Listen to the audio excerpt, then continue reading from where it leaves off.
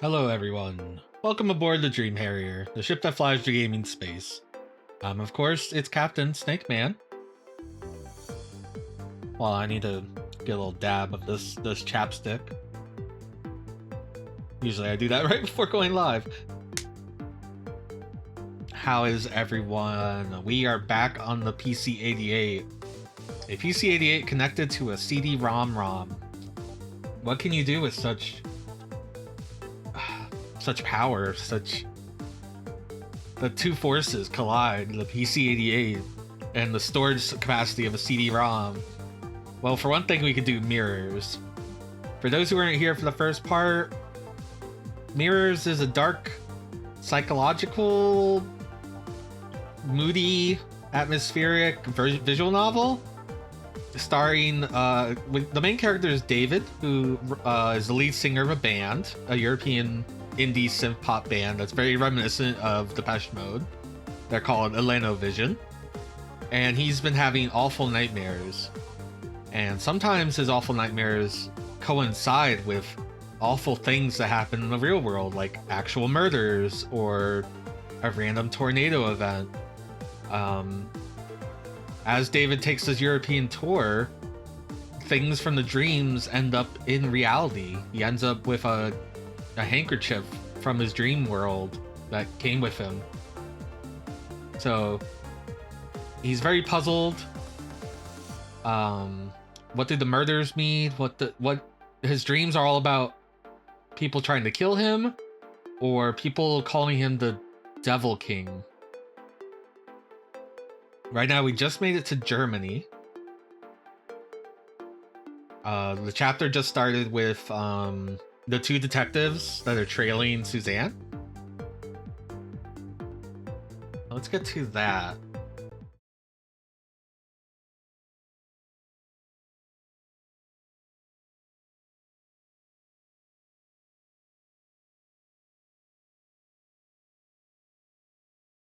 Pretty sure it's saved on that one. So yeah, we just made it to Germany and part of our tour. Sometimes when we have concerts, the audience goes crazy and starts ripping off their face. The man was about 30 years old or so. From the way he dressed, Clark had the feeling he had some kind of artistic, or he was some kind of artist rather than a businessman. Susanna greeted him with a smile, as if she was acquainted with him. My name is Gokkel. Thank you for your help back in London. Alright.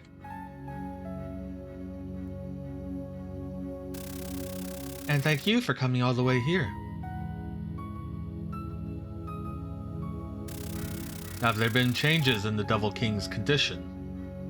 So right now the detectives have a wire tapped on their table.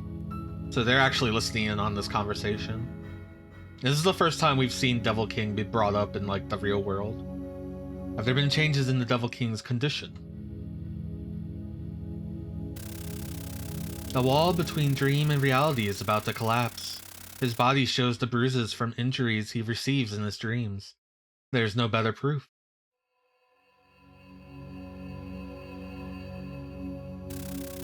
Yesterday, I've been told that the blood of the betrayer has been severed. This is wonderful news.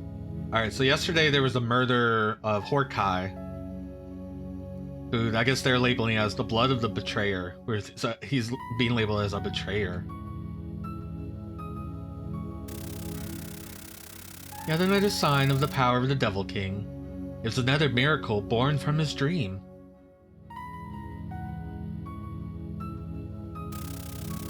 Seemingly, there's something capable of severing the blood of sorcery here in West Germany, but we've been unable to find any leads. There's someone capable of severing the blood of sorcery.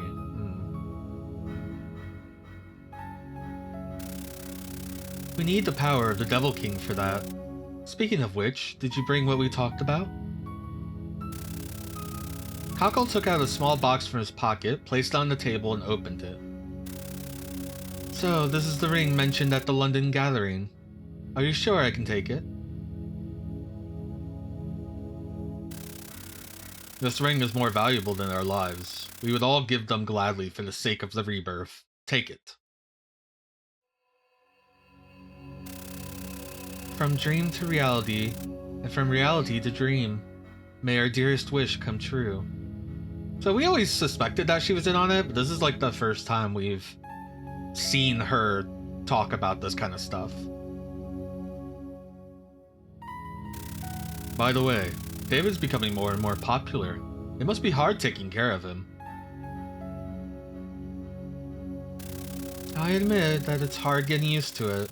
I'm always busy dealing with security and the press.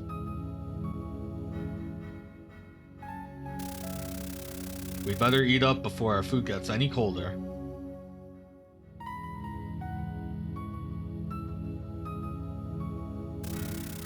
Susanna put the ring box in her bag and started eating her meal with Gakkel.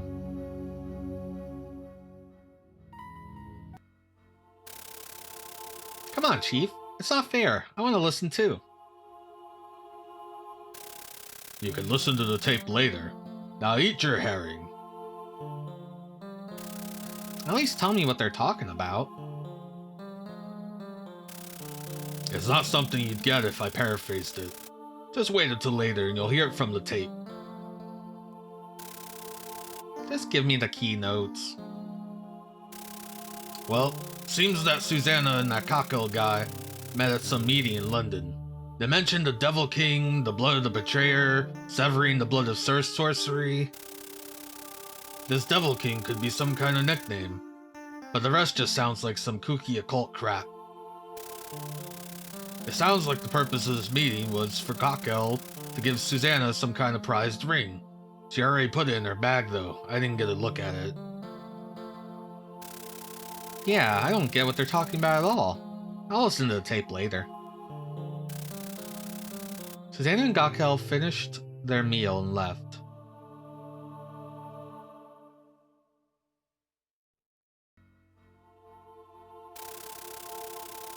You, follow Gakkel. I'll keep tailing Susanna. Clark and Vince followed their two marks. Gakkel let Susanna into his car and drove off.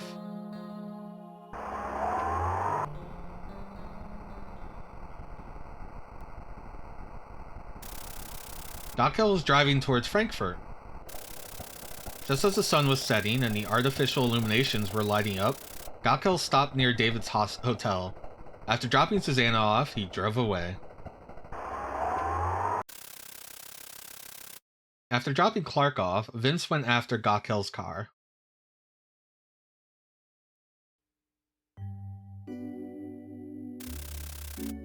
Susanna went inside the hotel. She addressed the clerk at the front desk. Is the band here? They left a while ago. They left the keys in my care, so they must still be out. Susanna took her room key and headed for the elevator.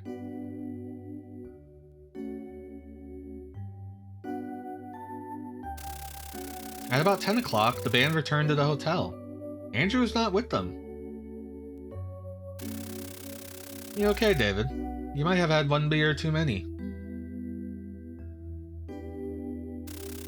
No way, I'm great. German beer is the best in the world. You can't get sick from it ever. There you go, I can't ever get sick from German beer. Can you believe Andrew? A woman shows the slightest interest in him, and off he goes.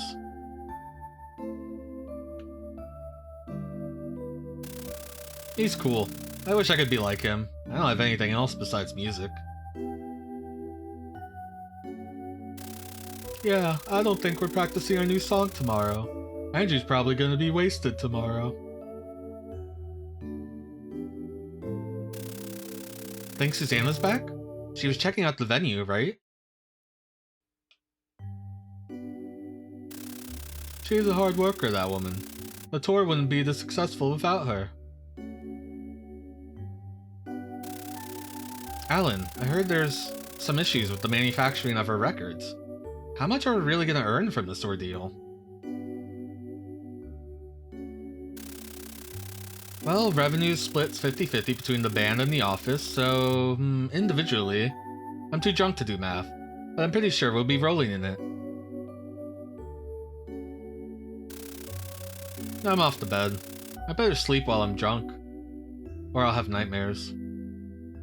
You have nightmares anytime you sleep. It has no bearing on anything.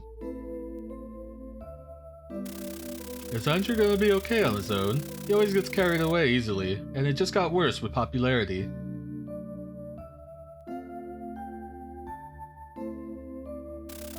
Don't worry about what happened at the Italian restaurant. In the end, we all had fun. As for Andrew, he's a big boy. He can take care of himself. Now let's get some sleep. The three of them went to their respective rooms.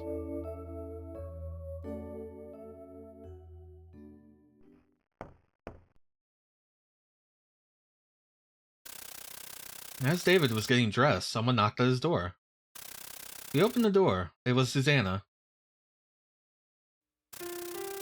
You're back. Oh dear, your face is all red. You've been drinking, haven't you? Just a little. David let Susanna in, closed the door, and kissed her. I love you too. Oh, I brought you some medicine. How are you feeling? I think I'm okay, but I'll take some just in case. That nightmare guy shows up whether I feel well or not. David, I have to tell you something about the nightmares.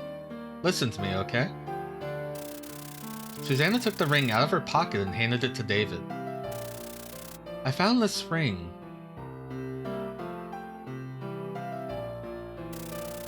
What does this have to do with my nightmares? It's said that you won't have nightmares if you wear this ring. Someone at the promoter's office is into exorcisms. I told him that I was having constant nightmares, and they recommended this item. Now we know that's a lie. Like some kind of dream catcher. Never took you for the superstitious type. I can understand pills, but I don't see how a ring would do anything. Mind over matter, as they say. If you convince yourself that you won't have nightmares while wearing the ring, then you won't have them. And I suppose it don't hurt to try. Besides, you went through the trouble of getting it for me. Will it fit?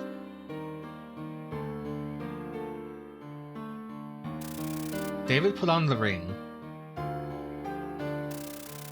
What do you know? It's just my size. I have to admit, it's a pretty wicked design. It might actually work.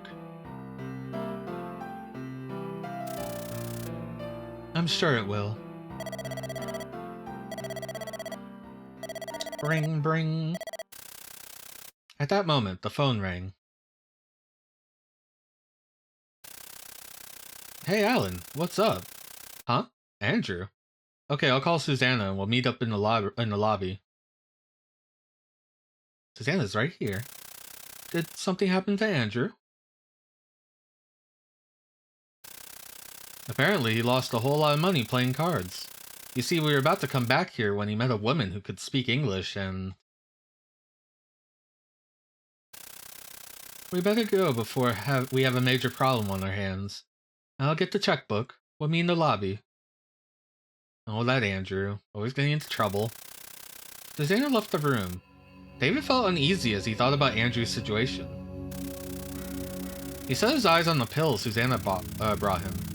He always felt more confident after taking them, as if everything would go away, or would go the way he wanted to. He considered taking them now to quell his anxiety. Ooh, this is like a real choice. Let's drop a save, I guess.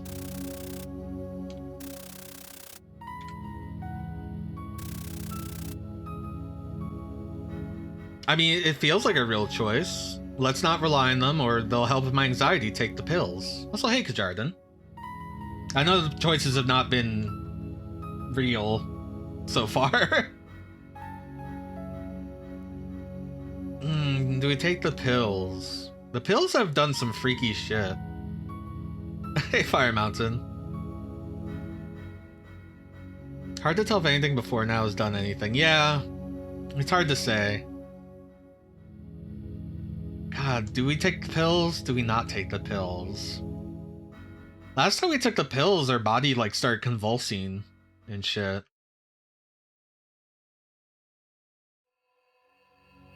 We do have the ring now.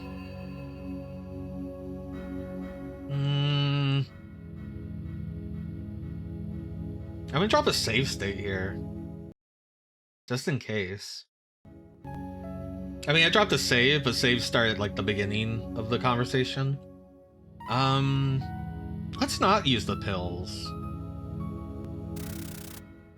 David left his room.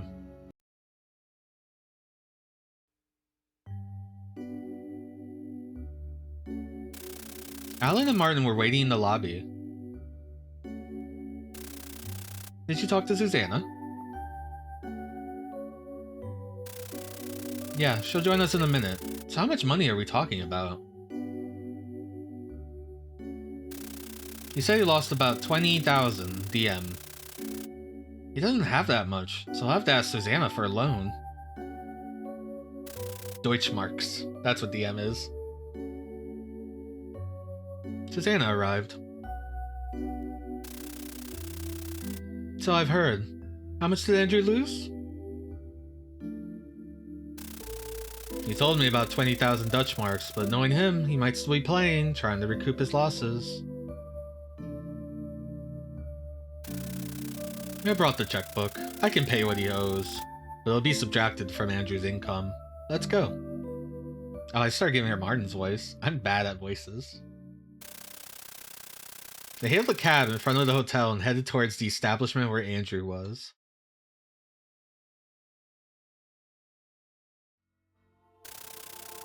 Once they arrived, they found Andrew playing cards with a well-dressed gentleman. Yo, I've lost a bit more, but my luck is starting to change. I can feel it. Just give me a few, alright? You shouldn't gamble when you're so drunk, Andrew. Let's go. Can't believe Andrew would do this. Alright, let's make this count. I'm betting 10,000 Deutschmarks on this. I'm sure you guys brought Lady Luck herself with you.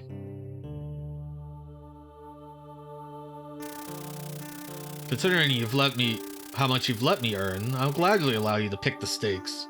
I have to say, you British people are quite the jolly fellows. The man dealt the cards. Andrew had a 3 of a kind. That's pretty good. I'll change 2. Even after changing 2 cards, he still only had 3 of a kind.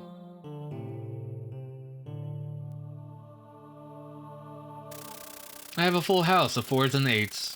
It appears you now owe me 30,000 Deutschmarks, Mr. Andrew. Would you like to continue? Dang. He's getting sharked. No way, I'm stopping. I'm gonna win 10... No way I'm stopping. I'm gonna win 10 times as much, right, Susanna? Hope Susanna just slaps the shit out of him. No, Andrew. Please stop playing. He is a professional. You'll never be able to win. I'm not retreating like a loser. I'm playing until I get it all back.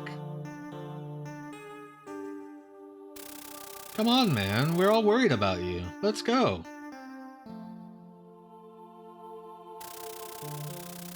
Andrew, this isn't a game for amateurs. Try to be reasonable. You're saying that because you're not the one losing money. Our friend lost 30,000 Deutschmarks. This check should cover it. Now please end this game. Ah, forgive me. I'm actually a fan of Vision, but I take gambling very seriously. Andrew, just forget this ever happened. You too, guys. The band took a cab and went back to the hotel.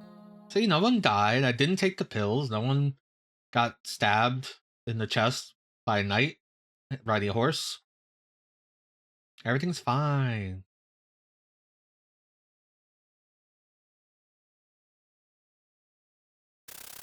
Back at the hotel, David was having trouble falling asleep. Still excited after his showdown with the professional gambler. He turned off the lights and lied on the bed, but to no avail. It's because we didn't take the pills. He raised his hand towards the ceiling and looked up for no particular reason. The faint moonlight coming from the window illuminated his hand, and in the darkness of the night. Whoa! He noticed some kind of aura around his hand. Our boy David's getting superpowers. He kept staring at his hand. Slowly and steadily, the energy was changing shape, following his imagination.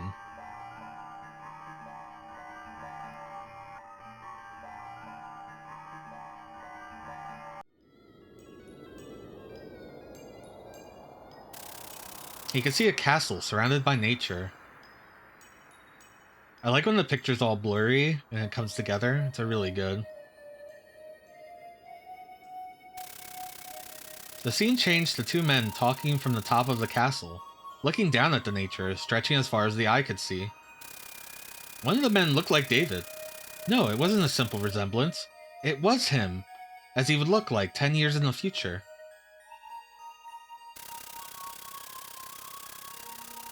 This is all thanks to your dark arts, Master Hroth. The lands have never been more fertile. The people are eternally grateful to you. Apparently the man who looked like an older David was called Hroth.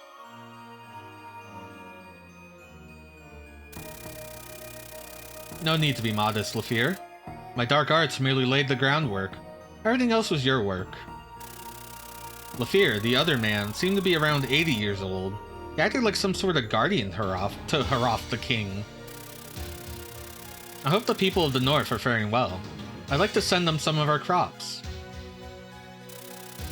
I meant to pick the other thing.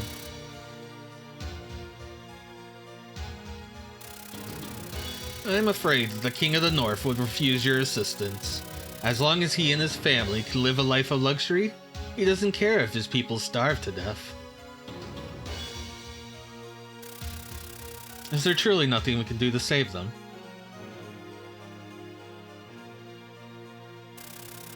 My liege, I ask you to forget about the people of the North. The King of the North would take any action as a personal insult.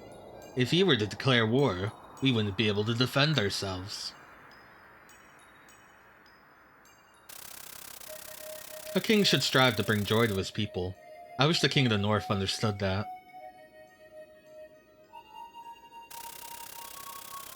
He already accuses you of being a devil king who uses the dark arts for his own gain. I beg you, sire, do not stir the hornet's nest any further. Whoa. I like the pictures when they do that.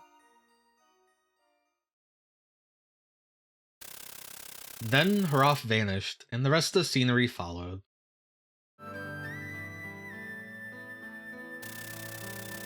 That wasn't a dream. I was conscious the entire time. I can feel it. Why am I so tired? David tried to summon the scene again, but he was too tired to focus. Soon after, he fell asleep.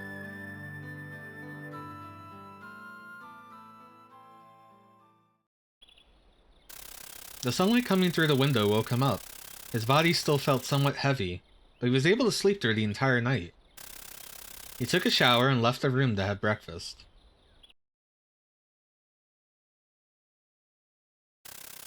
When he entered the restaurant, he saw Susanna drinking a cup of coffee. He took a seat next to her. Good morning, David. You're up early, I see. It's still 10 a.m. I didn't have any nightmares this time, so I slept well. See, I told you the ring would work, but you do look a little tired. Are you feeling okay? Yeah, I didn't have any nightmares, but I did have some kind of vision, as if I was seeing a recording of ancient times. That sounds interesting. Were you in there? Kinda. There was a man called Hroth. He looked like me, just older. He was some kind of benevolent king trying to make the world a better place. David told Susanna all he could remember. A benevolent king that looks a lot like you. That's a lovely story. So what happened with that northern kingdom? Unfortunately, that's when the scene disappeared, and I couldn't summon it again. For some reason, conjuring that footage made me very tired. I like they refer to it as footage. Maybe you'll see the rest tonight. You should have a hearty meal to build up your stamina. On Susanna's suggestion, David ordered a 1 kilogram steak. The two of them enjoyed their meal together.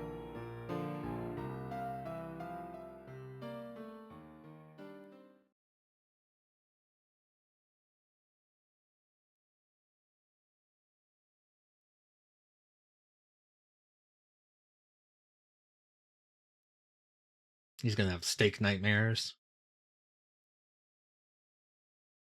I had this dream I was a cow and they put me on the grill.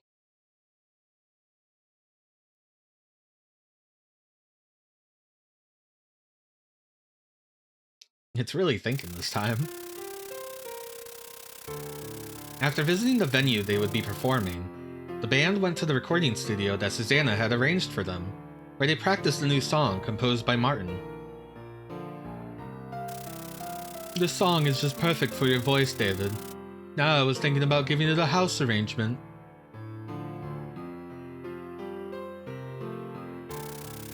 House? I guess David could pull that off now. Besides, it is a good idea to try different things. We don't want our fans to get tired of us. Then I'll get working on that ASAP. I want to be ready for our London performance. I don't know, Martin. This studio's got nothing on the equipment we have in London. Right, Andrew? How's Andrew doing? Honestly, I just want to leave Germany and go back home. Andrew's having a time. Look at you, a few rounds of bad gambling and you're homesick. Whoops. We promised not to talk about gambling.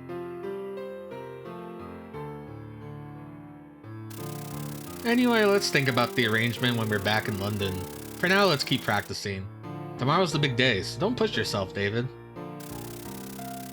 After finishing their practice, the band returned to the hotel.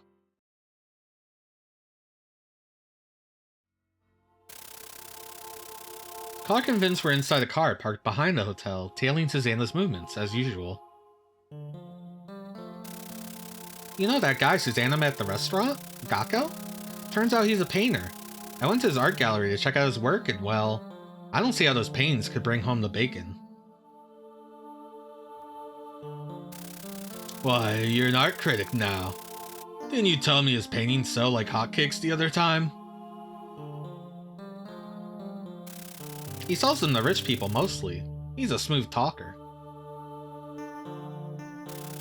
You said he has a lot of hobbies. Fortune telling wouldn't happen to be one of them, would it? He has so much time and money to spare that I had to write it all down. Hold on. Ah, there it is, yeah. Turns out he does have some interest in fortune telling.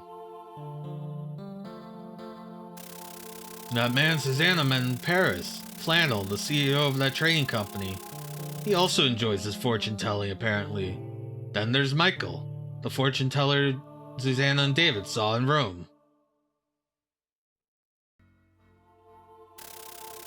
Now that you mention it, I've written down fortune telling a lot in my notebook. I came up in France, Italy, and now Germany. Alright, let's have the London Association of Detectives look into any links between Susanna and fortune telling. My guts tell me they'll find something. What about the client who asked us to investigate Susanna? I'll give him a call once we're back in London. Well, it's 2 a.m. They have a concert tomorrow, so I doubt they're doing anything tonight. Let's go. As Clark and Vince drove off, David was in his room, the lights turned off. He was focusing on the silhouette of his hand, trying to perceive that aura once more. He really wanted to see what happened to Hroth. The man who looks so much like him. He couldn't bear to stay 1 second longer than necessary in that studio.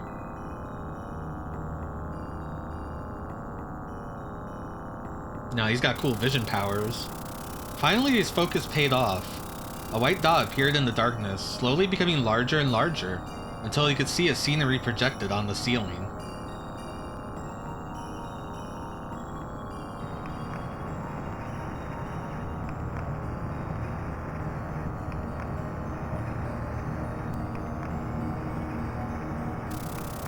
He saw the castle from the previous night, but it was surrounded by an army and engulfed in flames.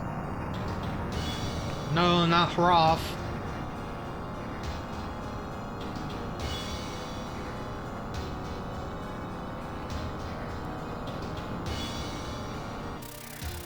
The images changed. He could see a stone passage. There was King Hroth, held up by Lafir and the woman. David was startled by what he saw. The woman was a dead ringer for Susanna. My liege, are you alright? Susanna, you did give him the right antidote, didn't you? Of course I did.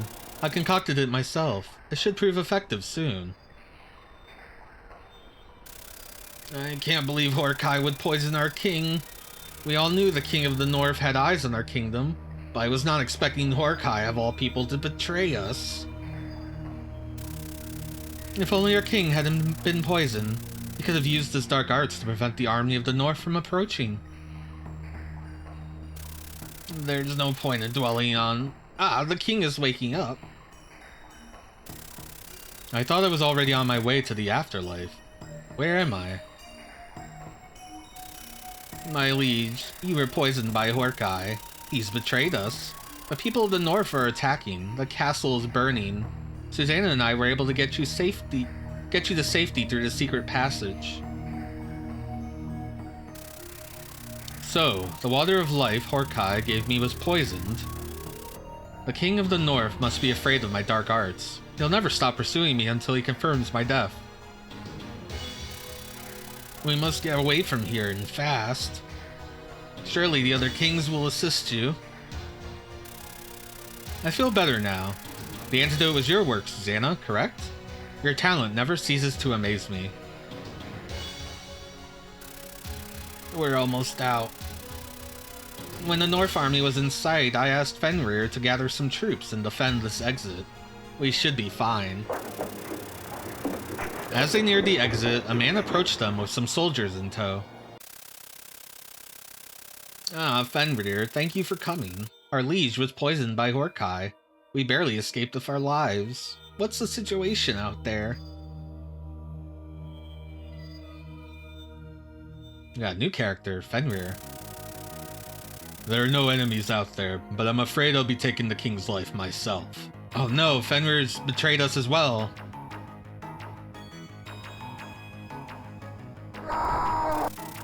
Fenrir thrust his sword through Lafir's heart. Susanna desperately held the king in her arms. These lands already belong to the North. Hroth may be a powerful sorcerer normally, but that poison turned him into a feeble, powerless man. Stay back, Susanna, or I'll have to kill you with him. Fenrir, you traitor. If you want to take his life, then you'll have to take mine as well.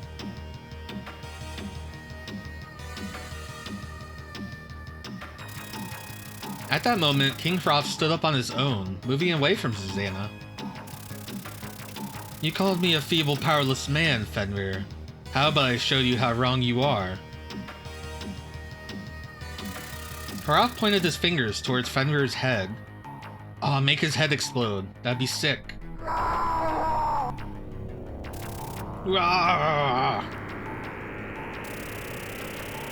Fenrir dropped his sword and fell to the ground, gripping his forehead. His men ran away in a panic. Fenrir, that scar on your forehead will be inherited by your descendants. Your lineage is forever branded as the blood of the betrayer. Oh, so Fenrir is the blood of the betrayer. Hroth and Susanna left Fenrir writhing on the ground and went through the exit. I wonder if we'll meet this man with a scar.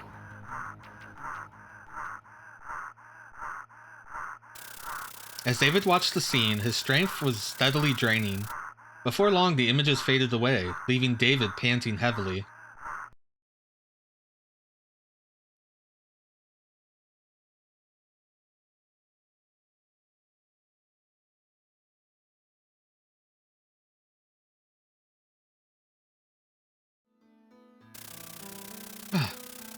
I can't breathe.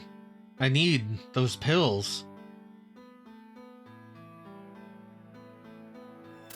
David's arm felt heavy, like lead, as he stretched it towards the phone. He called Susanna, asking her to bring him the medicine. Susanna knocked at his door. David used the little strength he had left to get up and open the door. Susanna held him up and brought him back to bed before giving him the medicine. You've been summoning those visions again. Yeah, it was more tiring than I thought. Any more, and I might have actually died. I'm not gonna let you die. In the vision, King Hroth's lands were invaded by the King of the North. He was forced to run away. That man who looks a lot like you, right? But you said he could use a special power, the dark arts. How could he lose? A man called Horkai poisoned him, so he couldn't use his powers. King Hroth survived only thanks to a woman who gave him an antidote. A woman who looked a lot like you, Susanna. I was also named Susanna. It's very weird. Everyone else gets cool fancy names. Could she be the same Susanna from your other dream? Now that you mentioned it, in the dream there was also a man called Horkai. That was also the name of the house with the coat of arms that we found. Maybe there's a connection. Was this Horkai the only traitor? No, there was another, Fenrir, who killed Lafir as they were escaping. King Hroth used his powers to give him a scar on his forehead.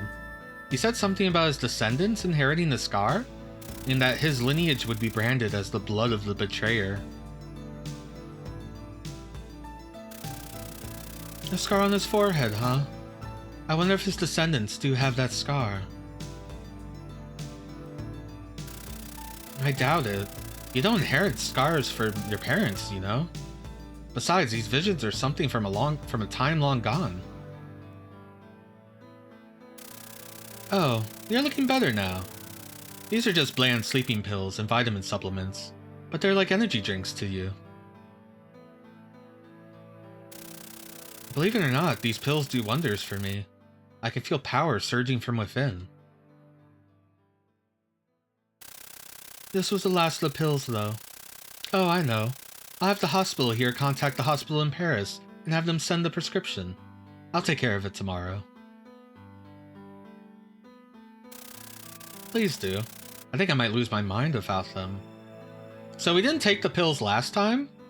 I wonder if that means if we had took the pills last time, would there be pills here? There's normal pills, just regular pills. Totally normal. I don't know if you were here for the beginning of the episode, Fire Mountain, but the detectives wiretapped a lunch with Susanna and some guy.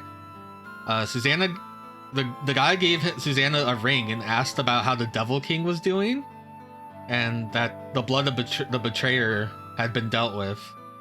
So Susanna's totally normal and cool, just as we all thought. You'll be fine for tonight. Now stop looking at those visions, okay? They're not good for your health. After making sure David was feeling alright, Susanna left the room. She's normal. Totally normal.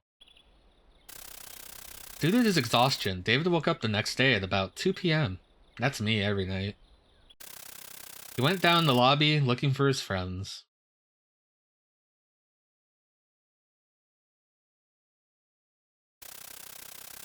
The other 3 band members were there.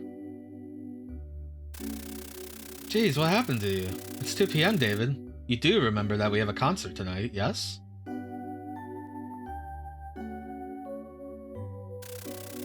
Sorry. When it's not nightmares, it's sleepiness. My head is still foggy from all that sleeping. I need coffee.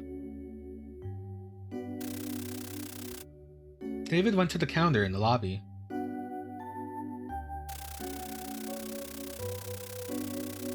I wish there was a way to fast forward the text, because I'm worried we're gonna have to like reload something and there's gonna be no way for us to fast forward. Oh, we got different dialogue.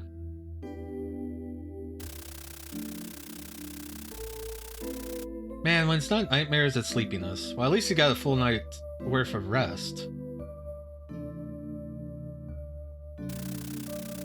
I have to say, David is like a different man. He wasn't like this back in England. These kind of things happen in the music world. One day you hit it big and become a star. Maybe we'll change. Who knows?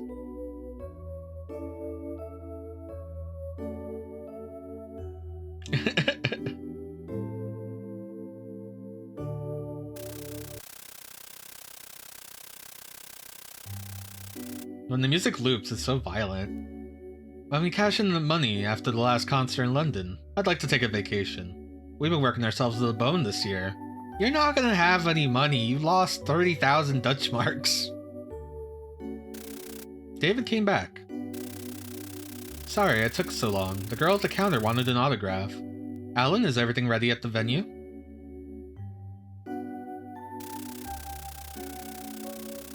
Yeah, it's all set up as usual. Susanna said she'd go there ahead of us, so I'm sure she's taking care of everything. We have to leave in about 1 hour. David and his friends chatted in the lobby, relaxing their nerves for the upcoming performance.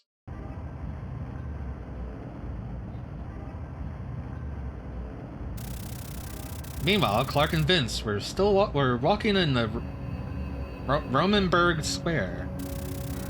They were tailing Susanna and Gokkel. Oh, so Gokkel and Susanna are still hanging out.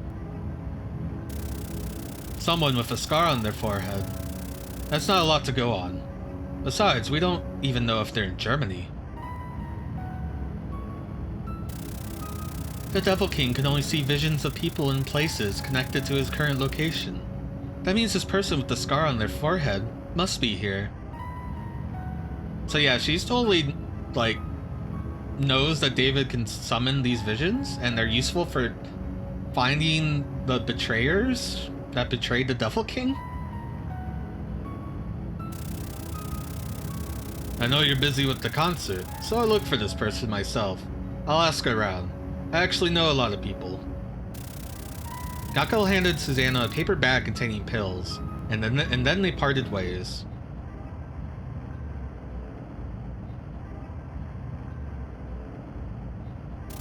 Does Alan have a head scar? They never brought it up. I don't think I've ever analyzed his portrait. Clark and Vince kept tailing Susanna. Are you sure we shouldn't follow that Gokkel fellow? Yeah, he only came here to give her that bag. I'd really like to know what's in it, but that's gonna be hard. There's a little bit of pixels on his forehead? A wiretap isn't going to be useful if your mark is walking in a park. Huh.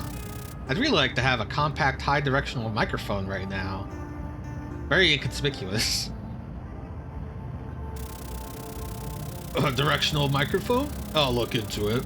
With that said, I wonder what's so important that she need to get it now, a few hours before the concert.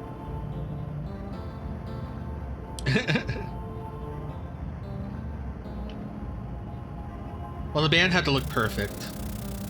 What if it's drugs? The whole concert thing could be a front for drug trafficking. That's so small time, Vince, come on. Nice one, but that bug is too small for trafficking. Well, we'll see. That bug? Maybe the bag? Did they mean bag? The bag that Gokkel handed her? I'm assuming it's bag. Hello, Worlds of Rogue. Are you Gamer of the Year? Clark and Vince kept tailing Susanna. Yeah, I can't figure bug in that situation, that conversation. I mean, they did have a wiretap, so they did have a bug, but it wouldn't make sense then.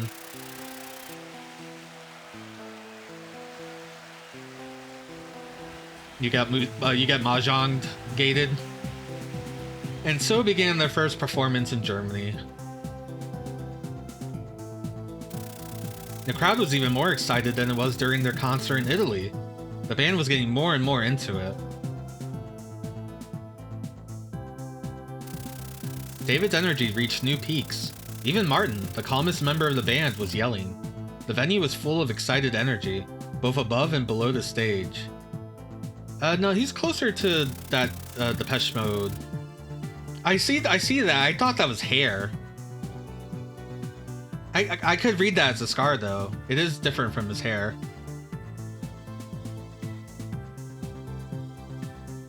Forget the ballad, David. Let's keep this energy flowing. Alan approached David to talk to him. I had the same idea. I'll go tell Andrew. Let's fuck this shit up. Without skipping a beat, David approached Andrew. No way, things are getting way too hot as it is. We're doing a ballad next. Go tell Alan. I want the audience to murder each other. Andrew was seemingly the only member to have kept the modicum of sanity, perhaps due to his sense of responsibility as problem solver of the band.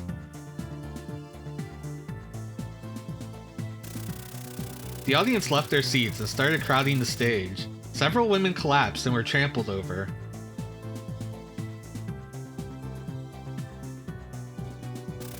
The staff pushed the crowd away and helped the women. The concert continued without any serious injuries. Okay, no one got their face ripped off this time. That's good, that's an improvement. The band played the ballad. The audience returned to their seats. While the amount of excitement was still high, it was slowly waning.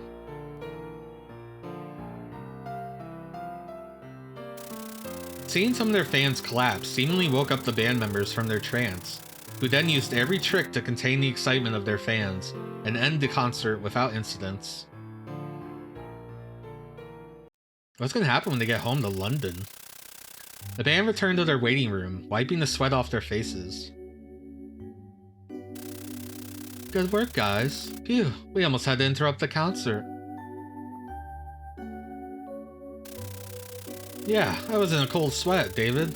Alan, you'll have to try not to get so carried away next time. Oh, David, Alan, you'll have to try not to get so carried away next time.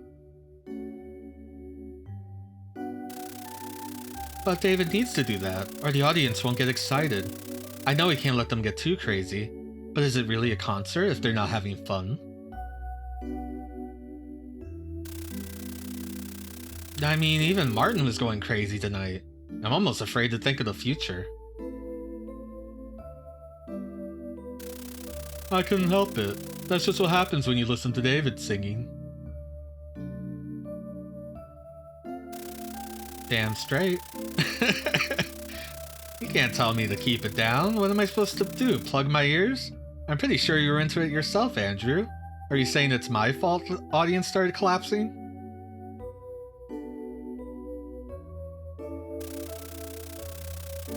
I was trying to restrain myself. I'm trying to avoid the worst case scenario here, but you have no self-control.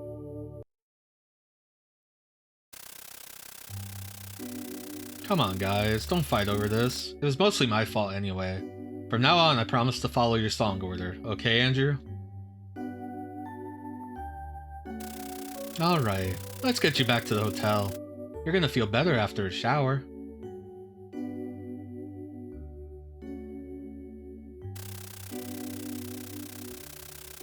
After returning to the hotel and taking a shower, the band was able to celebrate the success of the concert with some beer.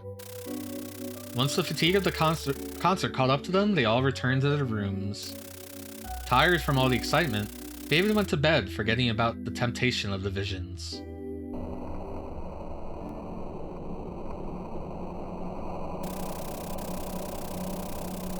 The next day, the band took a bus towards their next concert site, West Berlin.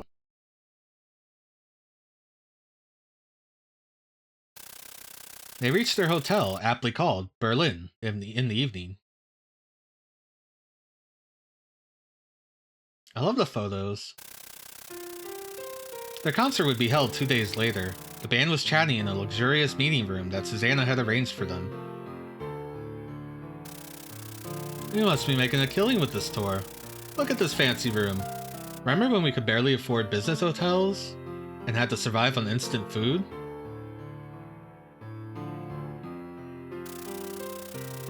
I hope we can keep getting along even as we get famous. That moment one of us leaves the band, Vision is over. It's going to be fine. We went through a lot of crap together, you know? Anyway, how about we check out the Berlin Wall tomorrow? It might not be there the next time we come to Germany. What could happen? What would happen to such a wall? Oh, I'm definitely going. I've always wanted to see it with my own eyes. At that moment, there was a knock on the door and Susanna came in. Oh, you're still up. Listen to this. I just heard there's going to be a charity magic show at the Bristol Hotel tomorrow night. I was able to get 5 tickets. How about it? There won't be many guests, so you should be able to relax without being bothered. I'm gonna go see a magic show. There won't be many guests since it's for charity, but I can't imagine it's gonna be very interesting. You can't do elaborate tricks inside a hotel. Oh, it won't be simple magic tricks. Apparently it's some kind of super magic show, like ESP. I've never seen it myself, but those who saw it claim there's no way they're simple tricks. Ah, more cult shit. Yay, more cult stuff. Oh, I've always been interested in ESP. Who's going to perform? King Hroth. Apparently he hates television, so he will only appear on a live stage. The names they keep pulling out are wonderful. Porkai, Borgin. Hroth, I've read about him. They say he's the man with the third eye and that he has psychic powers. Says he can't use those powers to make money, he pretends they're magic tricks instead. How about it, David? You don't see actual superpowers every day.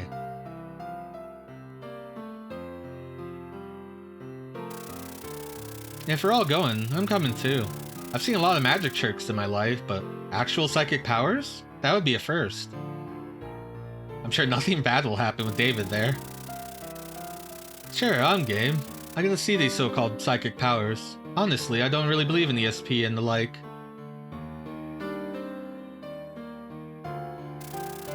It's probably a scam, but it's not like I have anything better to do, so why not? It's a scam for charity. Okay then, we're leaving tomorrow evening at 6 o'clock. I've never seen an ESP before, so I'm looking forward to it. The hotel where Vision was staying wouldn't turn off the lights until late in the night.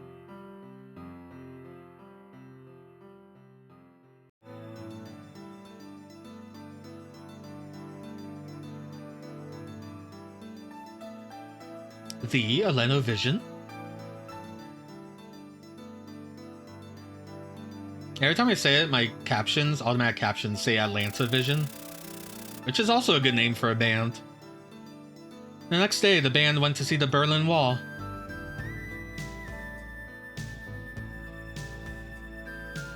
Damn, that was fast. They were back to the hotel at 6 o'clock, where Susanna was waiting for them. After changing their clothes, they got into a taxi and headed to Hotel Bristol.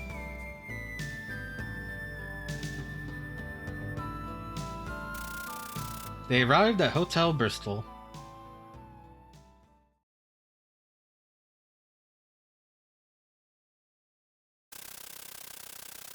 The bellboy guided them to the charity show, where a table for 5 had been reserved for them. A fancy hotel. The other guests were wearing tuxedos and fancy dresses, conversing in a hushed voice. Classical music was being played at a suitably low volume. Gonna get as much out of this Gymopedia as possible. Thank God we got changed. They would have turned us away at the door if we were still wearing our day clothes. I I told you this was a prestigious hotel. Of course you dress formally for a charity show.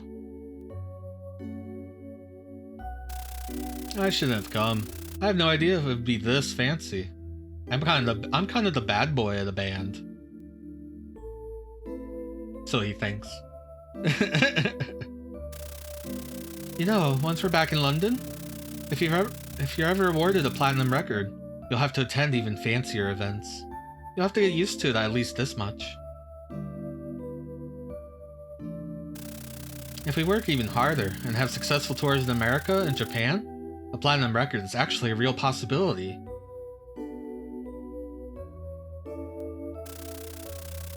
You guys being awarded one is one of my dreams. Now then, let's eat. They won't bring us anything else unless we finish our plates. As new dishes were being brought, the stage darkened to the sound of drums and cymbals.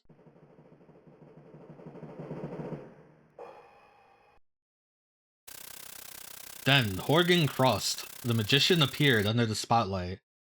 After quick greeting, he picked up a cup from the table. He looks like he could also maybe have a scar. Also, this is a fantastic photo. I really like him. I like his dead eyes. As you can see, there are two identical glasses here. I will put one of them on the table, on your table, dear guest. Now I'm going to be looking for scars on everyone. As about half of the guests were foreigners, he had an assistant translating for him. Hroth approached the nearest table, put the glass down, and returned to the stage. Now I will place a coin inside the remaining glass. He dropped a large coin in the glass, which rang loudly. Once the ringing subsided, the coin had vanished. Oh no, the dark spooky music is playing. Then the guests from the nearest table shrieked. David and his friends turned that way and were surprised by what they saw. There was a coin inside the supposedly empty glass. The coin had moved from one glass to the other.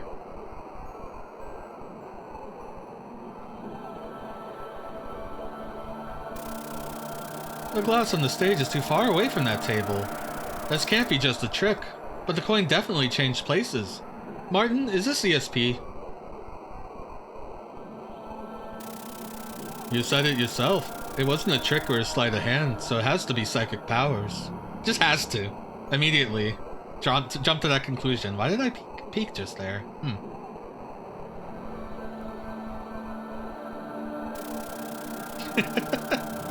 I still can't believe it. Maybe we just didn't notice. If he did it one more time, maybe. Stressed, possibly out of being out of his element, Alan was unusually drunk on German wine. It's good to know Alan is sloshed for this. Hroth held out his hand to stop the applause. Some people here seem to think that the glasses were rigged. This time I'm going to pour water into my glass. See the truth for yourselves. Hroth poured water into his glass. It was clearly flowing, but strangely enough, it wouldn't actually fill the glass. I'm gonna take a drink of my water.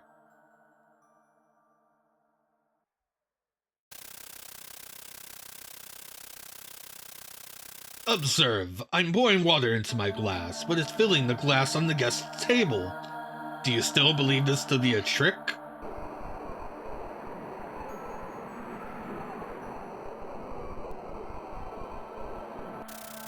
That bastard. Ain't no such thing as psychic powers. That's gotta be a trick. It's an illusion. I like that. That bastard. Calm down, Alan. We're here to see psychic powers, and that's what we got. Why are you even mad? Quit making a scene. People are staring. Once he realized the other guests were staring at him, Alan turned red.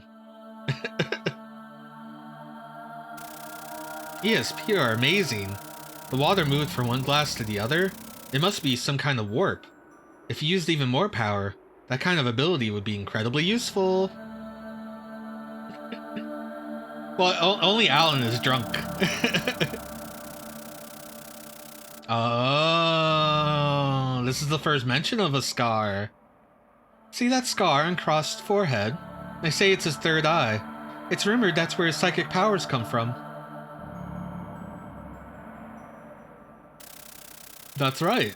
Right now it's closed, but I read he can unleash incredible powers when his third eye opens up.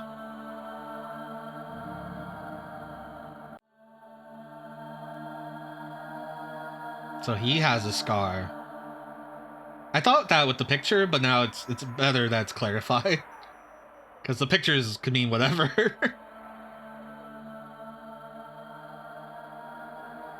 We're at a magic show, Kurislachi. There's a guy with a third eye. That's this guy here. The next trick is called the Devil's Curse. This ball will fly through the air. Once it finds a demon, it will light up and attack it. Why do you want Alan to die?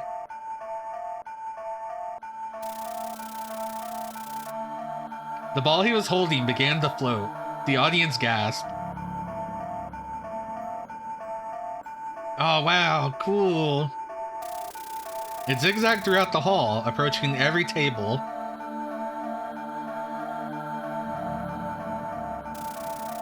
Eventually it reached David's table, stopping on top of Alan. Oh no!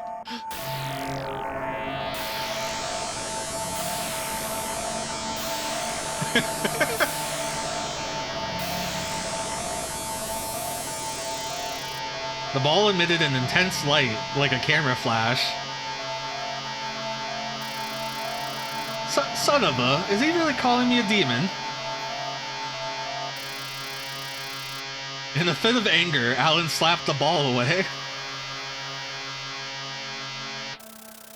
The ball fell to the floor, rolling noisily.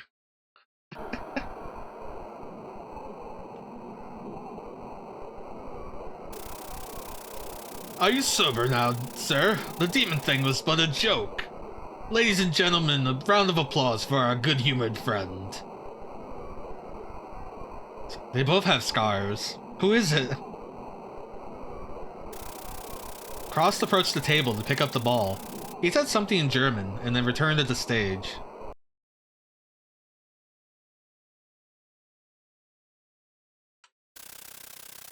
Next, I would like to show you what I call super magic.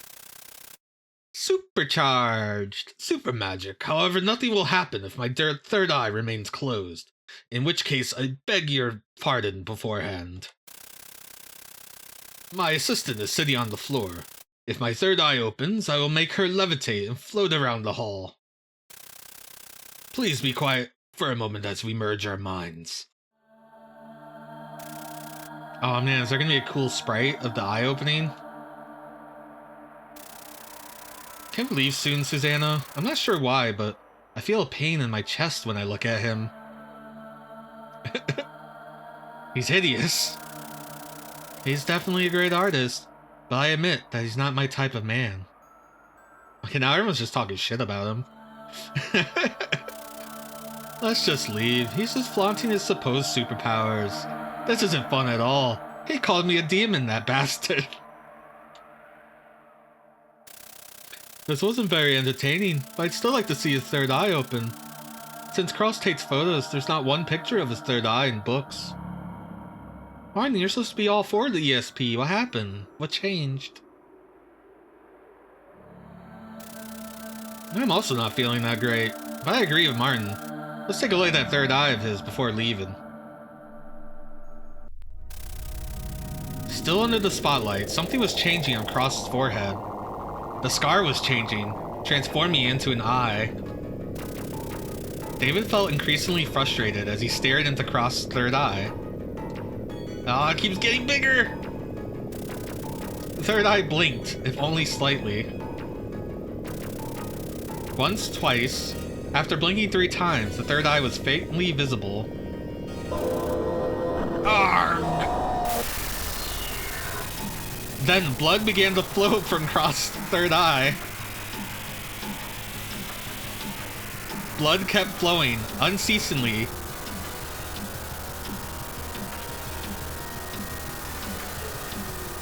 Hroth was rolling around in his own blood, writhing in pain.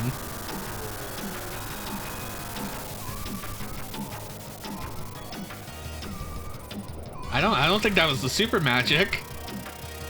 The spotlight was turned off, and Hroth was carried outside by several men. The audience murmured uneasily, wondering what exactly had just happened. I came here to see a magic show. The hotel manager came up on the stage holding a microphone. Unfortunately, as Hroth failed to open his third eye, he won't be able to continue the show. As such, we must bring an end to the night's charity show. As the manager frantically apologized, the guests left the venue one by one.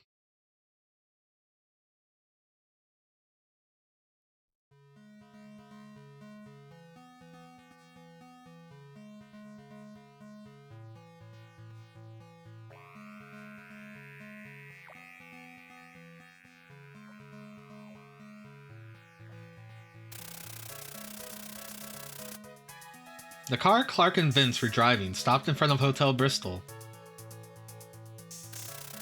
Looks like we missed their plans to check out that charity show. Hroth's magic show, eh?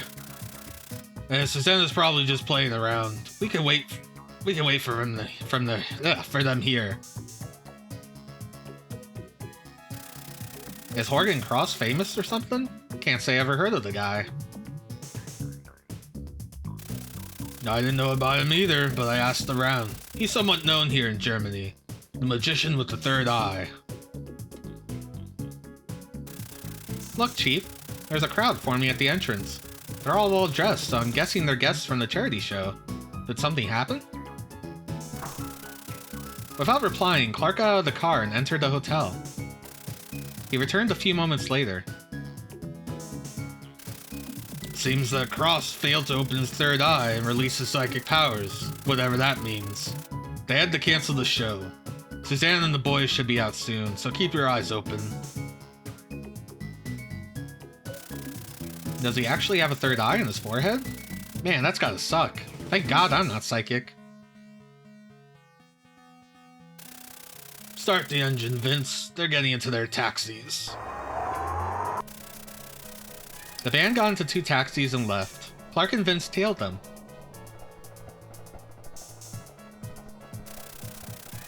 The taxi stopped in front of Hotel Berlin. They got off and went inside.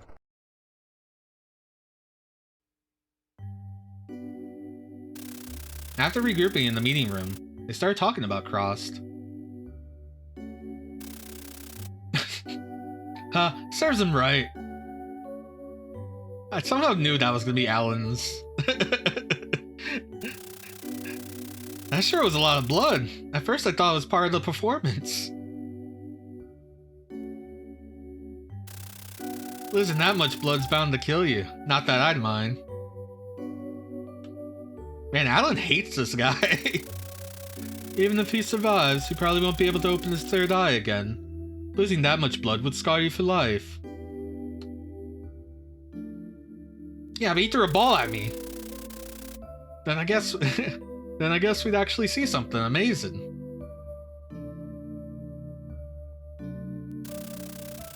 Maybe we're ESPers too. You know the way we make people lose their minds by listening to our music? So much that they could even get hurt if we're not careful. Wow, that's cool. Maybe you are. I mean, you're doing something that is impossible for others. In that sense, there are many ESPers in the world.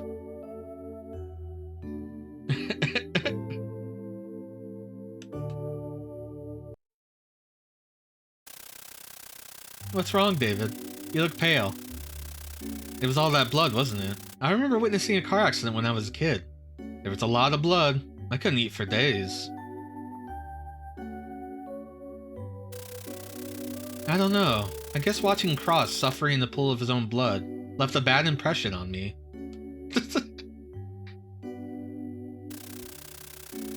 Maybe you should go to bed if you're not feeling well. Don't forget, you have your last European concert tomorrow. You have to take care of yourself. I'll be fine. Can anyone hand me a beer? I'll feel better after a drink. Cheers to that, mate. Man, we're at the end of our tour, huh? We're almost back in London. After various empty beer cans were piled on the table, the band members returned to their rooms.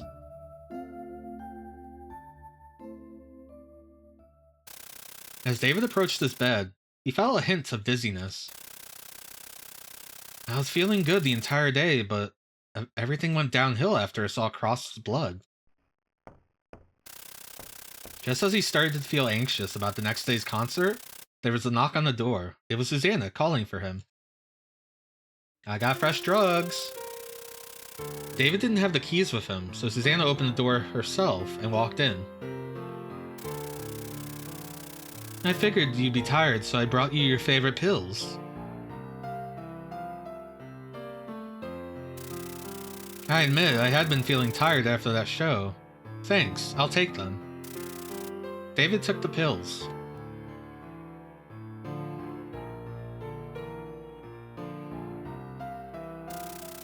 Tomorrow will be the last concert in Germany. Hang in there, David. You know, I've been wondering, is it possible that Hroth is a descendant of Fenrir? That man from the vision I saw. He had a scar on his forehead. It could just be a coincidence. But when blood started flowing from his forehead, that made me think. At that moment, I was mad at him for the way he made fun of Alan. I glared at that third eye of his in anger. If the visions are true and the blood of King Hroth does flow in my veins, maybe I'm the reason he started losing blood.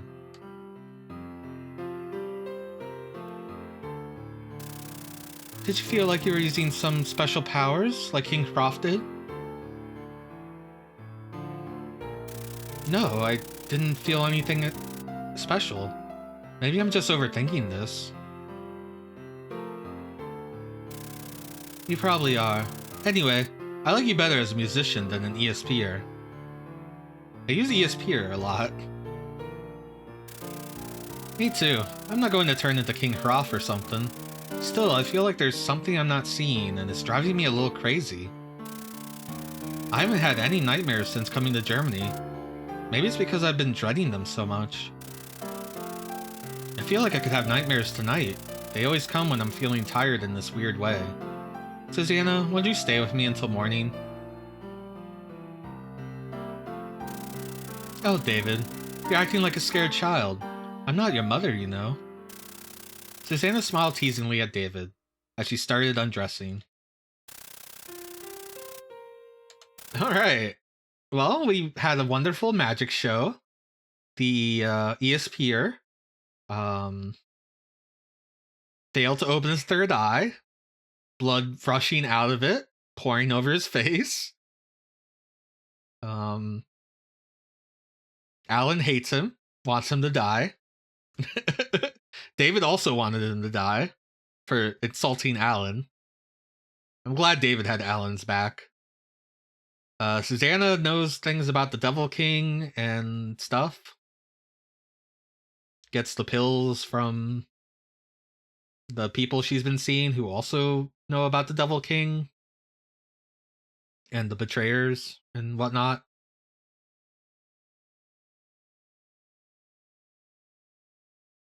I looked at the long play of this game and they either edit the loading screens or they have something in the settings different than I do. Like this scene here.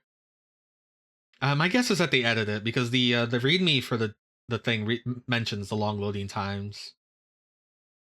Partially because the game, what it's doing is copying from the CD-ROM onto the second floppy. And when they switch the floppy format from a density disk to a high density disk, I guess from a double density to a high density, it means that there's more stuff to transfer onto the disk. Which means less loading screens, but the loading screens become longer because there's more to fill. The emulator by default actually has floppy disk noises, but I disabled them because I felt like they were getting in the way of the music. And I mean, the music is fantastic.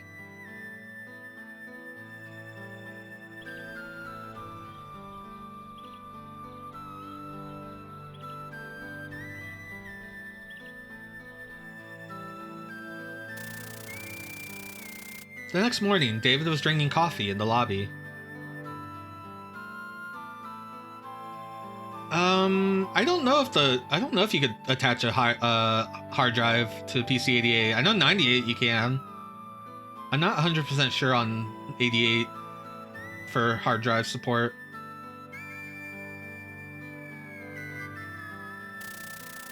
David was drinking coffee in the lobby. Alan joined him in the lobby shortly after.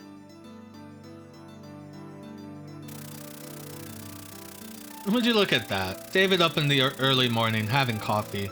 You don't see that every day. Were you too nervous about our last concert in Europe to sleep? Let's drop a save.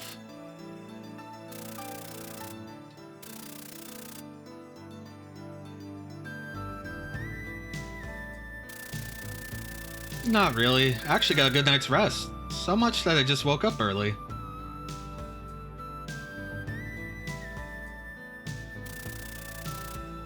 Do you think Hroth is dead? Dunno. I haven't read the English newspaper yet. Let's take a look. Alan picked up the newspaper from the table. Well, I don't see anything about it. Oh, wait, here it is. It's a small print in the corner.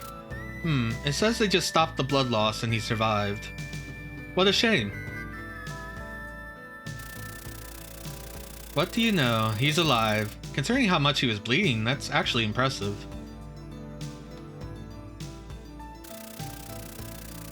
Modern medicine can even transplant hearts nowadays. Bleeding from your forehead is nothing in comparison. While David and Alan were talking about Hroth, they were joined by Andrew and Susanna. Oh, you're reading the newspaper? I heard something interesting about Hroth. Our promoter told me that his third eye is actually artificial. He had that surgically implanted into his forehead. Seriously? An artificial eye? They say his psychic powers are the real deal, but he went under plastic surgery to hide that scar and to make himself look more like an ESPer. Whatever that looks like. What's the point? He already had psychic powers. Man, what a moron. At that moment, Martin entered the lobby. Good morning. You're all already up, huh? This has to be the first time I got up later than David. Okay, so after tonight's concert, we'll be back in London tomorrow at noon. Andrew, make sure you leave the hotel by 4 p.m. and head straight for the venue. Susanna left the hotel to meet up with the promoter. Clark and Vince were in Tiergarten Park.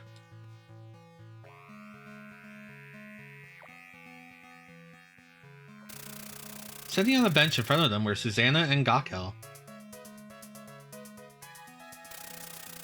How's the directional microphone, Chief? Shush, there's too much noise as it is. I'm having a hard time listening in. What about your directional microphone? Oh yeah, I have it here. Vince hurriedly took out a Walkman-sized device from his pocket. He pointed it towards Susanna. Chief, you have to point it towards them or you won't hear a thing. That's why it's called directional microphone. I know that. I'm just testing it out. Come on, we have to get somewhere in front of them without them noticing. Clark and Vince moved in front of Susanna while keeping out of her sight. Then they began to eavesdrop on their conversation. This is a good spot. Here's hoping they won't move. Clark and Vince pressed their hands on their headphones with a serious look on their faces.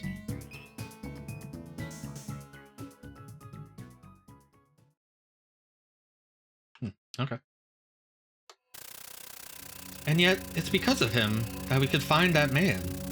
Even if medical science saved him, the Devil King will not forgive him. But you'll be returning to London tomorrow. Who will end his life then? If nothing happens before then, I'll get in touch with you from London. The ring has been returned to its rightful owner, and has already displayed its power. I'm certain we'll find the King of the North soon.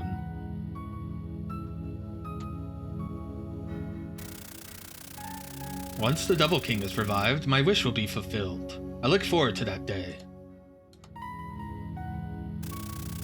The only way to bring him back is to sever the blood of the betrayer, while that star is the closest to the Earth.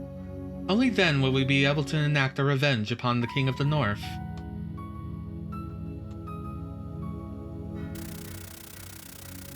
In this modern era of science and technology, nobody would ever believe such a tale. Even if the common folk don't believe it, there are still descendants of the people of the North who have inherited the blood of sorcerers. They may come for us. Watch your back. I probably won't be able to come back to Germany for a while. You'll have to wait for the good news. Let's meet again if you're ever in London.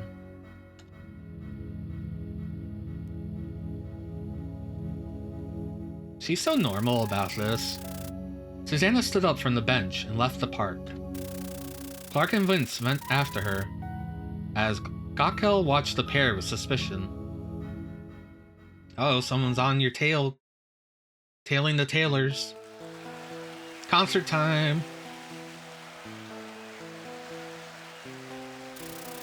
And so, Eleno Vision was ready to begin their last concert in Europe.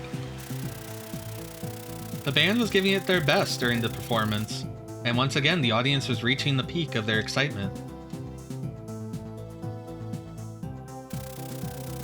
Halfway through the song, David called out to the audience, who shouted back in response.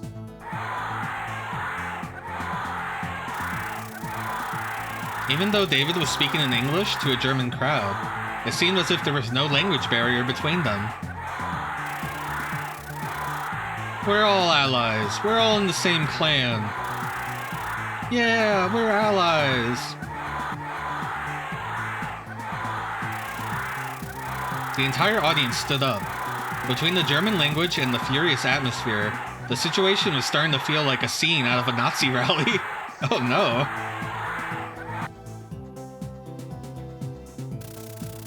Kill the traitor. Whoa. David, that's a jump.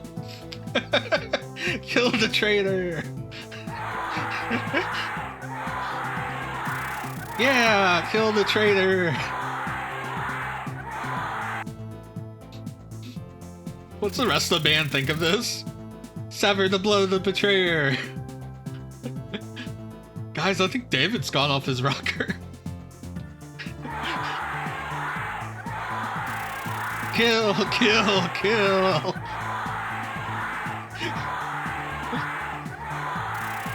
The eyes of the audience were bloodshot. They were screaming as if their throats were being crushed. Every concert scene is hilarious. The traitor is finally dead.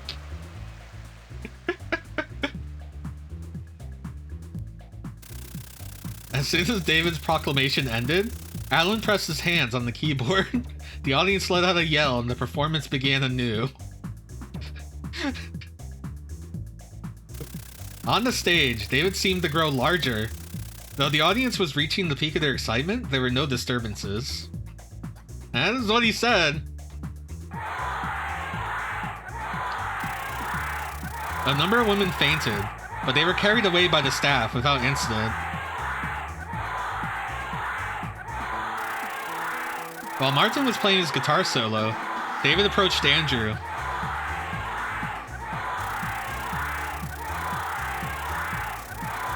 Let's skip the ballad. The crowd's excited, but it's all under control. I say we keep the ball rolling and call it a success. That's so weird. They're so excited, but they're all moving in rhythm. Well, sounds good to me. Let's see how far we can go. What are you doing, guys? I'm waiting for... Huh? We're skipping the ballad? Fine by me. Come on. Martin also seemed to understand. He plucked the strings of his guitar rhythmically, waiting for the song to start. David shouted to the crowd. He wants more people to die. This is the end of our tour in Europe. I'm going to keep singing until I drop. Yeah! The band kept playing in a frenzy. By the end of it, David could barely let his voice out. The audience was so excited, they were literally ripping their shirts off. Then, as he promised, David finally collapsed on the stage. There was not a single person in the venue who had the energy to stand. Even the members of the staff were leaning against the wall. They were all in a daze, beyond the point of satisfaction. Though the concert was over, the staff did not even have the energy to turn off the lights or lower the curtains. David, Alan, Andrew, and Martin themselves were in a daze on top of the stage. You okay, David? Yeah, I can barely move, but I've never felt better. I've never felt like this before. I think I'm gonna cry. Andrew, why didn't the crowd go wild this time? Yeah, I have no idea where this is going. Don't ask me. I can't even think right now. Let's just say it all went well and leave it at that. Oh, Alan. David, what was that thing about a traitor and the blood of the betrayer? Oh, don't worry about that. Huh? Did I actually say that? Now that you mentioned it, it started feeling this sense of unity after you said that weird stuff. I was like, yeah, I could kill a traitor. Right then, the lights were turned off and the curtains were closing. There was a round of applause as the curtains fell. However, the audience had no more energy left, so it felt like a quiet end to a classical concert. Way to go, David. I'm glad it's over, honestly. My knees are trembling so much I can barely walk. Though the spotlights focused on the band as they walked out, there was no commotion. After a brief interview, they got into their cars and left the venue.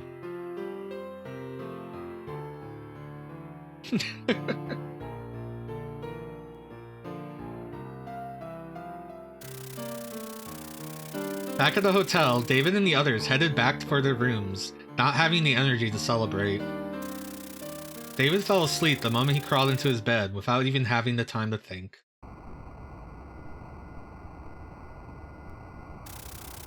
The next day, the airport was filled with Union Jack flags, which were waved until Elena's Vision's plane was no longer visible.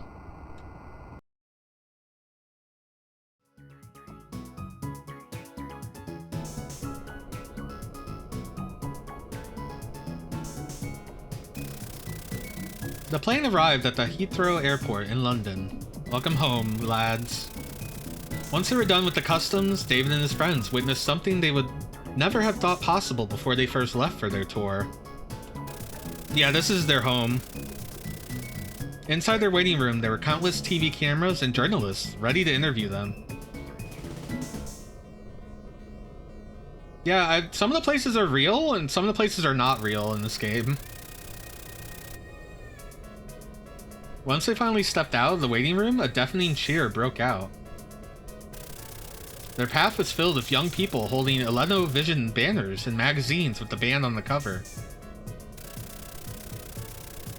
Like, I read the translation notes, and then they said they had trouble sometimes deciphering what was a real place and what was a fake place, because the fake places would be, like, really close in, like, katakana and stuff. The band barely had the space to even wave at their fans. Before long, they were surrounded by the police, who escorted them to their car.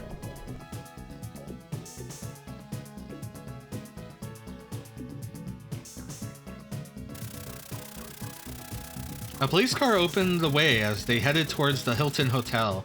However, rather than relaxing in the lobby, Susanna led them inside the elevator and then to their room. I might drop a save file and I might have to go use the restroom real quick. Yeah, this would be a good time.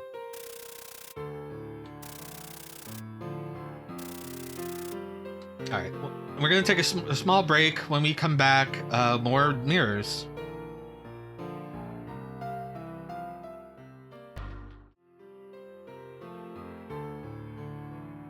And we're back. Sorry about that extended break. Of course, my mouth broke on my capture. That always happens if I take too long. There it goes. Now it sees me. Anyway, so We just came back to London. We have been all around Europe. We started in France, then Italy, Germany, and now we're back home in London. Also, thanks for the follow. Got a follow during that break.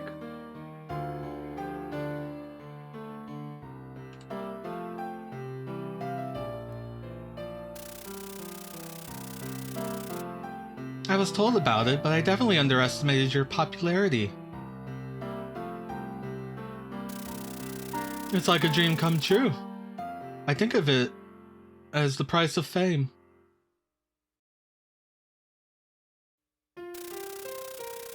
I'd like to go to the Marquee, but I don't want to bother the owner.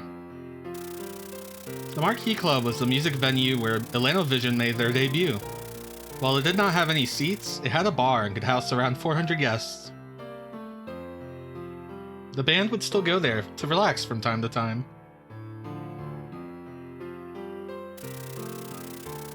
Same here. It should be fine if we sneak there though.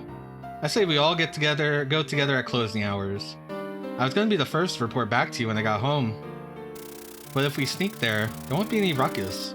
Let's all go together just before closing time.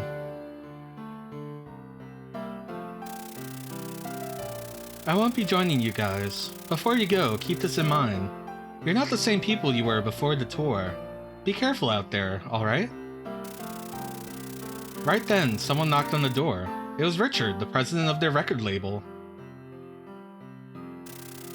Good work, boys. Atlanto Vision's CDs are selling faster than we can print them, and we have a pile of requests for your appearances. I don't remember what sleep is anymore.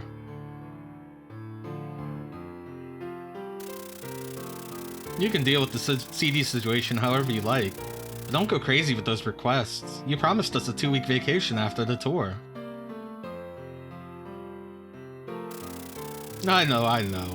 You'll have your vacation, but be prepared for schedule hell once you're back.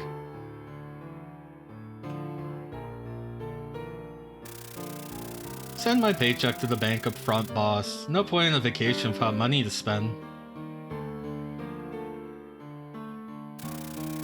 Way ahead of you. It's not all of it, but you can muck about for an entire year with it. A year worth of money, but we only get a couple weeks off. Welcome to the life. Of course, Susanna's getting a bunch of bonus check too. Oh, look at the time. Let's go, Susanna. We have a meeting. Richard and Susanna left the room.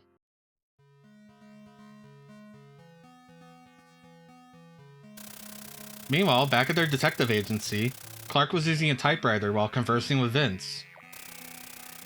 You have to hand in that report tomorrow, right? You're finally back in London, and you're already pulling an all-nighter? Yep. Got a call as soon as I stepped inside. I need everything you found out in Europe, and it has to be ready by tomorrow at noon. But after that, the job is done, right? I sure hope the pay's good. Still, who the heck is Susanna, really? After all that work, we only have the slipshod report.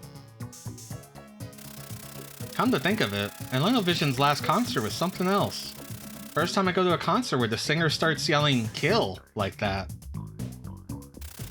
Speaking of kill, I called a friend in Germany once who came back here.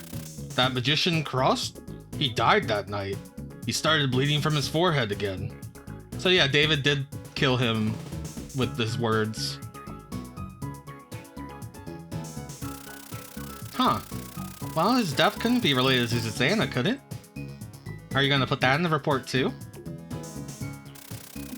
The client wants me to report anything that catches my attention, even if it doesn't strictly involve Susanna. The two detectives continued to work over a cup of tea. Alright, so Hroth was the betrayer of blood. At around 10 p.m., David and his friends headed for the Marquee Club. Yeah, rest in peace, old Three Eyes. Tien Shinha.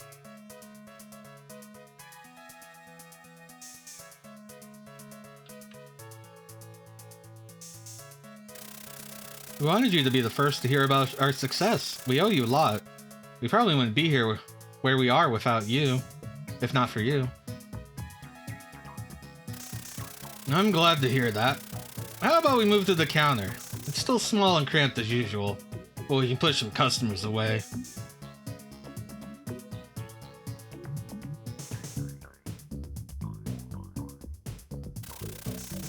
The owner asked some customers to move away and lined up some chairs from the dressing room at the counter. Boy, serve us some scotch. No, not that one, our finest scotch. It's my treat, friends. Bottom up. It's been a while since we've been here. Jimmy's performing tonight, huh? Guess he's your main performer now. I remember when we used to be the main performers here. The pay was so low we'd spend most of it on the ride back home. Hey, amateurs should be grateful to even get a chance to play. And small as it is, getting a pay makes you feel like a professional. Honestly, I'm a beacon of hope for all you whippersnappers. Before long, the customers around the counter were staring at David.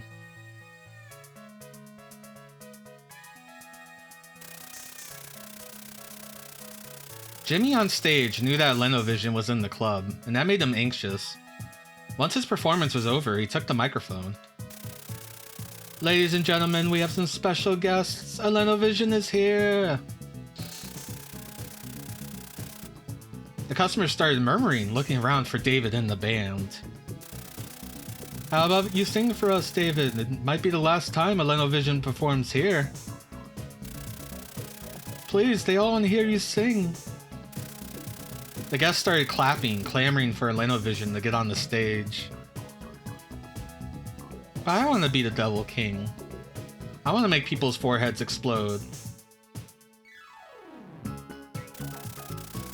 Jimmy, for Pete's sake, I'm sorry I came to this.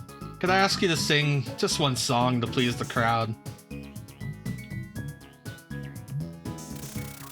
Well, you heard him. Are you up for it? I say we owe him this much. Let's do it, David. It'll be like that time in Italy.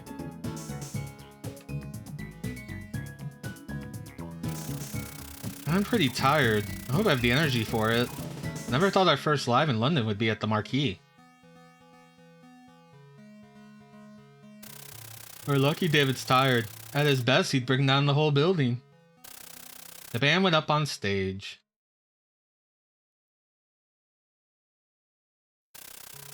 The clapping turned to cheers. That night, the lights of the Marquee Club stayed lit until morning.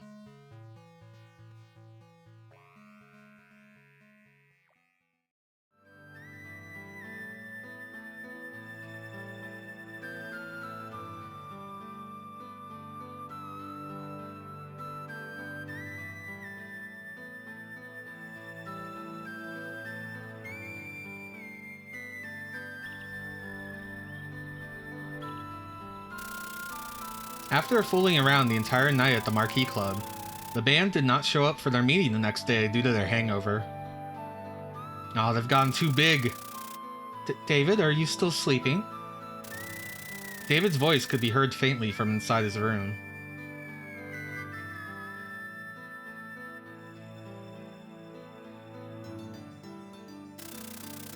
Finally, he opened the door. Oh my gosh, you reek of alcohol. Are you hungover?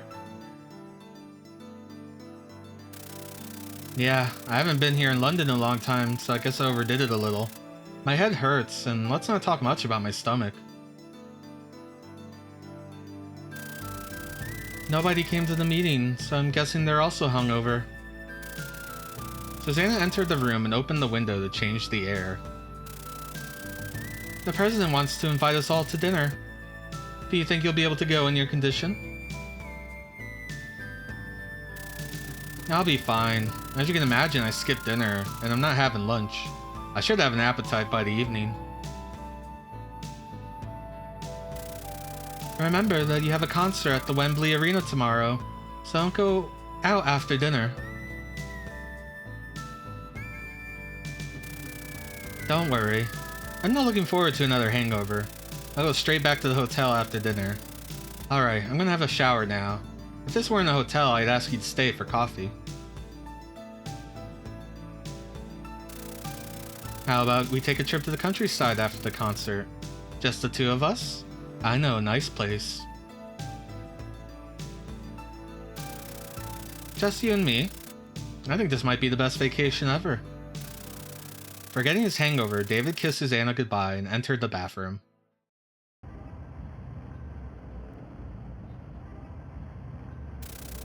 The sun went down and the neon lights of London's business district turned on.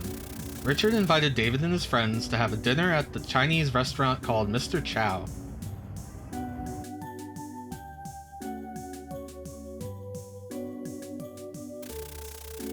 Among the lavish furniture of the store, Clark and Vince were also eating.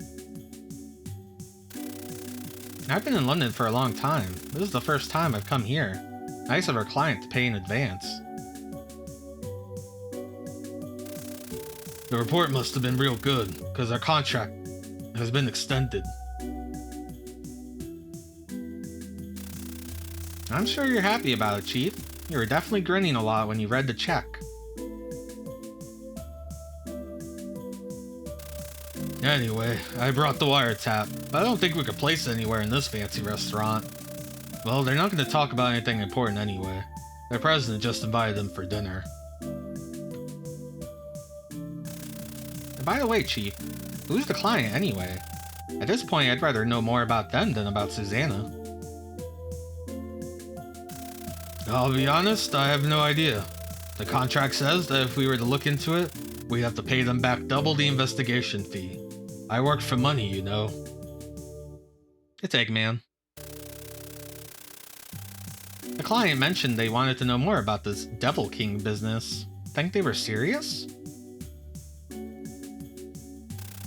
I thought they wanted us to look into the fortune teller, but they said they wanted to know more about the relationship between Susanna and this Devil King. It's possible it's some kind of alias. There's no way we can find someone just by their nickname. I guess we'll just have to stick to Susanna as usual. Clark occasionally glanced at David's table while Vince emptied plate after plate, enjoying the fine cuisine. As they were told not to go out during the night, after finishing their meal, the members of Lenovision returned to their hotel.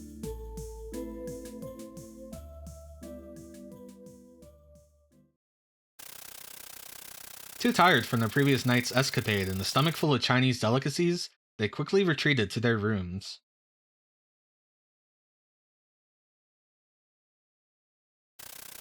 David turned off the lights and went to bed. He was feeling somewhat queasy, and he couldn't fall asleep. The faint light coming from the window made the white ceiling stand out. David held his hand towards the ceiling and stared at the silhouette. Is it time for more evil dark magics? Then he noticed an aura waver around his hand. The aura persisted even after he lowered his hand. It trembled and swayed, turning into a white dot. Then the vision started. Alright, so they've killed both betrayers, but now they're looking for the King of the North to kill him. King Hroth, who looked like David, was roaming a wasteland with a large number of people. Everyone, including the king, was weary and dirty. My liege, we can't rely on the other countries. No one would welcome us out of fear of retribution from the King of the North. The other kings were supposed to be our allies, and yet they point their spears at our starving people, drive us away. How could this be? They were allies only when it was convenient for them. We must leave their domain and find a new land to call our own. Even if such a land existed, it would be impossible for me to lead our people there.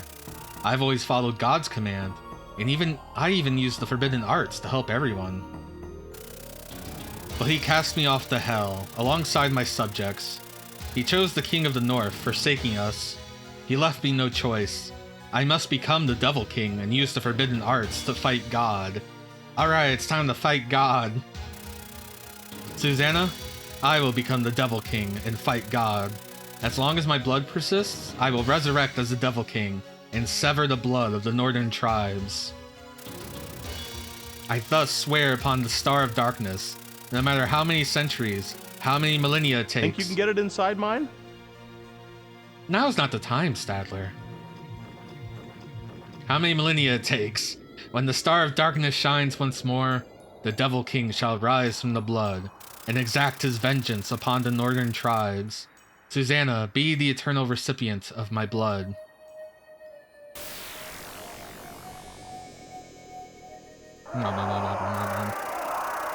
King Hroth swore revenge upon the Star of Darkness. Lord Hroth, your grudge will ever flow within my veins. As long as this planet exists, your bloodline will never be extinguished.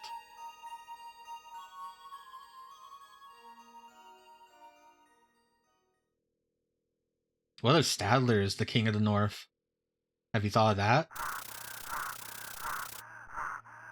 That was when David lost focus and the vision vanished. David was so enthralled by his vision of Hroth that he had almost forgotten to breathe. He gripped his chest, grasping for air. In a hurry, he took out the medicine Susanna gave him, swallowing the pills without even a drop of water.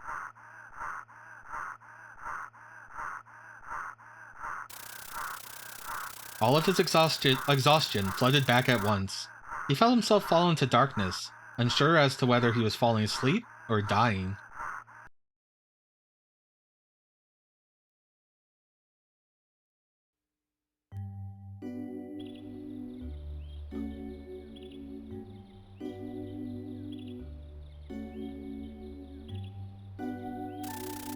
When he woke up the next day, David was feeling great, as if he had never been tired the previous night.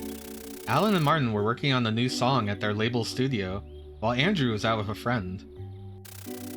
Susanna came by to visit David.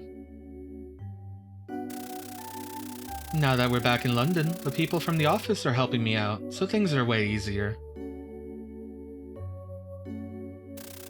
I had another dream last night. King Hroth was roaming a wasteland with his people after being chased away from a neighboring country. It must have been the fault of the King of the North. This is something that happens even now, where a stronger country will oppress a weaker one. King Hroth claimed that God had abandoned him in favor of the King of the North, and so he made an oath upon the Star of Darkness that he would become the Devil King and sever the blood of the northern tribes. What's the Star of Darkness? I have no idea. In my vision, King Hroth asked Susanna to inherit his blood so that one day he'd get revenge upon the King of the North, no matter how many years it would take. So, this version of Susanna would carry on the legacy of King Hroth, who looks just like you. I'm sure she must have loved him. That's where my vision stopped.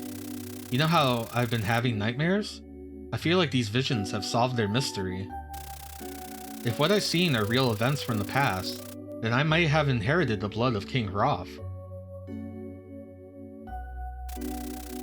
But you're no Devil King. And there's no King of the North in our world. Even if King Hroth was one of your ancestors, it would be from countless generations ago.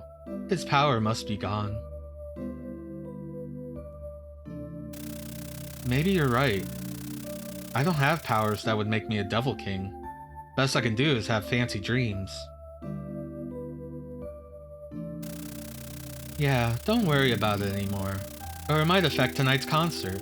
Speaking of which, it's getting late. I have to go. See you at the venue.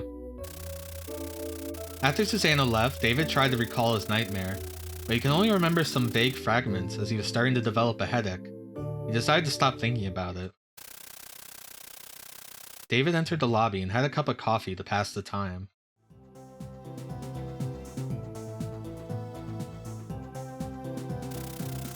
Helena Vision was going to perform at the Royal Albert Hall. The seats were already sold out for 2 days. Though there were no tickets for sale that day, there were a lot of fans gathered at the square. Okay, so the Wembley one might be the final concert. When the concert started, nobody left the square, listening to Lenovision tapes with their earphones. They may not be able to they may have not been able to get a seat, but they still wanted to stay close to the stage and feel the heat of the band.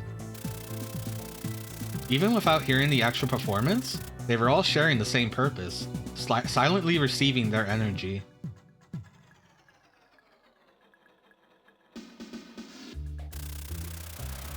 However, it was nothing like the tremendous excitement currently happening inside the concert hall. On top of the stage, David was singing with his usual energy. The crowd was shouting so loudly that the walls themselves were shaking. It felt as if the building itself could explode at any moment. David's energy excited the audience, and the audience's excitement increased David's energy. They had already far surpassed most limits, and yet no accidents occurred. The critics would comment on the concert as such.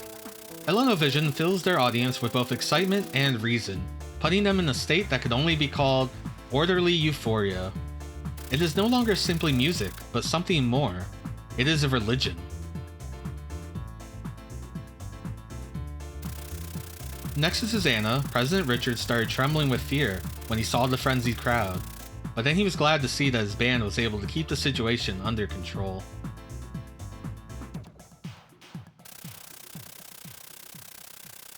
When the concert was over, Richard welcomed David and the others with a sense of relief.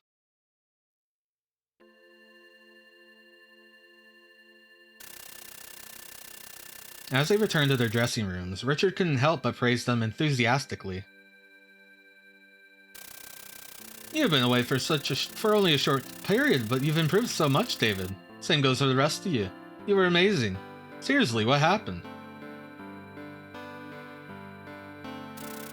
"I'd say it's all thanks to our fans overseas. They were so enthusiastic about us that we had to improve to match their expectations. We had to become one with the audience. I've seen the way they get agitated, but somehow you were able to keep them to use music to keep them under control. In all my years in this business, I've never seen anything like it. Come to think of it, there sure are a lot of people outside the venue. Are you sure we've got enough security?" "I'm doubling security for your next concert. Don't worry, we'll drive them away so they won't bother you." "No, don't have them driven away. I feel like that's going to make the situation worse. Nothing happened tonight, so let's just ignore them." "I think we should have our next concert at the same place for an entire week, so that everyone can listen to it. Plus, I'll make more money for you." That was actually my plan, but I couldn't make the reservation this time. At that moment, Susanna came in. "Rather than focusing on making money, we should consider making a world tour. Anyway, time to leave. There's a car waiting in the back."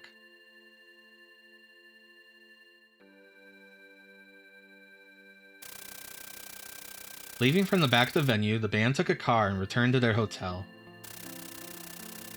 After celebrating with a round of beers, they went back to their rooms to recover from the concert.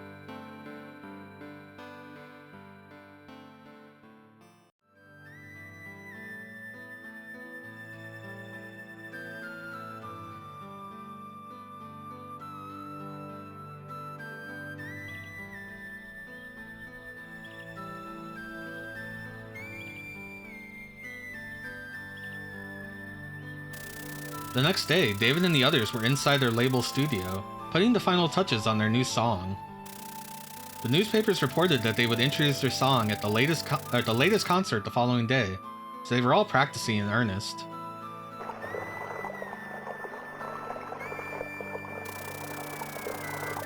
Susanna left the hotel to make preparations for the closing party. However, she was currently strolling like a tourist by the Thames, under the watchful eye of the Tower of London.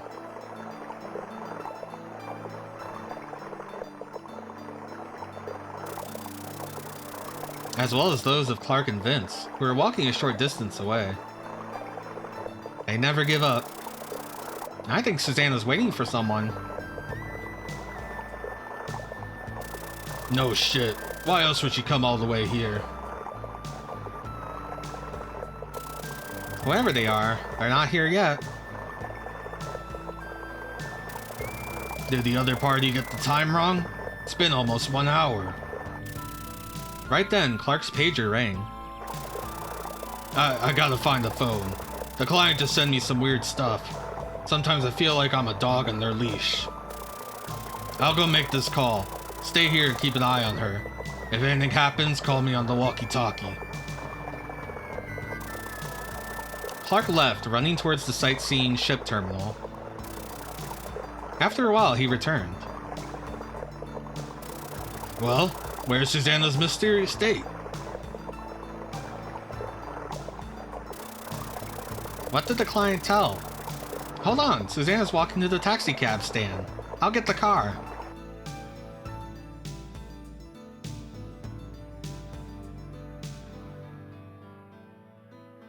I've never seen it, like, hang on that for loading, but I guess it's okay. The game's continuing. As Vince came back with the car, Clark jumped in. Susanna's cab started moving.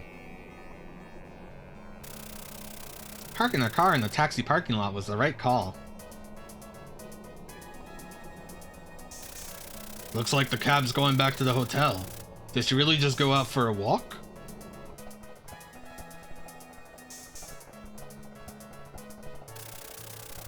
The cab stopped in front of the hotel. Susanna got off and went directly inside. There she goes. Stakeout ends here today. Let's go back to the office. But what did the client want? This is about that phone call, right? What did they tell you? They want me to look into that ring David's wearing.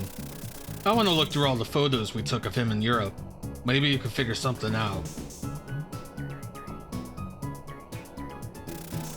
So David's part of the big Susanna mystery?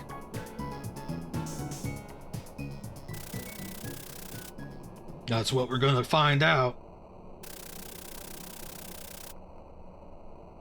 Clark and Vince quickly returned to their detective agency.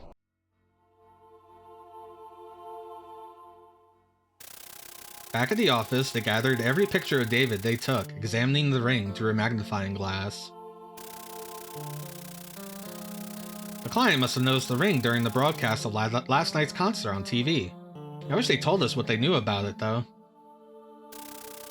The ring's a mystery. The Devil King's a mystery. Whatever they want to know about Susanna's a mystery. I feel like we're getting involved in something nasty. I've been mainly taking photos of David's face. I'm not sure we have any close-ups of his hand. I think I got it. The ring he wore during the concert in Germany is not the same he was wearing in France and Italy. Hey, you're right. This one has some kind of coat of arms on it. The one he was wearing before had an angular design. The photos from last night's concert haven't been developed yet. Then get to it, and have them enlarge the photos that show the ring.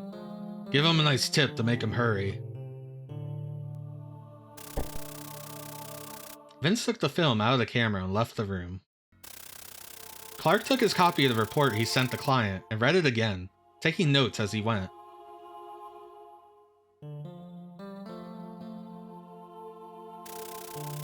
Then he put a tape in his recorder and started listening intently. After a while, Clark was brewing tea, smiling as he hummed a David song. Aw, he's been converted to such a fan. 2 hours later, Vince came back, or a person that looks nothing like Vince. Good work, I made tea. Why don't you have a cup? You made tea, Chief? That's a new one. I noticed you're smiling. Did you figure something out? The mystery of the ring is definitely related to David. Remember that conversation between Susanna and Glockel we intercepted in Hamlin? Yeah. It was that time I had to eat fish. I hate fish. I never forget that. That time, Glocko gave Susanna something. While we couldn't see it, I'm convinced it was the ring David's wearing now. They were also talking about the Devil King and the blood of the betrayer. I've listened to the tape again. My gut tells me the Devil King they talked about is David. Of course, they never say that outright, but I think I'm onto something. Well, I definitely never heard anyone refer to David with that kind of nickname. But let's say you're right. What would it mean?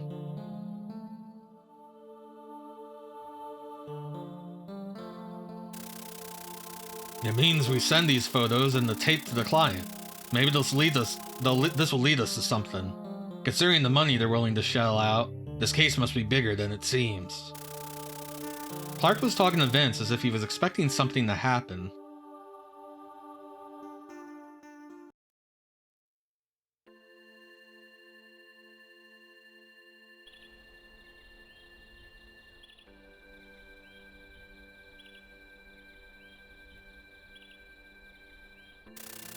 The following day, President Richard gathered the band in the hotel's meeting room to discuss their future plans. So here's the thing. We've received a flood of pre-orders for your next song, even though we haven't announced the release yet. You wouldn't think it was mentioned in the newspaper only yesterday. At any rate, we must figure something out for the recording.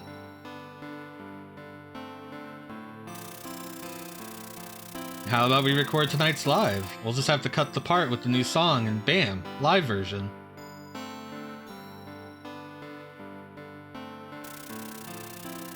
A live version would definitely be quick to release, though I don't think it would convey the right feeling of the song. What do you think, Martin?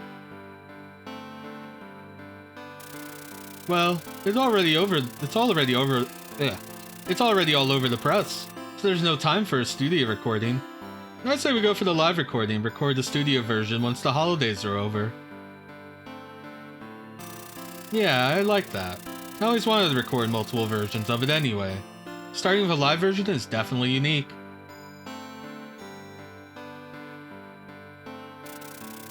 Well, it's... oh. Same thing you said last time.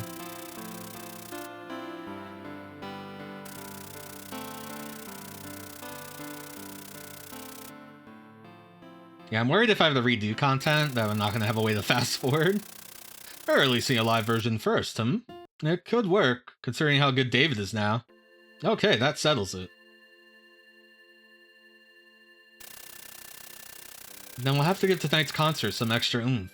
I want Martin's song to be memorable. Don't go overboard with the oomph, David. If the crowd gets too crazy, we won't be able to get a good recording.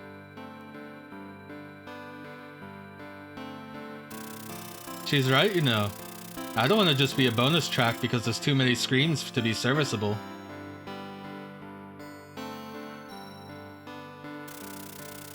You can stay at the hotel after the concert. All expenses are already covered.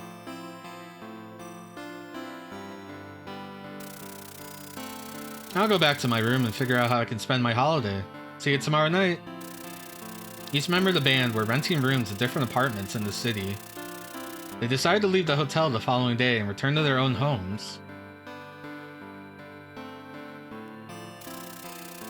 You live in London, so you should be fine, but what about your holiday, Susanna? I was thinking of leaving the city and relaxing in the countryside for a while.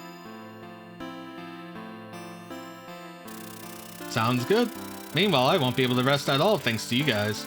In fact, I better get going. See you tonight. President Richard and Susanna left. David and the others decided to go to the lobby for a cup of coffee.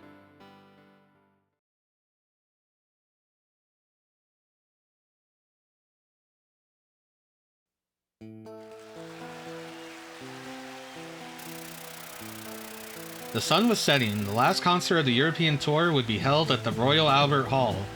Oh, I thought they mentioned the Wembley Stadium. Whatever. Outside, the venue was surrounded by a record number of fans.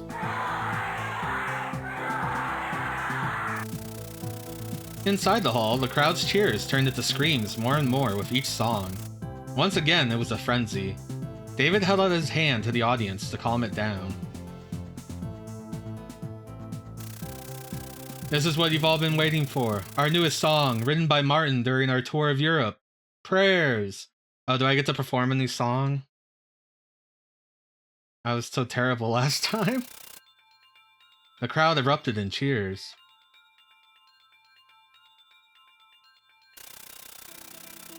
Andrew started clapping slowly, and the intro of the song began to play. It was a calm, quiet flow. For a moment, it was as if the venue had been submerged underwater. We got a new backtrack, that's cool. Martin's sampler played some light drums, which merged with Alan's ambient synth, echoing throughout the hall.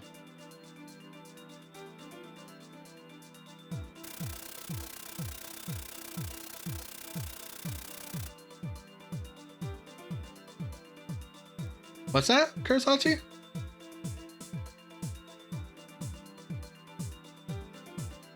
Oh, they didn't have any lyrics. I had to sing. I had to sing the lyrics of the song. The first concert. It went as well as you thought. Me never hearing the song before, and me never reading the lyrics before. David took the microphone and let the rhythm enter his body. The audience started clapping slowly, following the beat set by Andrew.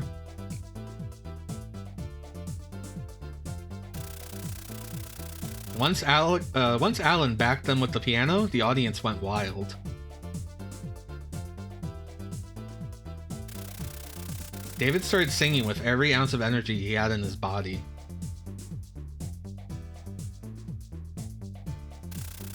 The band was surprised at how well their song was being received, pleased that they were being appreciated even with such a different image. The crowd, or rather everyone in the venue, started dancing as in a frenzy. Once David finished singing, the audience went silent. Not a single clap could be heard. It's over. As if they had been released from some sort of hypnosis, they started clapping and cheering. Martin was delighted, waving his hands to the crowd. They love my song, David. After giving their encore, the curtains lowered on Elenovision's tour of Europe. The tour is finally over. Once the frenzy had passed, the staff thought it was a miracle that no incidents had occurred, some even making the sign of the cross on their chest. After the concert, the band got ready for the closing party that President Richard had been preparing. It was usually a small, intimate event, but not this time.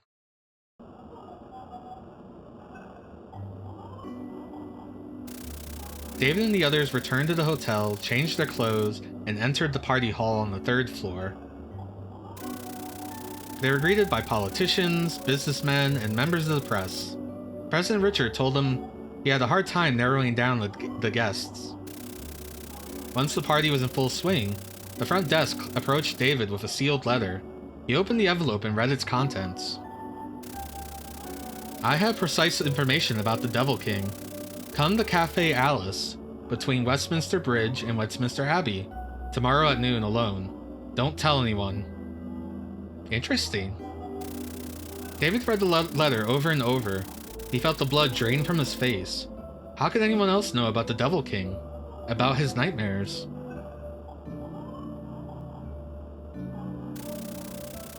The party ended after 2 a.m. Still tired from the concert, the band returned to their personal rooms. With the protagonists gone, the guests began to leave as well.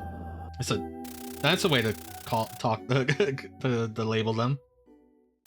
Alright, I'm gonna have some water while the loading screen happens. What did we learn about this chapter?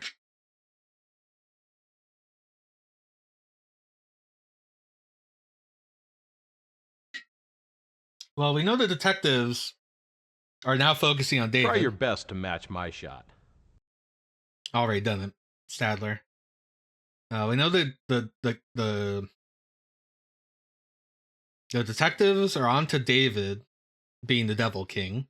Whoever is paying them, it also seems to know more about the Devil King than is letting on. I guess that's really all that happened in this chapter, huh? They both start with a D. That reminds me of a really funny chapter in Tengai Makio, the Saturn one that takes place in a fake America. There's this guy going around with a D, kidnapping ladies. We think it's Dracula. And then it turns out it's not Dracula. The D is for Debu, which is like fat, and it's a big fat guy. And he kidnaps them by fattening them. It's a really weird chapter in a game that's really fucking weird. Yeah.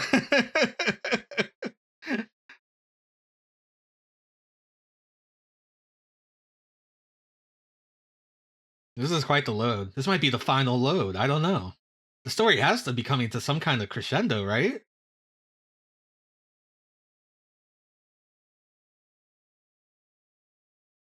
Oh, Tomato is doing a live stream translation. I think I've seen some of the YouTube videos of that. I wish that game would get a translation, but that's, like, I don't think that will happen. Once the party was over, Susanna visited David in his room. Phew, I'm so tired. That was a bigger party than I expected. Well, I'm leaving for my holiday tomorrow. This reminds me, when are you going back to your apartment? I'll help you clean up.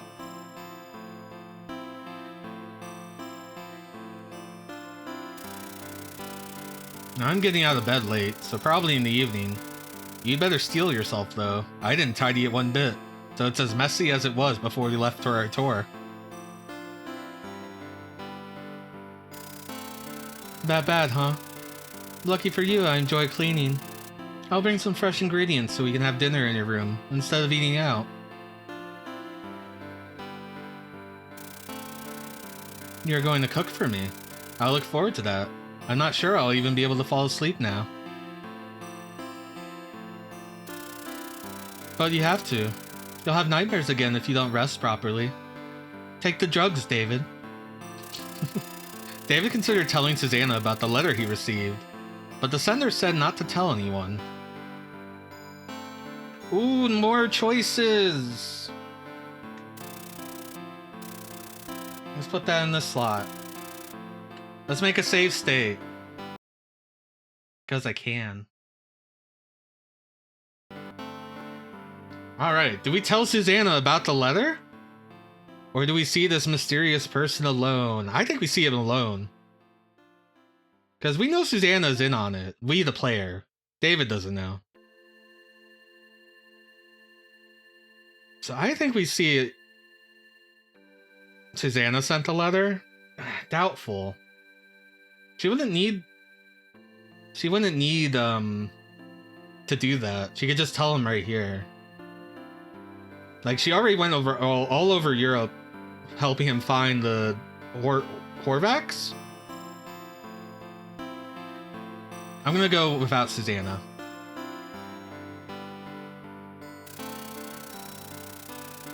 I'll be fine tonight. I'm so tired I'll probably fall into a deep sleep as soon as I close my eyes. That's good. Now that you mention it, I'm getting sleepy myself, so I'll be leaving. Have a good night, David. Good night. I hope to see you in my dreams tonight. Susanna left the room. David lay down on the bed and fell asleep immediately. Another load time. Huh. That's interesting. I wonder if that choice was a real choice. And it has to, like, we're loading the other alternate route or something. Yeah, stretch and hydrate? Okay. Let me stretch first.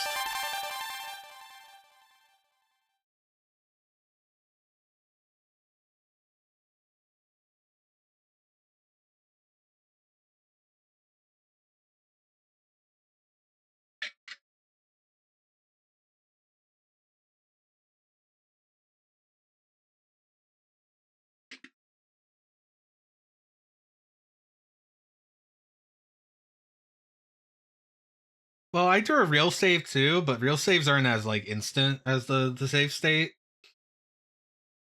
Like, I've learned that the real saves go back to, like, the beginning of a segment.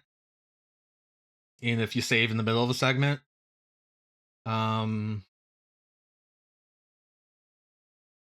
we have two things that have seemed to be choices. One was taking the pills or not, which hasn't seemed to really do anything. And then there's this choice. This choice seems more important. It is reading some hella data.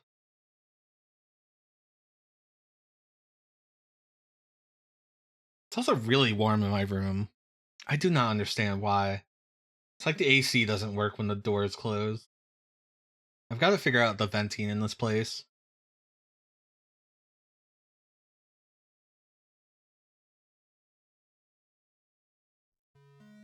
Oh, here's the music.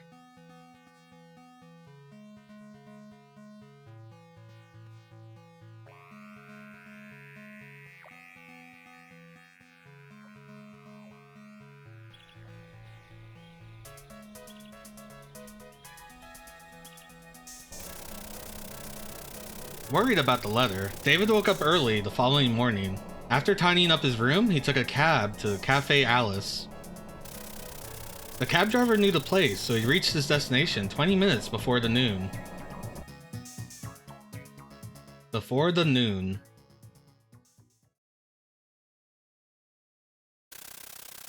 David hadn't had breakfast, so he decided to have lunch. After finishing his meal, he looked at his watch while sipping coffee. It was 11:55. David looked around the restaurant, but he did not see anyone that could be the sender of that letter. When the Big Ben rang midday, a man approached David's table. It was a man in his 30s. When David glanced at his wrinkled suit, he thought that he might not have been an upstanding citizen. "Forgive me for bothering you when you're so busy. My name is Connors. I am the man who sent you that letter."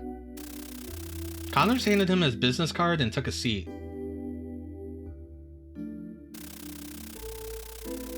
I mean, maybe, it's a good cafe. Maybe he had a small lunch, who knows? The business card read Nick Connors, reporter for the weekly gossip magazine Flash. I'm a celebrity reporter, but I like to think I'm a bit of a detective. I can't speak after I came back after break.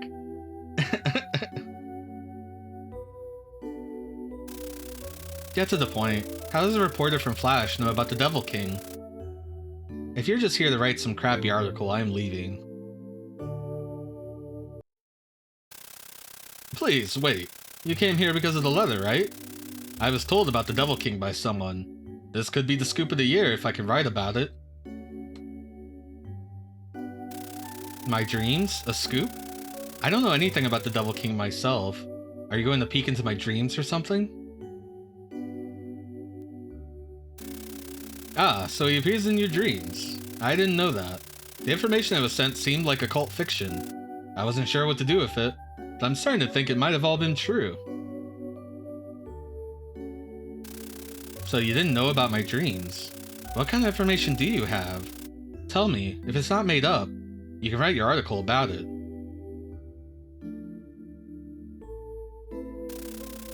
I wasn't sure what to make of it, and that's why I wanted to confirm your side of the story. A certain person contacted me for an interview. I'm unable to disclose their identity, but I will say that they were in no position to lie. This person told me about how the Devil King was possessing you, using his powers to plant the seed of evil in your audience.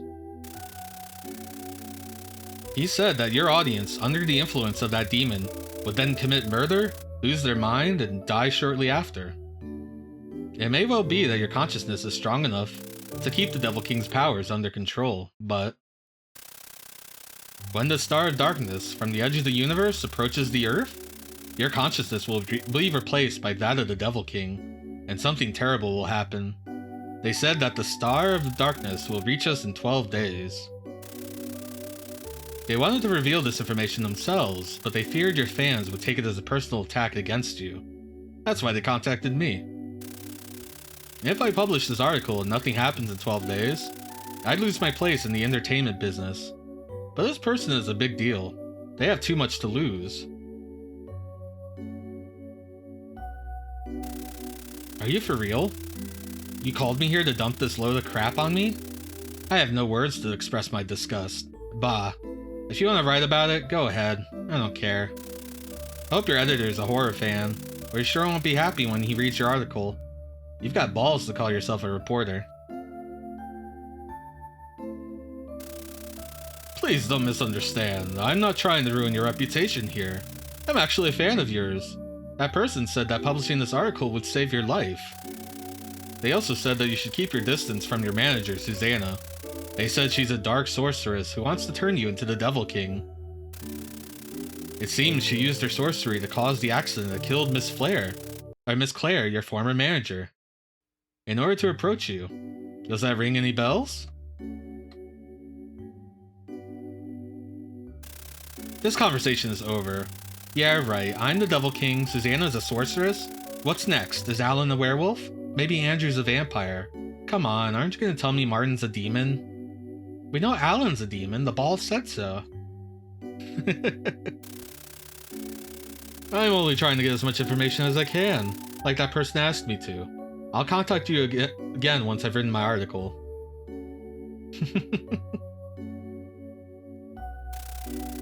I think you should contact a good shrink first. Get some help. I'm leaving. Unlike some people, I'm actually busy. David was upset for having wasted his time. If he told Susanna about this, he'd probably storm into Flash's office and give them a piece of her mind.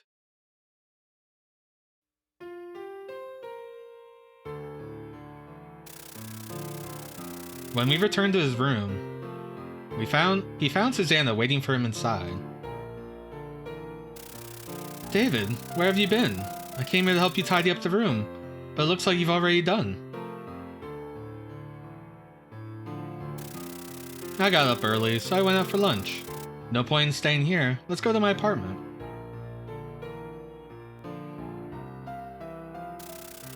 Finally, we've been staying in hotels for so long. I've never been to your apartment. This is exciting.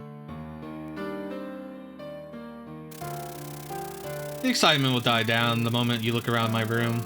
I haven't cleaned it in ages. This is all the luggage I have. Let's go.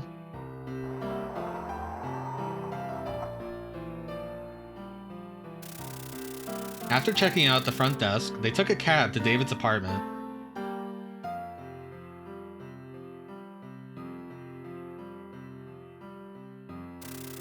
When she entered David's flat, Susanna shrieked in panic, rushing to open the window. Dirty dishes were piled up in the sink. You could barely see the living room table under the empty bottles and cans. I can finally breathe. I must clean this up. Where do I even start? For now, let's make some space for you to sit down. Susanna started tidying up the apartment, at times shrieking, but she seemed to be enjoying herself. Once she was done, she went to a nearby supermarket to get what she needed to make dinner.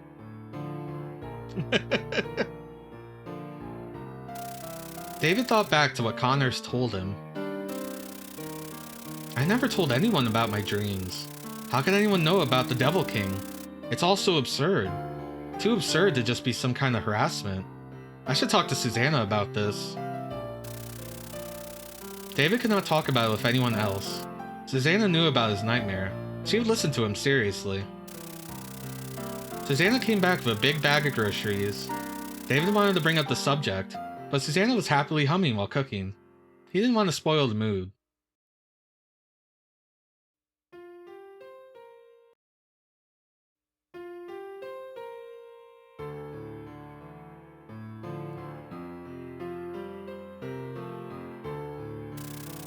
Susanna chatted with David while cooking.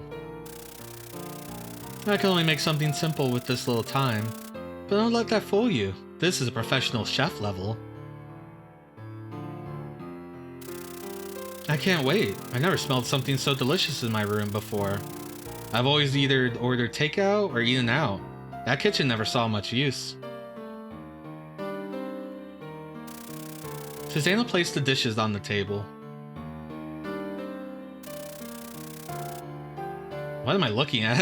I thought it was a giant bug. It's ready. Come sit at the table. I see empty dishes, but then like the dish that's like closest to the camera, like I don't know what's going on with it. Eggplant? Squash? Okay. Like I saw like the little things that look like antenna. And I thought it was like the body of a giant bug. They were just eating a giant bug. The table is laden with several different dishes. David whistled at the sight. As you can see, I'm pretty good at cleaning and cooking. Now eat up before it gets cold. Yeah. It's delicious. Forget restaurants. This is the good stuff. That's it. I'm only eating your cooking during our vacation. Oh, you're just flattering me. There aren't any restaurants in the countryside, so you'd be stuck with my cooking anyway. We never set a date for our trip. When do you want to leave?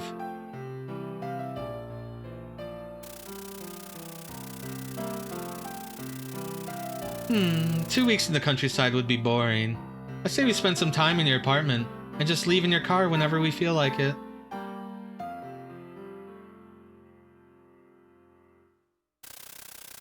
Yeah, if we're going to Haworth, it's more convenient to drive there.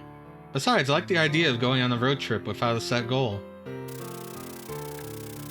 David and Susanna were enjoying themselves, eating and chatting about their plans for their vacation. After drinking a beer, David started feeling tired. He had woken up earlier than usual that day to meet the reporter, and he was not used to it. I think I'm gonna lie down for a while. After all this talking, 1 beer is enough to knock me out.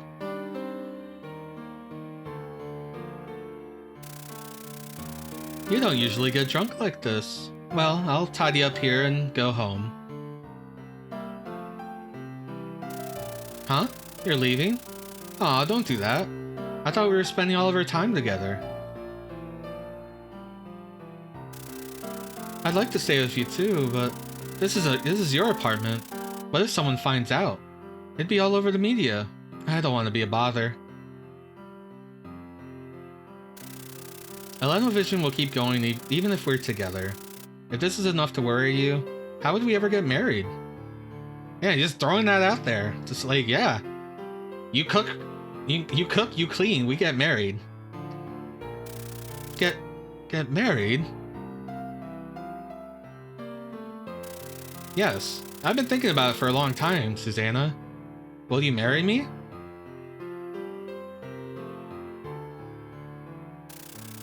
I often dream about becoming your wife. You're so famous, I was thinking about giving up. Yes, David, I will. I'll be the wife you want me to be.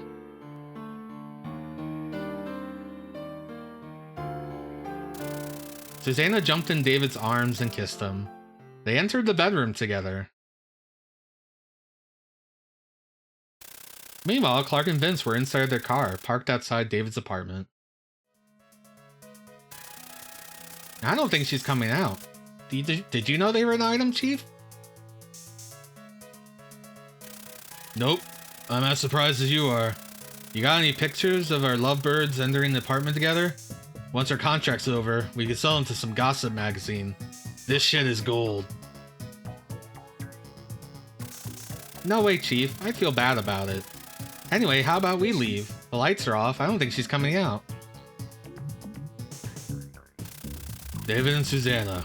Apparently Susanna's mother was a dark sorceress, particularly famous among fortune tellers. It also seems Susanna herself dabs in fortune telling. Just casually apparently Susanna's mother was a dark sorceress. It's just so I'm told. I mean, he did say he was going to do research onto it. Now that you mentioned it, all the people she met during the tour had something to do with divination. Then there's that ring that has her client so worked up about. Normal things. David has no special interest in fortune telling, but he does like that ring. It wouldn't surprise me if her client was connected to that stuff, considering how concerned they were about it. Maybe we should get one of your colleagues to look into our client. They probably have some kind of connection to Susanna we don't know about.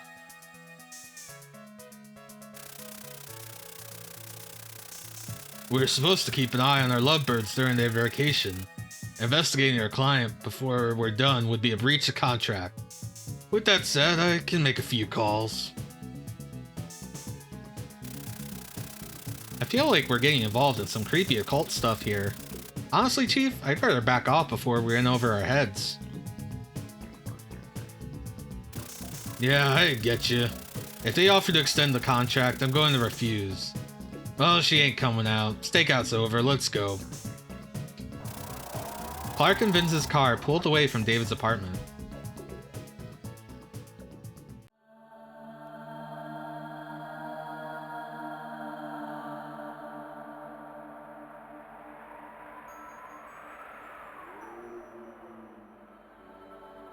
Oh no, the Davidos are back.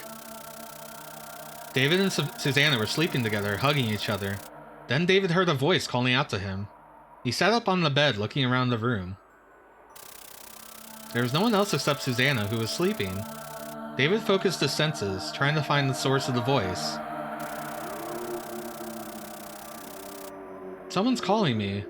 There's no one else here, but I can hear it. Who could it be?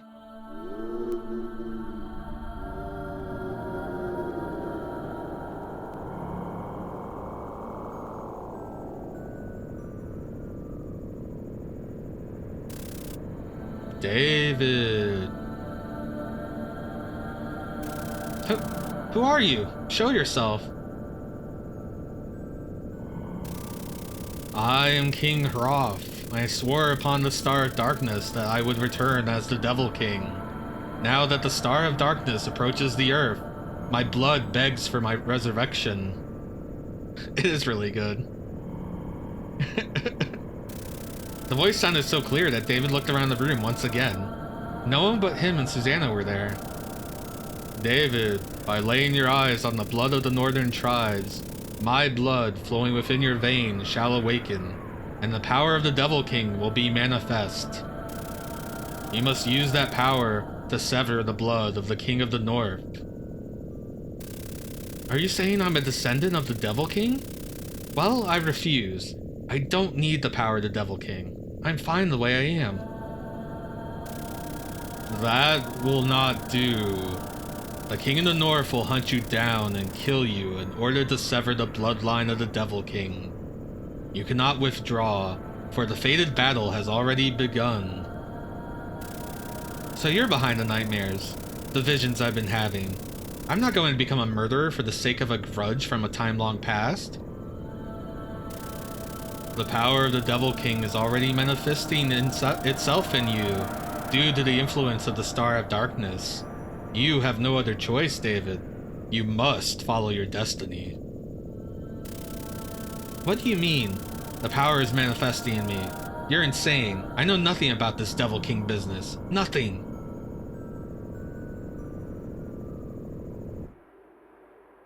What a cool video game.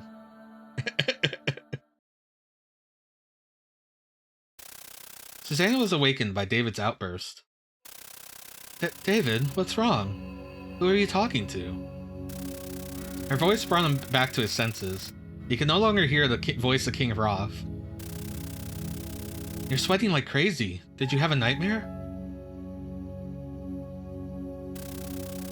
It was neither a nightmare nor a vision. It was King Hroth. I heard his voice. He told me that I've inherited the blood of the Devil King, and that I'm manifesting his powers because the Star of Darkness is near. King Hroth, you say? I didn't hear anyone. And he said you're one of his descendants? He said that I must lay my eyes on the blood of the northern tribes, awaken as the Devil King, and sever the blood of the King of the North. I don't know who that is, but he must be a man. I'm not a murderer.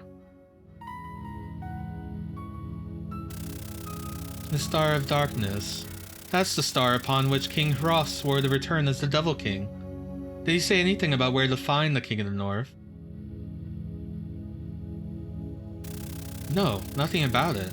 He only said that because I've already manifested the power of the Devil King, the northern tribes will come to kill me. Maybe we should cancel our trip. Why? Do you think it might actually be true?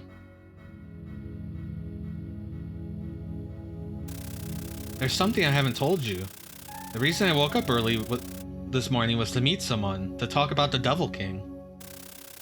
David told her about the letter he received in his meeting with Connors. He took care not to mention his accusations regarding Susanna. His story sounded like a load of crap at first, but only the two of us should know about the Devil King or the Star of Darkness. How's that possible? We don't know who this mystery person Connors talked to is, other than he's someone important. What would they have to gain from tricking you? Could he be the King of the North? The King of the North? Yeah, he would know about the Devil King and the Star of Darkness. I want to see him in person. If he does work for that weekly magazine, he might have an impact on our future concerts. I'd like to know who we're dealing with. Yeah, we did. Damn it, just when I thought I was free from my nightmares, now I'm haunted by the ghost of King Hroth. Some vacation this is gonna be. Shrug. A cartoony shrug.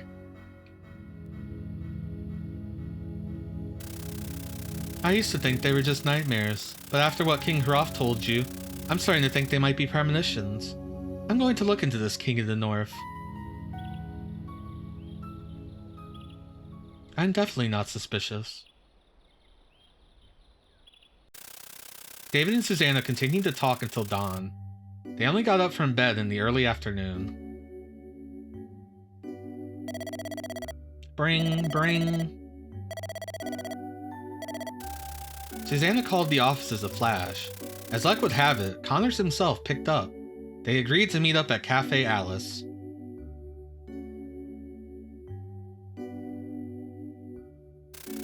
When David and Susanna entered Cafe Alice, they found Connors sitting at a table.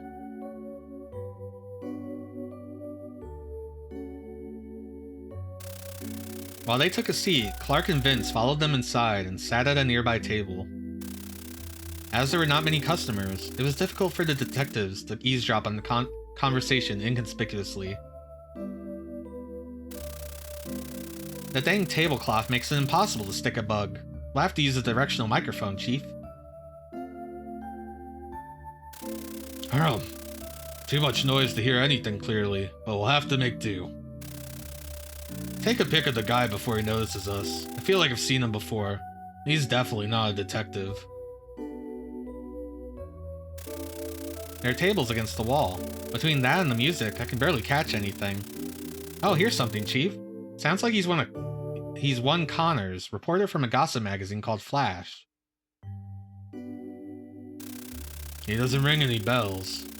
What? Devil King? David is the Devil King? And his songs will cause people to lose their minds and kill people. Well, sounds like someone lost his mind already.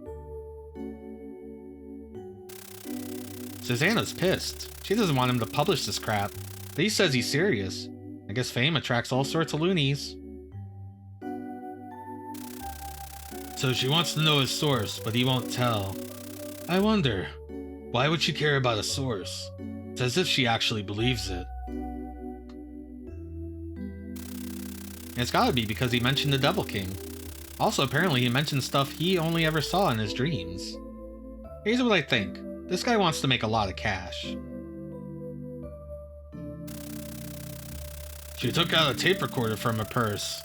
Ah, she's got evidence of their conversation. Ah, look at his face. Maybe. I'd like to think choices matter, but I swear when I read the article they mentioned like bad ends, but maybe that's like one decision at the end or something. This isn't the time to be impressed, Chief. Susanna and David are leaving.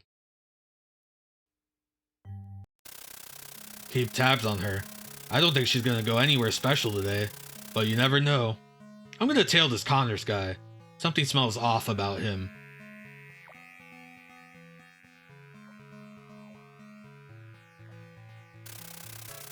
Vince followed David and Susanna outside.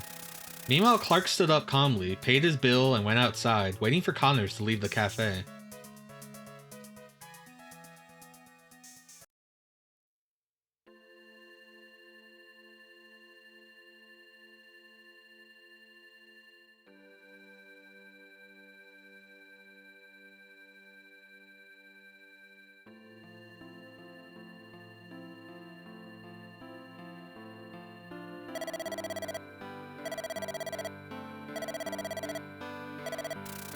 That night, Connors made a phone call to David's apartment.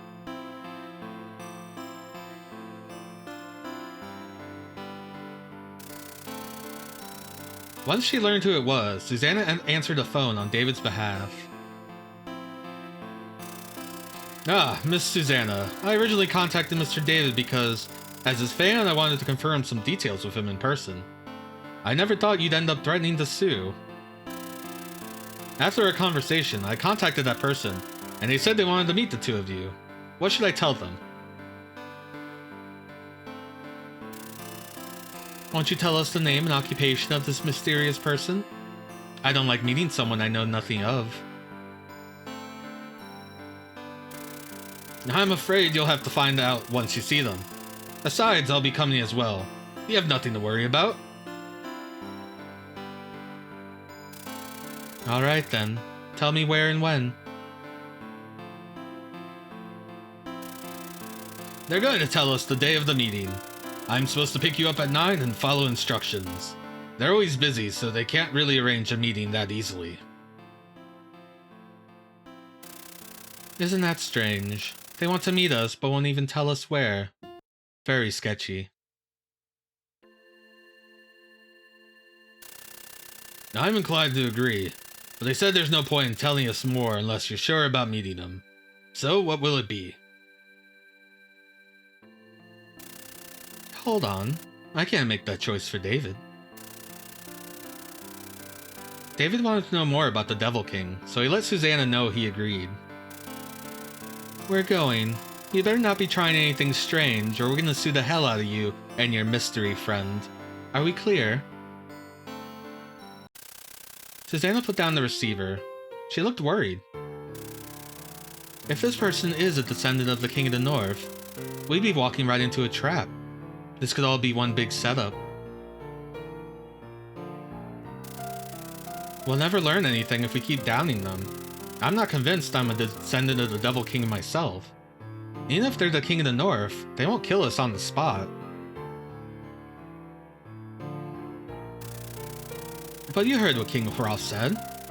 I wish we had a gun. We'll have to make do with a knife.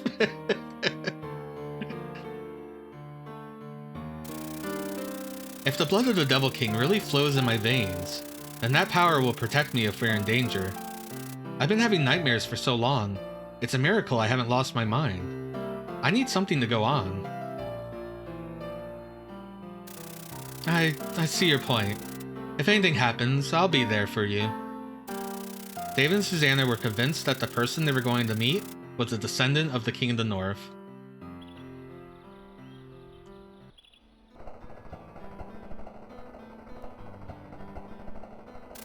The next morning, Connors came to pick them up. David, however, decided to take his car as a precaution. Connors told him that they would be going to the Red Lion restaurant in Salisbury. Before they left, Susanna said she forgot her purse and rushed back inside. She came back with her purse a few moments later and got into David's car. What did she forget? The knife?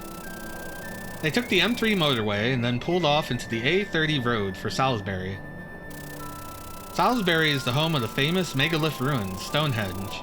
Due to its fame, it is common to find sightseeing buses from London. I'm glad the narrator told us that. The two cars arrived at the Red Lion restaurant shortly after noon. I might put a save here because this seems important. Connors glanced inside the restaurant and then left to make a phone call. It appeared it had been some kind of miscommunication. He was talking loudly, almost shouting. Maybe I won't save here. After he hung up, he approached David and Susanna. I thought they would be here already, but they're preparing to leave just now. We might as well have lunch. A waiter brought them to a table. I bet he had some urgent business to take care of. They never break their word once they give it, so...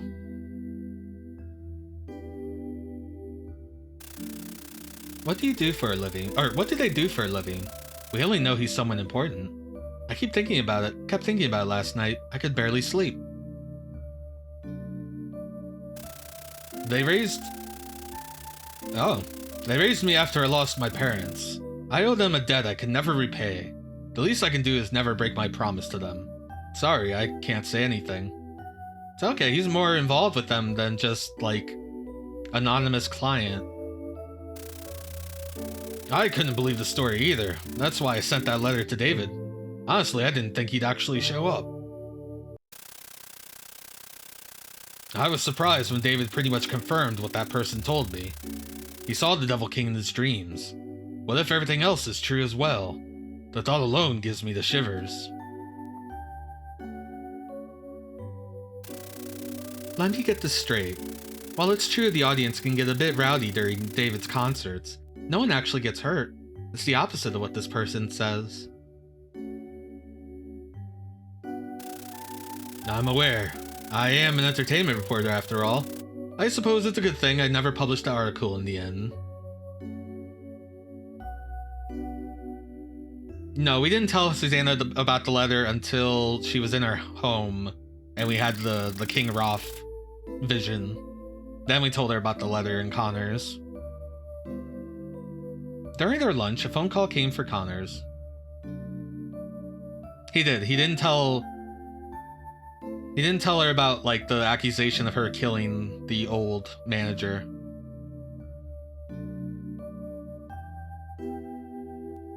I think Connors assumed he told her everything. I don't know. During their lunch, a phone call came for Connors. He left the table to answer it, coming back shortly after. I'm terribly sorry, but it seems their car broke down and they won't be able to make it here right away. They said they might be here this evening. What do you say? Well, we've waited this long, we might as well keep waiting. Let's take a room for the night, Susanna. Connors went back to the phone booth.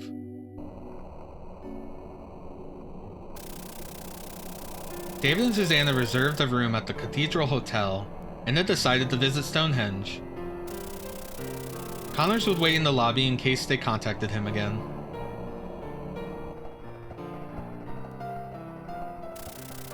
There were a few tourists at Stonehenge. As it was not the weekend, David was somewhat disappointed that the watchman would not let anyone inside the stone circle. Look at this cool PC-88 digitized picture of Stonehenge. Still, the view made him forget how tiring the tour was.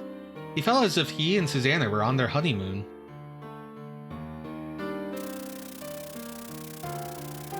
The sun was setting and all the other tourists left. They returned to the parking lot, ready to go back to the hotel.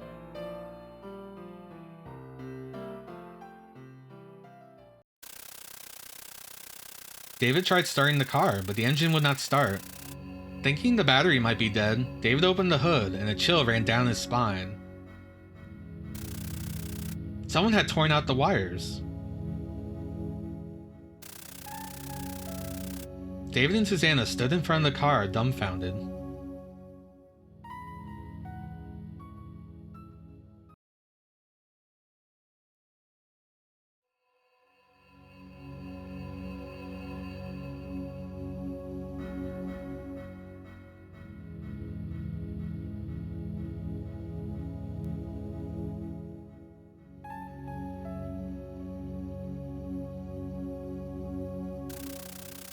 I knew it was a setup. The King of the North lured us here, to the stone circle. I'm gonna drop a save. Probably not a save state, but just a save. Just to have one. I haven't had one in a while. It's getting dark. There's no houses nearby, and we're too far away to walk the way back. Damn that Connors. He was in on it. We can't stay here. We have to go back to the hotel, even if we have to walk. We might cross a car along the way. Just as they started walking, they noticed a car approaching them with the headlights turned off.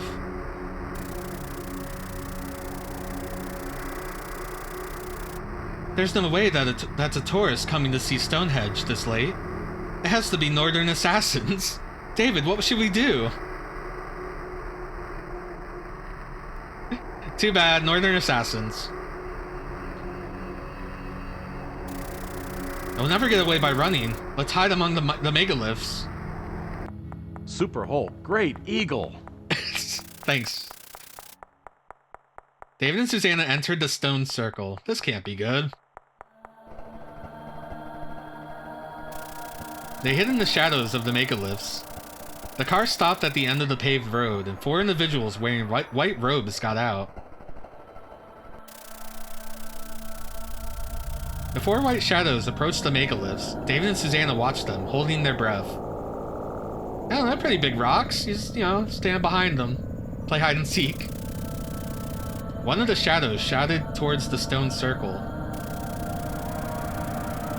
David, the northern tribes have concluded that you have inherited the blood of the Devil King. You may not believe it, but we northern sorcerers can sense the dark waves that flow in your veins. Ask Susanna, the dark sorceress, and she will confirm our words. Of course, you have no time for that right now. You can ask her in hell. Susanna, we have dealt with the dark sorcerers you contacted before you even reached Bristol. The King of the North shall be here soon to witness your death with his very eyes. You may consider these last moments of your life.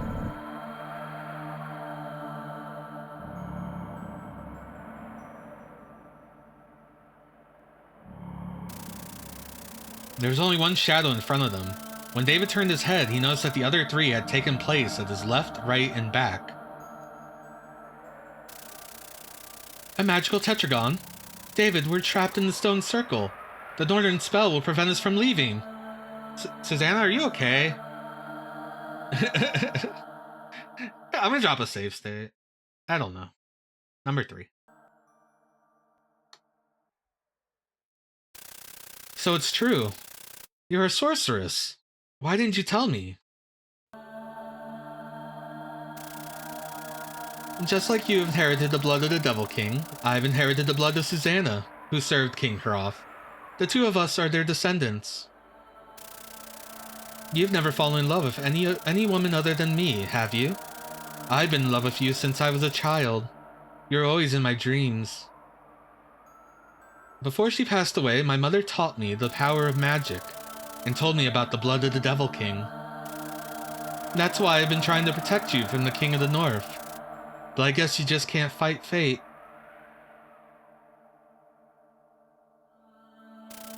So those pills you gave me for my nightmares?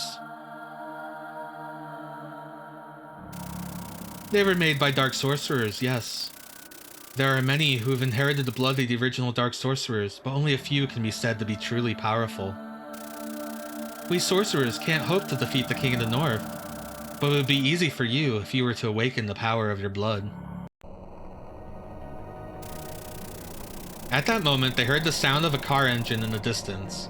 Then they noticed its headlights approaching. Is it the detectives? After looking towards the car, the white shadow in front of David shouted at him. The King of the North will cast a curse upon you. Though I have never witnessed it myself, it is said that the agony is unimaginable. This should be entertaining.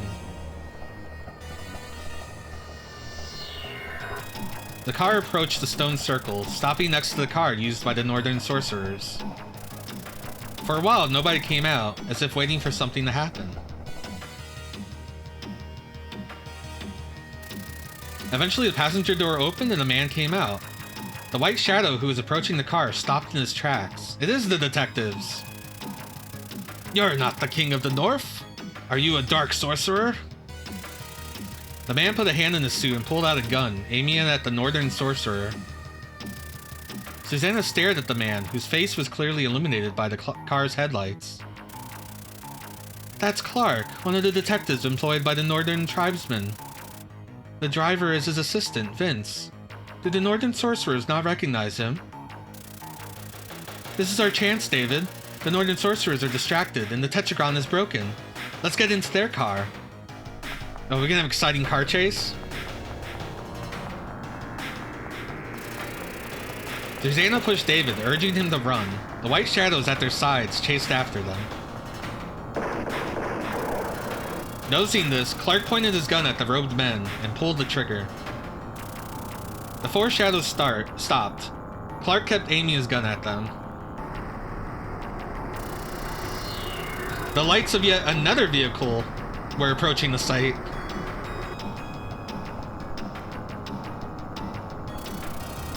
Vince opened the rear door to let David and Susanna in.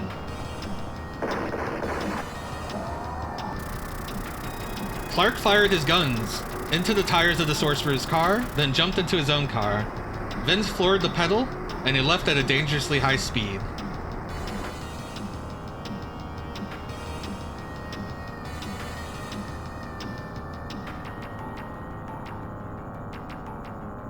Excitement. Suspense. Whoa! Did you see that car? Almost colliding with the incoming car, they were able to get away from the megaliths of Stonehenge. That was sick. Back to the traveling music.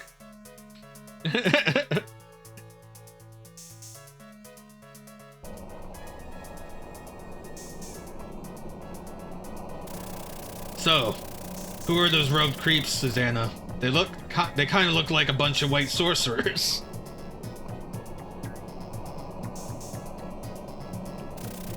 Thank you for saving us. They were northern sorcerers. If it weren't for your timely intervention, they would have killed us with one of their curses. Yeah, normal. This is some kind of war between northern and dark sorcerers. I bet my ass the other car we crossed carried more of them. Let me guess. It's all because of the Star of Darkness. How'd you figure all this, Clark? You must be really good detectives if you figured out that much. I must ask you not to delve any deeper than this if you care for your lives. Don't take this the wrong way. I'm telling you only for your safety. I'm really grateful for your help, I mean it.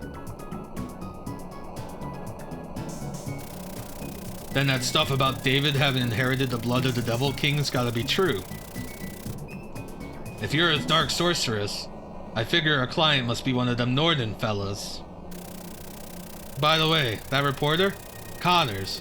After his parents died, he was raised by the Archbishop of St. Radford's Church in Stratford. I'm Stratfordian born and raised. That's why he looked familiar. He was an altar boy at the church. His mysterious benefactor could be Archbishop Mellis.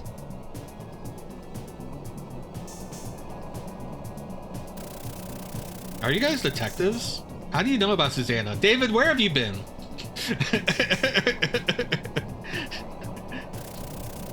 Mr. Clark and his friend have been following us since our tour of Europe. Their client is most likely a northern tribesman. That's probably how the King of North always knew where to find us.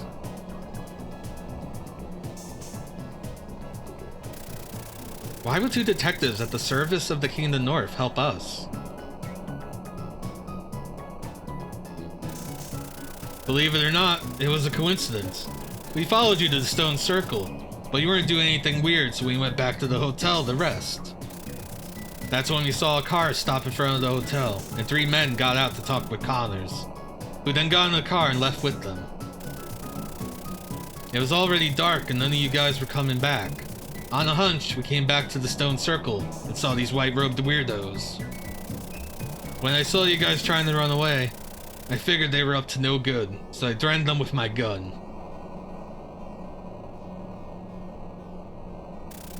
I'm actually a big fan of yours, so I recognized you right away. That's why I opened the door and waited in the car. I had no idea they really wanted to kill you. I see. If you hadn't come, the curse of the King of the North would have killed us for sure. We owe you our lives. Could you take us to a car rental? They broke my car, and I really want to get out of here as soon as possible. It's safer to go to the police. We can be your witnesses. The police will force us to stay and hide us somewhere, but the curse of the North the King can be cast from a distance, as long as he knows where we are. The police will never believe in the existence of sorcery, so they won't do anything about it. The only way to be safe is to escape the King of the North's notice. A curse that can kill people sounds like hogwash to me. Everything about you guys is so weird. Nah, whatever. Let's find a rented car. Even though Clark had been researching the Devil King for quite a while, he was still skeptical about the existence of magic. Fair. Clark's car stopped under the neon sign of a car rental. Well, here we are. I don't know how much about the sorcery stuff, but take care of yourselves. The King of the North will learn what happened soon. Now that you helped us, your own lives could be in danger. It would be best if you left the UK for a while. We're definitely done with this investigation. We'll hide our butts somewhere if we ever feel threatened. Have a good one. Have a good one. Try not to get killed by the curse. Clark and Vince drove off. I guess that's it for them.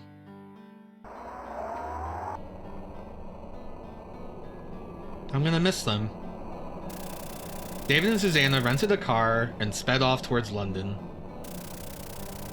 The northern tribesmen are actively going after us. I don't think it's safe to go back to your apartment. Why don't we head for Haworth? That's where I was born. There are sorcerers there. Old friends. Of my mother's. They will keep you safe.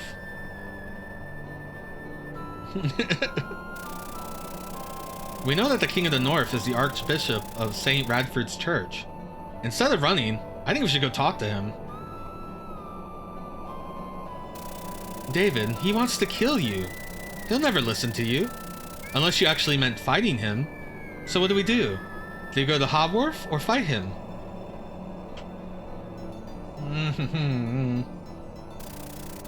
Throw another save.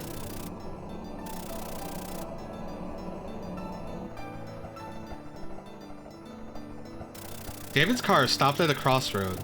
He could take the road that led to Haworth, or the one that led to Stratford. He weighed his options. Should he run away to the countryside of Haworth, or take the fight to St. Radford's Church? Okay, this seems like a choice. I'm gonna make another save state. I think we're gonna take the fight. I think we're gonna fight. You guys want to see a fight? I want to see magic go off. Rush his ass. Alright, straight to a loading screen. Oh boy. This is probably not the right thing to do, but fuck it, let's see it.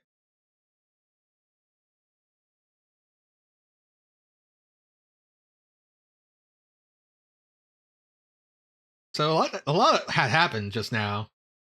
Confirmation of the sorcerers all being real. The northern sorcerers are trying to kill the Devil King before the Devil King could avenge. Susanna has been a sorceress this entire time, which, you know, not a shocker.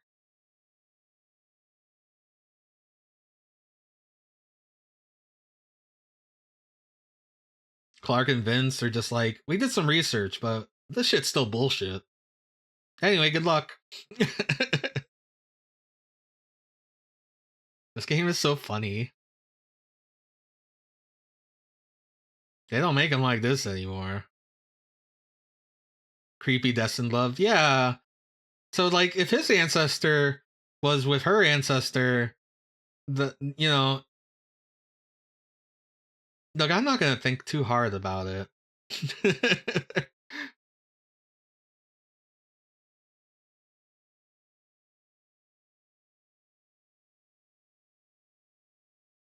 Also, her ancestor is just Susanna. Like, he's King Hroth, and they're like, and Susanna, the descendant of Susanna.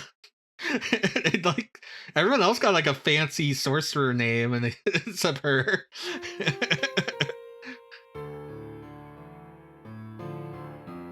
She could have been like Lady Towergrove or something.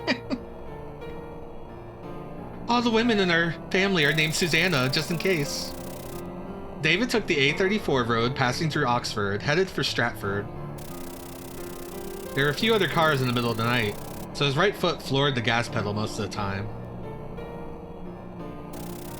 Once we're in Stratford, we should drive along the River Avon. That will lead us right to St. Radford. Driving like this doesn't feel real. It's like I'm in one of my nightmares.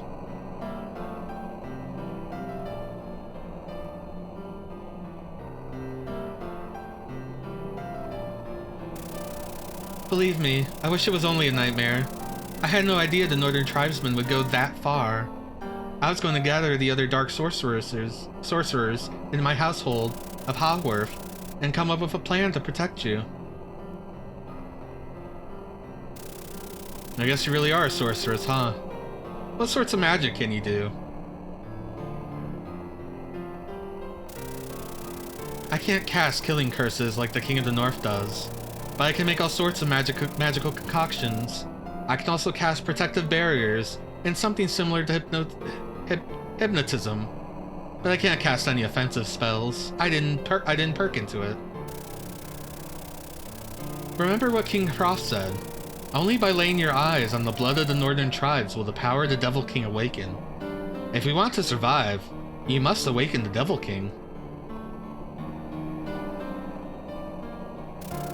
That's why we're going to Stratford.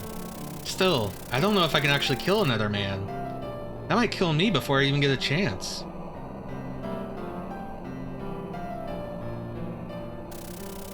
I think I might be able to combine my sorcery with the power of the Devil King that flows in your veins. If I'm successful, we'll have a powerful weapon at our disposal.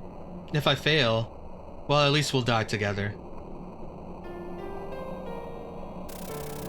I think King Hroth is protecting us. If those detectives hadn't arrived before the King of the North, we would have died. I don't think it was a coincidence.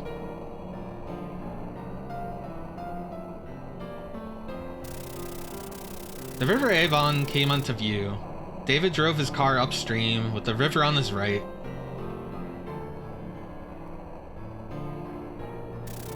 After a while, St. Radford's Church was in sight. I'll get the car as close as I can. We need to hurry. People will get suspicious this late at night, and they might inform the Archbishop.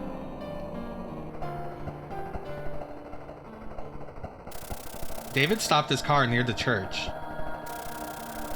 St. Radford's Church was located just outside Stratford. Being a small town, it would be unnatural for anyone to be walking around its premises. It was 3 a.m. David and Susanna took a deep breath and got out of the car.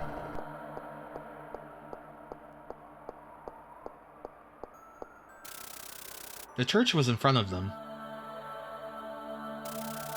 If the Archbishop really is the King of the North, he shouldn't be back yet. If there's a good time to take a look around, this is it.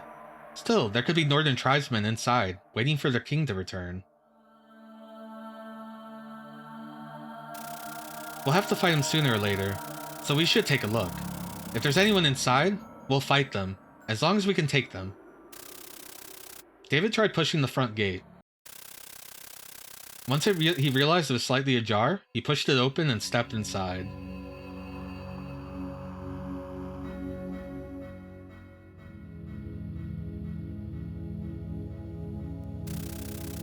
The chapel was illuminated by small lights. There was a door at the other side of the hall. If the Archbishop really is the King of the North, there should be a sorcery altar around. I doubt he'd keep it out there in public, so it's probably in the basement. Everyone has a sorcery altar, don't you know this? They walked to the other door. It was not locked. They opened it and stepped inside. They found themselves in the dark, unlit corridor. David returned to the chapel to get a candle. Now with a source of light, they walked through the corridor. There might be a light switch somewhere. Then again, turning on the lights would be very inconspicuous. It's best to use a candle. They turned left at the end of the corridor. There was a door along the wall on their right. The corridor continued on. They opened the door and stepped inside.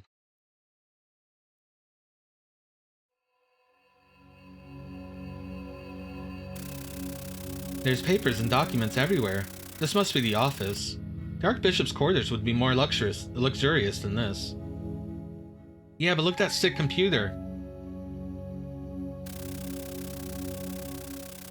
There might be a list of Northern families somewhere. Let's take a look. David flicked through the papers by the candlelight, but he did not find anything useful.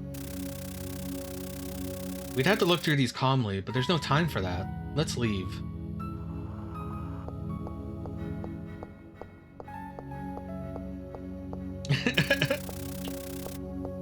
They returned to the corridor and pressed on. Oh, I found out there's an FM Towns version of this game. While it's not translated, it has different art. Or a little bit of different art. Some of the art looked the same, some of the screenshots. The corridor turned right. The candle's feeble light did not reach far, and it was too dark to see what lied at the end.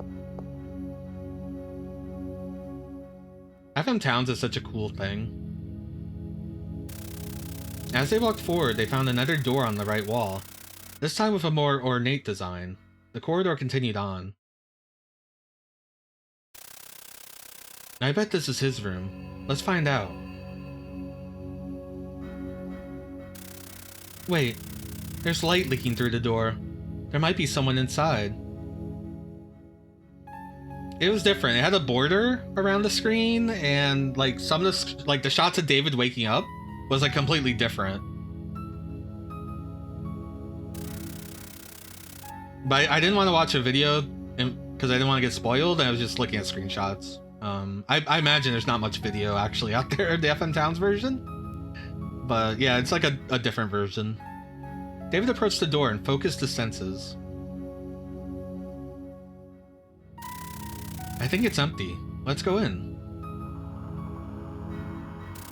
David opened the door.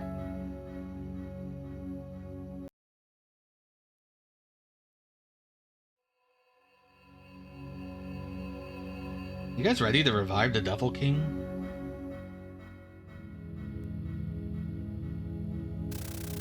What a gorgeous room. It has to be the Archbishop's. There's nobody inside. The lights are on, so someone must have been in here recently. There's no one in the chapel, so they might be somewhere further down the corridor. I have a feeling there might be a hidden door that leads to the basement in this room. After all, this room is very private. Nobody would see him leave. It's possible, but I don't see anything that looks like a hidden door. Big bookshelf. Haven't you played a adventure game? David and Susanna searched the room, but they were unable to find anything. We don't have much time. Let's move on. I like that they keep entering these rooms and it keeps like nothing happens because they don't have any time. They left the room and went further down the corridor.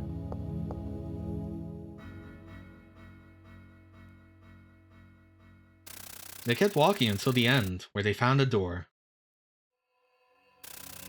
This is the last one. If there's anyone in here, they must be beyond this door. Stay sharp. David put his ear to the door, trying to sense the presence of other people. It's fine, I don't think there's anyone inside. He carefully opened the door. Stairs. This is the way to the basement. It's completely dark. It doesn't seem like there's anyone down there. David and Susanna walked down the stairs, lighting the way with a candle.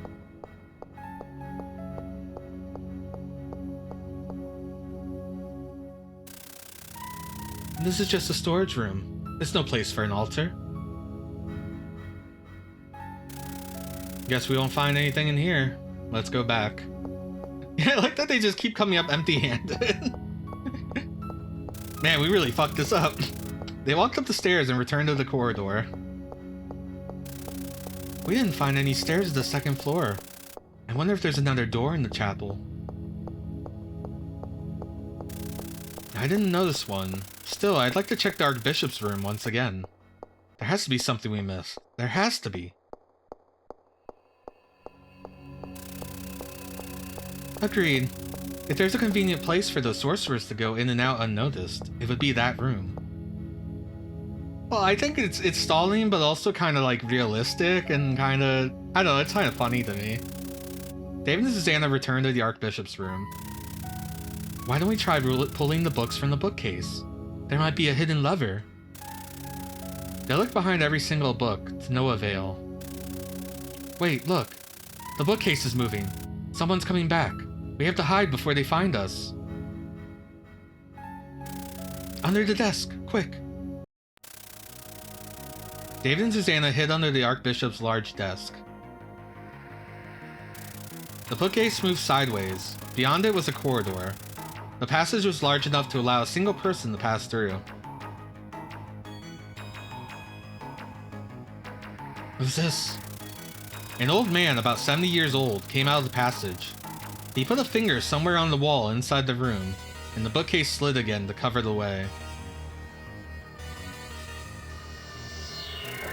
Once he walked out of the room, he turned on the ceiling lights, which made the corridor bright. Then he closed the door. David and Susanna heard the sound of his footsteps moving away. Finally catching their breath, they crawled out from under the desk. They approached the wall that the old man had touched. There was a switch embedded in the wall. Let's go to the basement. I bet the altar is in there. The altar might give us some hints as to what sort of magic they can cast. Let's go. David patted the wall, looking for the switch. Eventually he found it, and the bookcase started sliding. David and Susanna went inside. I knew it. There are stairs going down. There has to be a different switch to close it, but there's no time to look for it now. They went down the stairs. Oh no, they can get caught. Once they reached the end of the staircase, they saw a door at the end. David opened the door and stepped inside.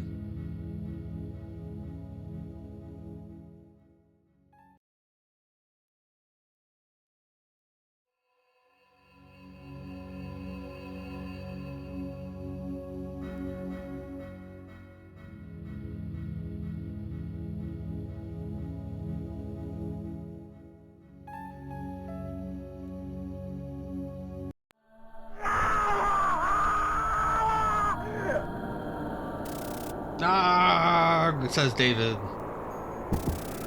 David slumped to the floor, gripping his chest. My heart. It feels like I'm being stabbed. David, are you okay? Susanna saw the blood staining David's chest, but there was no actual blade piercing him. It's a northern curse. Hang in there, David. It's all getting blurry. Susanna, I'm done for. Go save yourself. I don't understand. I'm trying to return the spell, but I can't sense it at all. Susanna looked around the room. There were no altars along the four walls.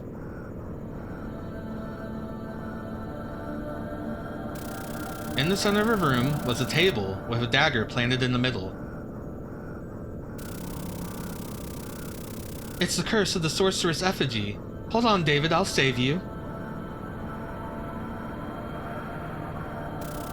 Susanna desperately tried to pull the dagger out of the table, but it would not budge. Look at this wonderful picture of David. When she took a closer look, she realized that the dagger was planted on a picture of David, right in his heart. Every time she tried to move the dagger, David would writhe in pain. Eventually, David lay motionless in a pool of his own blood. As she looked at him in horror, several men came in the room. Among them was Connors, the entertainment reporter.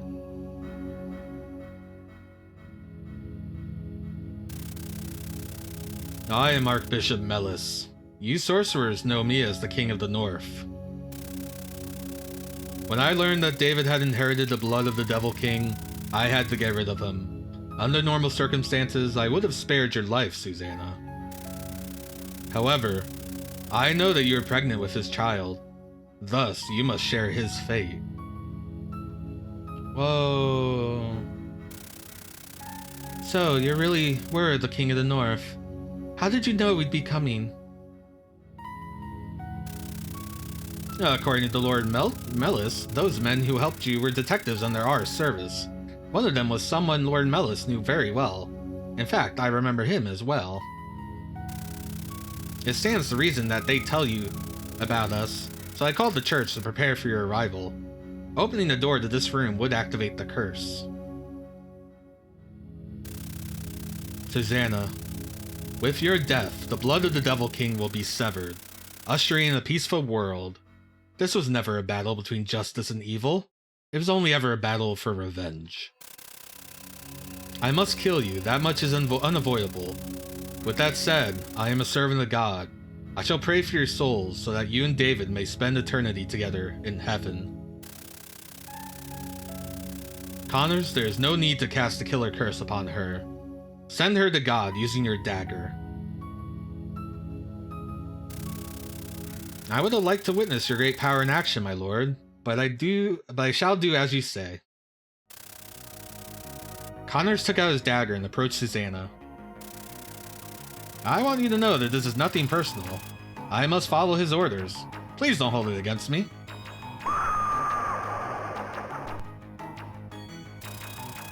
The moment Connors raised his dagger, Susanna quickly pulled out the dagger from the table, launching herself at her executioner. The two daggers hit their marks at the same time. Both Connors and Susanna's hearts had been pierced.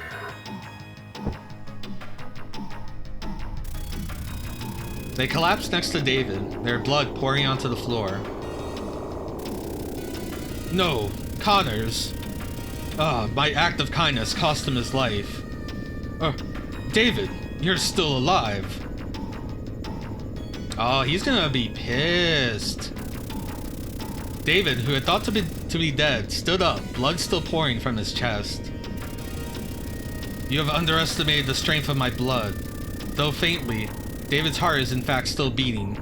My power was able to keep it alive, even under the influence of your sorceress effigy.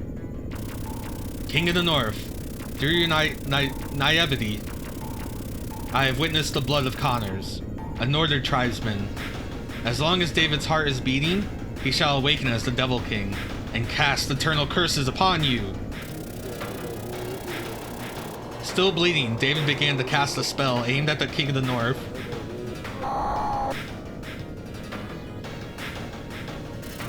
This picture. Arrgh, I'm a potato man.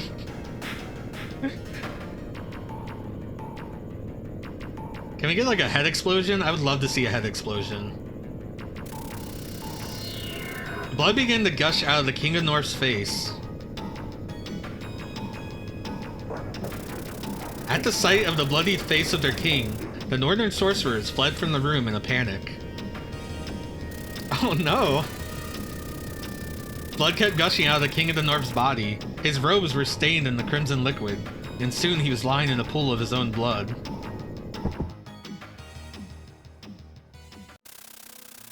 But once the King of the North had breathed his last breath, David also collapsed. In the basement of St. Radford's Church in Stratford, the ancient grudge between the Devil King and the King of the North had finally been dispelled from this world. Press any key. Oh, okay. So we rushed in. No precautions. We almost died. I mean, we might be dead now. Well, I mean, if we're gonna be the Devil King, like a good end can't have us be alive, right? This is kind of like the all ends are neatly tied up. There's no King of the North, and there's no Devil King anymore. Both bloodlines have been severed. Maybe. I mean, we'll see after this loading screen. But I want to find an ending where David becomes Devil King. Murders everyone with his music. That sounds lovely. I was really shocked that the band didn't get involved. Like, I really thought some of the band members were going to start dying or something, but...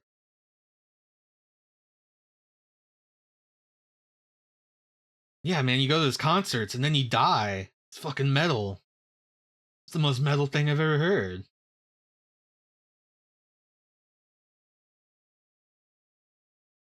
They just chillin'.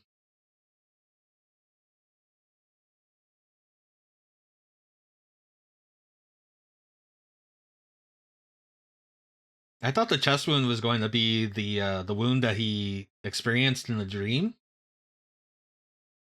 I guess they were trying to kill him in the dreams, which was affecting him in the physical world, but they couldn't like finish the job.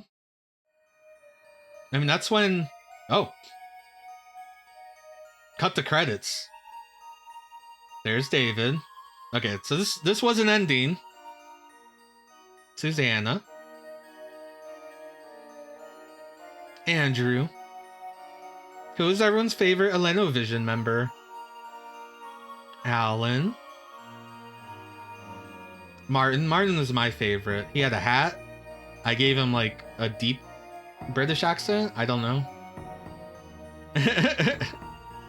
Archbishop of St. Radford. Yay! King Hroth, Double King of Darkness. Detective from England. Detective Clark's assistant, Vince. Dark Sorcerer Gerd. I don't think we met a Dark Sorcerer Gerd. Or Lisa. That must have been a different ending. Dark Sorcerer Greg. Dark Sorcerer Vivas. Yeah, we might have to go find the squad. Dark Sorcerer Burrows. No, we got a ending. Man, so many Dark Sorcerers. Kind of sad that... I'm kind of upset that it like shows them in this ending. Because it's like people we've never seen. Oh my god, there's so many of them. Alright, there's the painter in Italy, Gakel, who's also like someone. Promoter Demir. Lafir, the servant of King Hroth. Porkai, the servant of King Hroth, who betrayed him. There's Connors, Northern Sorcerer. Detective Client, Northern Sorcerer Jeffs. The man who betrayed King Hroth, Fenrir. Wait, who is Jeffs? Renowned ESPer, Crossed, in his third eye. Subordinate of the King of the North. Mental Hospital Doctor? Gambler. Remember the Gambler? He was my favorite character. Italian restaurant owner. Owner of Marquee Club. Yeah, we got a lot to go, apparently. Dream Woman. Dream Old Man. Dream Old Man Part 2. Dream Prisoner. I remember him. He grabbed us and yelled, Devil King. He was in the Dream Castle. Well, that was Mirror's... the good end? Bad end? I don't know. Everyone's dead.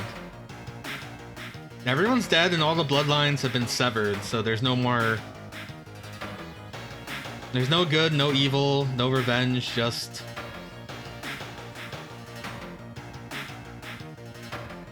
Just nothing. Interesting. It's reading from the CD, so I don't want to reset the game yet. But I could be reading the CD just for this music.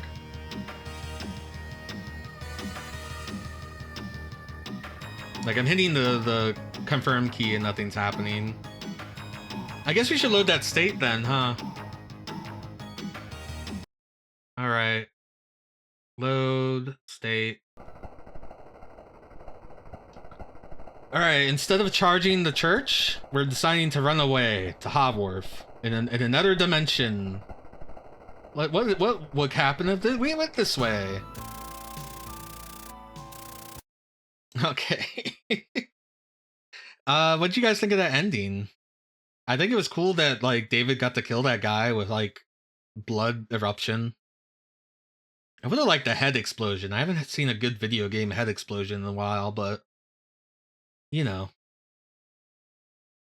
It's kind of like a, you know, the cop-out ending, like, oh, everyone's dead. All things are wrapped up nice and neatly. But maybe the true ending is the Devil King ending. Yeah, we gotta go see some sorcerers. Apparently there's a shit ton of them.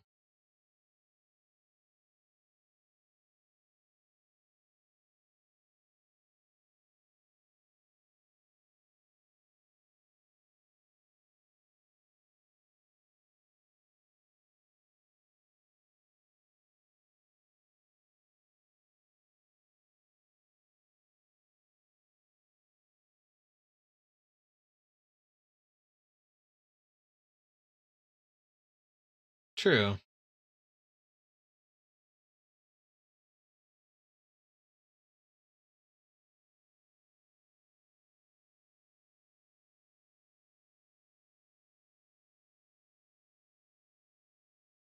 So you can either infer that Susanna either was protecting us or using us.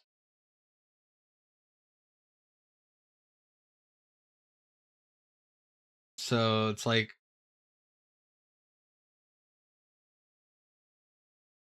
should she survive? It's hard, you know, it's hard. Who's bad? Who's good? You tell me someone's gonna be the Devil King that kills people with performances. That might kind of sound like a bad thing. But that's us. That's the player character.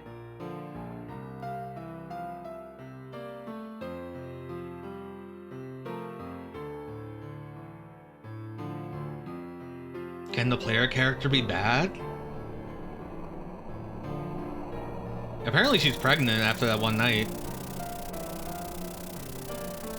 You're right. If I go to St. Bradford's church, I'm only asking to die.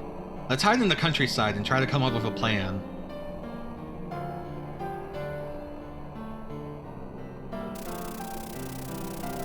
Yeah, and I mean, she was using information from his dreams to kill, like, Horkai and stuff, or to get Horkai and the ESP guy killed and stuff like that. David kept away from Stratford, driving north along the M1 motorway, passing through London during the night. The sun started rising just as they crossed Manchester. You must be tired. Look, the sun is rising. Would you like me to drive? I heard when the sky gets brighter, you start relaxing and feeling tired. Yes, let's switch before we have an accident. David stopped the car and let Susanna take the wheel.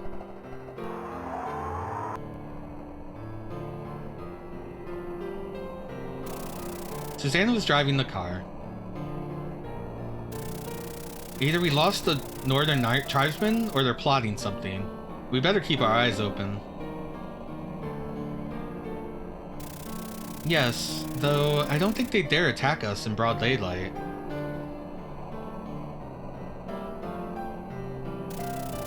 The King of the North. Not even my worst nightmares could prepare me for this. I used to think my mother was just telling me stories, but now I know it's all real. Though I admit, it was still hard to believe. The northern tribes were more prepared than us. I should have trusted their words more, and confided in you earlier. It's like we're living in another world. The real world feels like a dream now. Then I wish we could wake up and leave the King of the North behind. David, you must be tired. Why don't you sleep for a while? I'll wake you up once we're in Haworth. You're right. Who knows what might happen tonight? I better catch a few Z's.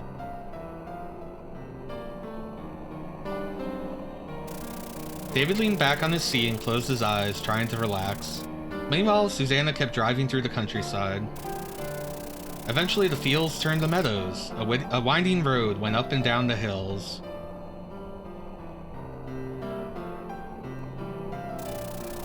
The car entered the wilderness of Haworth. A flock of sheep was visible throughout its thick grassland. Jump scare. Suddenly, Susanna shrieked and slammed the brakes. David woke up and looked outside the window.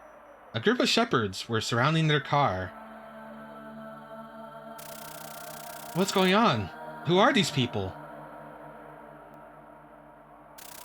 I don't know. They just jumped in front of the car. I almost hit them. One of the shepherds approached David.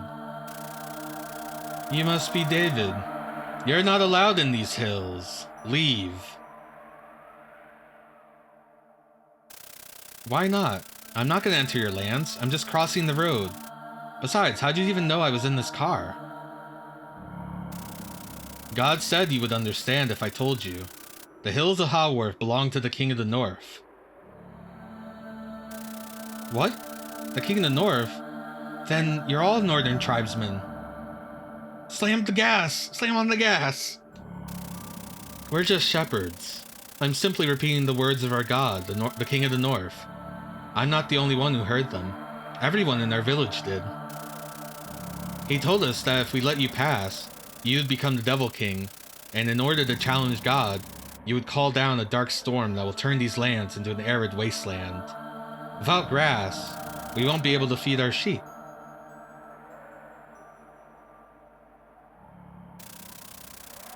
The King of the North is deceiving you. He's no god. He's a sorcerer. Don't you dare call our god a sorcerer. We know you. You are a sorceress. Everyone in the village knew about your mother. It's said that when her mother became a witch, blood gushed out of her body and she died in terrible agony. That must have been a punishment from our god, the King of the North. The shepherd's eyes were filled with hatred. They raised their hoes, ready to destroy the car. David, they're under a northern spell. They'll kill us. But if we go back, we'll be running into the northern tribesmen. I'm flooring the pedal. Hang on tight. Yeah, girl! Susanna revved up the engine and stepped on the gas pedal, pushing the shepherds out of the way.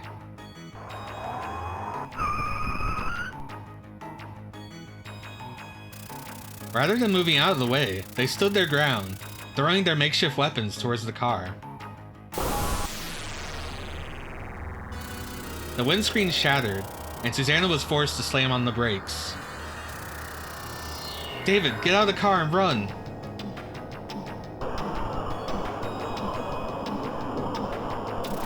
When David opened the car door, the shepherds turned into medieval knights and attacked him.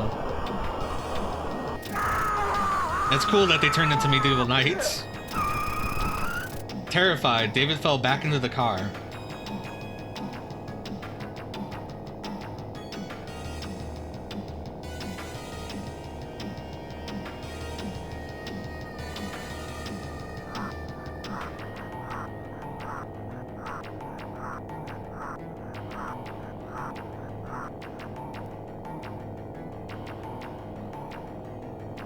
He's already been killed by one before in his dream. It's what he knows.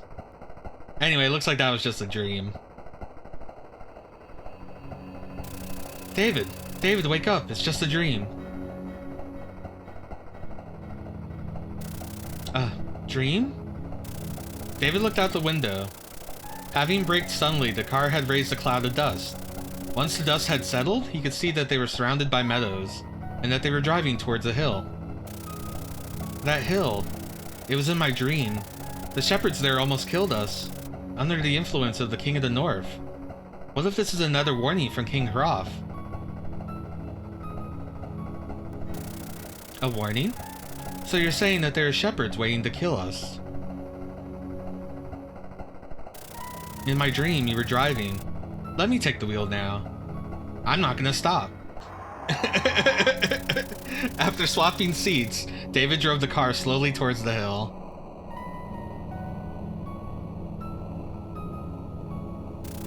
They reached the top of the hill. The road ahead crossed a wide, flat prairie.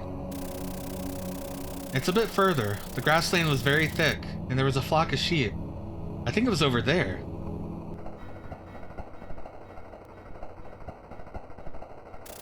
David stopped the car, looking at the sheep.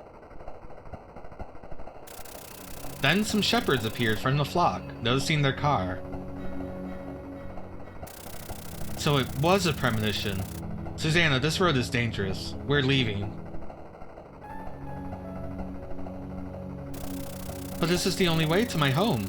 And if we turn back, we might run into the northern tribesmen. Caught between his dream and reality, David did not know what to do. What if your dream was actually an illusion of King of the North, sent to us to slow us down?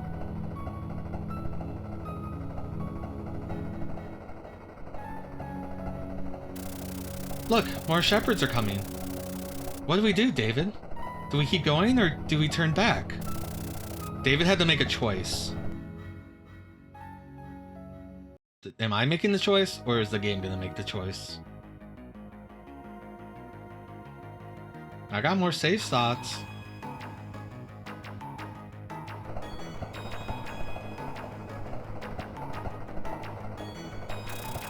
David swerved the car towards the flock of sheep. Oh shit, that's the noise a sheep make.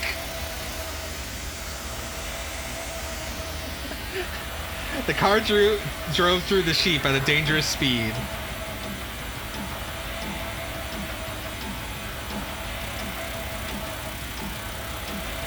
Susanna closed her eyes. David kept rushing through the meadows without slowing down. He tried his best to avoid hitting the shepherds. Once he brought the car back to the road, David drove off, leaving them behind. That's the sound sheep make when they're a danger. When the car started slipping on the grass, I thought we'd roll over, but they actually kept her steady. You're like a professional racer. It was just luck. When we started slipping, I was panicking, and I was randomly turning the wheel. It just happened to work fine. The shepherds seemed pretty surprised, to be honest. I'm not sure they were actually hostile. They're probably going, what the fuck? They were probably pretending because we ruined their plan. Had we stopped the car, they'd have killed us.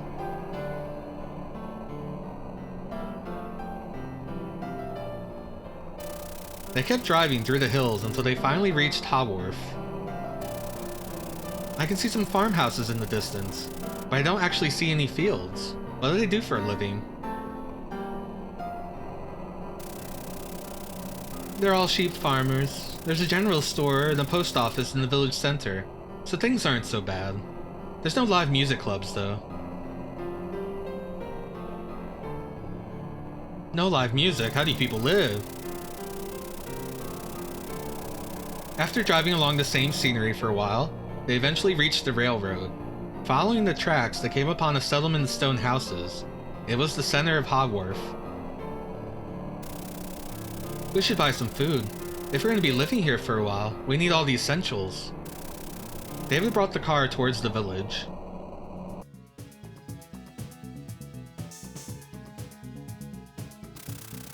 Once they arrived, they got out of the car and went inside the general store. They bought as much as they could fit in the car.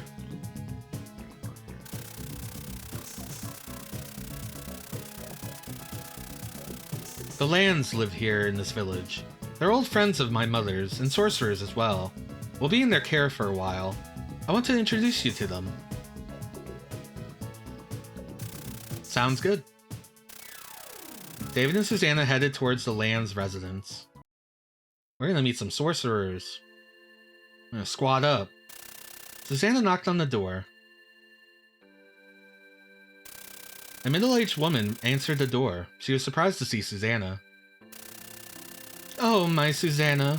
You're home here early. When you said you were coming with David, I thought it would take you a few more days. It's been a long time, Miss Emily. There's a reason we're here so early. Is Mr. Lance here? He is. Come in. You must be David. I'm Lance's wife, Emily. Please make yourself at home. Before David could even reply, Emily was back inside to call her husband. Susanna led him inside.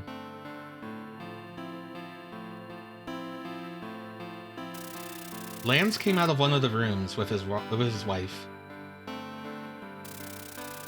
See, Susanna brought David here. David, this is my husband, Lance. I'm David. Sorry to barge in without notice. Mr. Lance, I messed up. The King of the North knows about David, and he's hunting him. I see. Last night I was reading the energy of the Star of Darkness, and the candle flame flickered violently. I knew it was a bad omen. And I never would have imagined the King of North himself was after you. Tell me more. Susanna told him everything, from the letter David received from the reporter Connors, to the suspicion that the King of the North might be Archbishop Mellis of St. Radford's Church. So that's why we lost contact with the sorcerers in London. We tried to warn them about the impending doom, but the northern tribes must have found them first.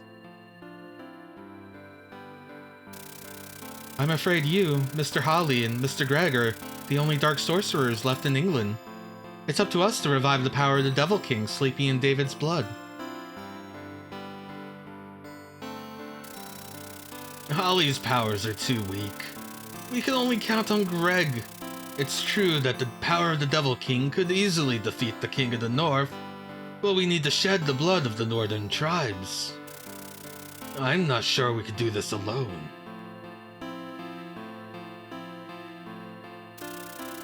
We know where the King of the North is. With some planning, we should be able to capture a northern tribesman.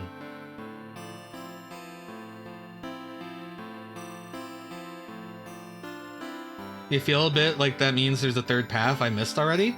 Well, we have a few save spots. We can consider other things. What makes you think that, by the way? That might have been possible when he didn't know about us yet. But now? I think you should leave England and wait until the Star of Darkness leaves Earth. This isn't just about fighting. We must also think about protecting the bloodline. We've been protecting the bloodline without fighting for generations. We have our backs to the wall. There's nothing we can do now. Not even King Hroth would fight in this situation.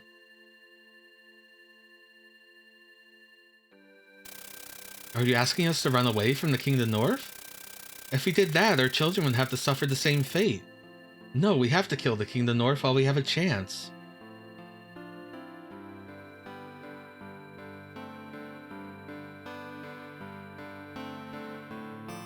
Maybe. I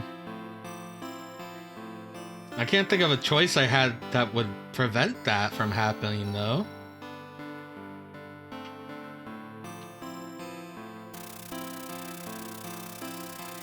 Maybe telling her about the letter when she got the letter, she could have sent notice that they're onto us or something? I don't know. But she doesn't know that Connors is a northern guy. So I don't know. Once the energy of the Star of Darkness is gone, both the northern and dark sorcerers will return to a normal life. We wouldn't have to worry about the King of the North for the next 300 years.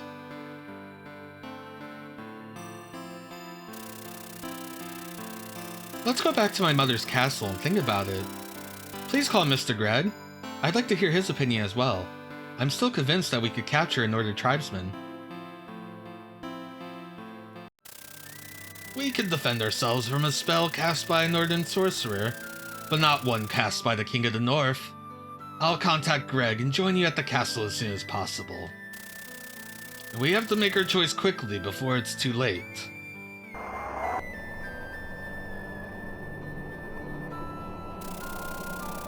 Susanna took the castle keys, and left the house with David. She had placed her hopes on lands, but she felt weak after hearing his opinion. I thought he was willing to fight with us, but I guess age caught up with him. Gregg is younger, I'm sure he'd be able to capture a northern tribesman. I'll be honest, Susanna. I don't think we should fight either. What can two sorcerers do against their organization?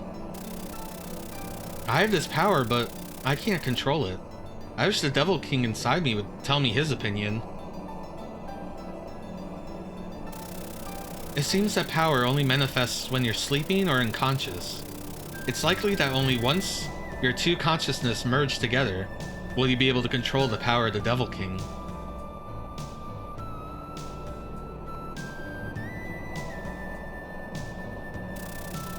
There's the castle. So that's your house? I feel like I've seen it before, but I've never been in Haworth. When was it? A small castle came into view on the otherwise empty hill.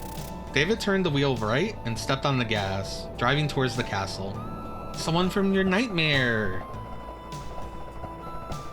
Which means some bad shit could happen in here, maybe. He stopped in front of the gate, which Susanna unlocked with the key. Once the car passed through the gate, Susanna locked it shut once again.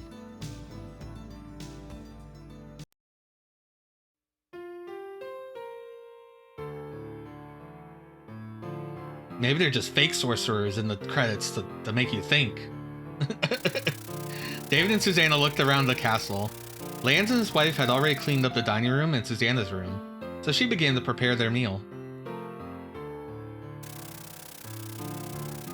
We arrived ahead of schedule, so only a few rooms are ready. The dining room and my room are clean, so we can live here for a while. If it weren't for the King of the North, this would have been our fun holiday. Why does it have to be like this? It's ready. You must be starving. We've been on the run since last night. David had no appetite. He could feel the King of the North breathing down his neck. But once Susanna placed the plate in front of him, he started eating ravenously. After the meal, David started feeling sleepy. And yet, he did not want to sleep, fearing he might have another nightmare. But the nightmares helped you! Now that I'm full, I'm feeling sleepy. Why don't we both sleep in my room? I'm sleepy as well, but I'm afraid I'm gonna have another nightmare. Promise to wake me up if you think I'm having one? What's the cave adventure guide? David and Susanna went to sleep in their room. After some time, she woke him up. What happened? Sorry, you were sleeping soundly, so I considered not waking you up. But I thought you might have a nightmare if I left you alone. That's silly, you're silly. Huh? Is it night already? Yeah, I was just sleeping, no dreams at all. I wonder why King Hroth didn't show himself. Considering the situation, I thought he'd tell me what to do. Maybe he's at a loss, just like we are. Come on, let's go downstairs and wait for Mr. Lands.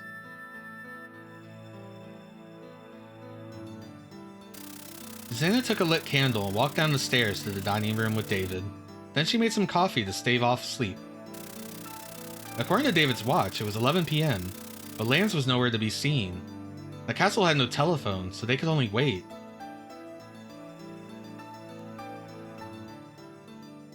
Oh, that's pretty good. It sounds like a cool game. Around midnight, they heard the sound of a car engine, and they saw the gate opening. The car's headlights shone through the window. Lance came running, leaving the car outside. Susanna hurried to open the door. Something's wrong. Susanna and Lance entered the dining room.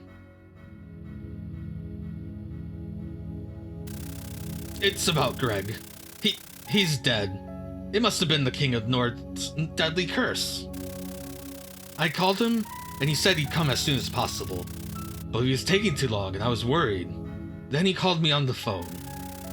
He was calling from a restaurant outside Haworth. He said he knows the car tailing him. I told him to stay there and that I'd come for him instead. He told me not to come, that it was too dangerous, and hung up. I decided to go anyway and drove towards the restaurant. Then I found him right at the entrance of Haworth. His car was smashed and he was dead. I didn't see anyone nearby, but there's never been any robberies around this parts. He was killed by Northern tribesmen, I'm sure of it, Susanna. Susanna, you and David must leave at once. There's no time for discussions. You have to leave England before it's too late.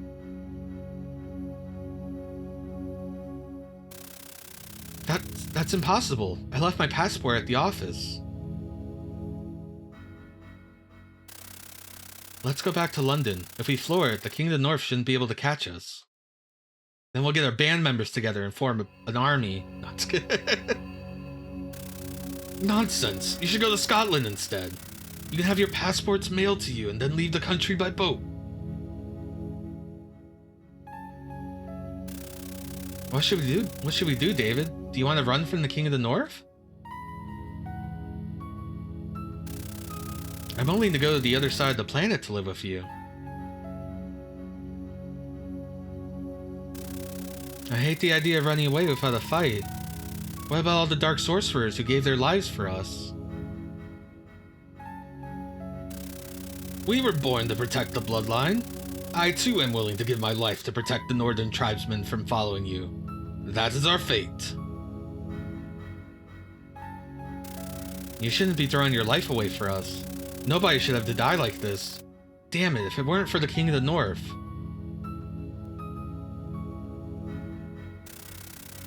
It is your fate to run, David.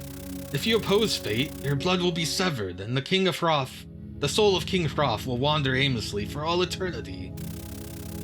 David did not care about fate, and would rather avenge the deaths of all the sorcerers who died for his sake. However, when he saw Lan's tears rolling down his cheek, he remained silent. He could not insult Lan's resolve like that. It's up to you, David. We were all born to follow you. Your will is King Hroth's will.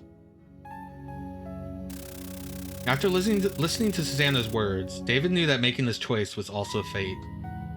Woohoo! Okay, the save state. I'm gonna drop another save in the game itself. Okay, we can stay in the castle or flee. Fleeing feels like they're gonna catch us, right? But if we stay in the castle, there's no more sorcerers except for lands. What do we do?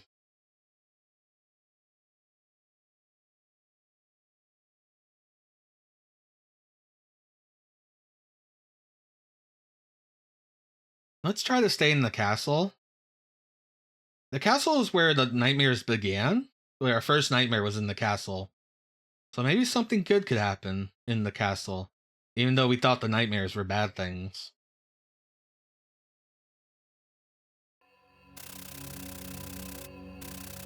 This game keeps going.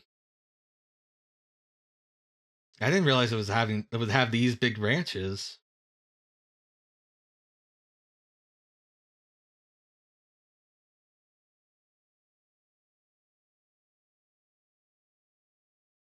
Yeah, so the only other big choices I feel like I've had in the game was to take that pill in one of the night sequences, to tell Susanna about the leather.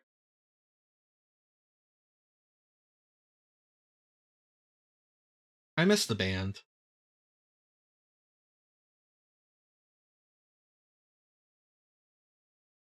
They were my family. If Alan was here, he'd also know what to do. Because he's a sorcerer. That would have been a great twist if one of the band members were also a sorcerer. That's why I scouted you, David. I knew.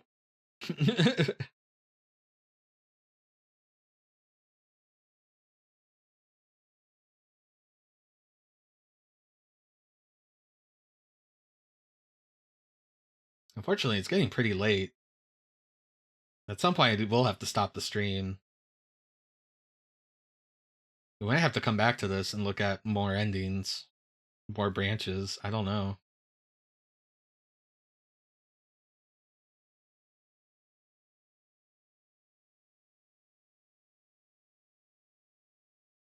You're about to call it yourself? Yeah, I was gonna probably go until 3 a.m., which is, it's 2:34 here.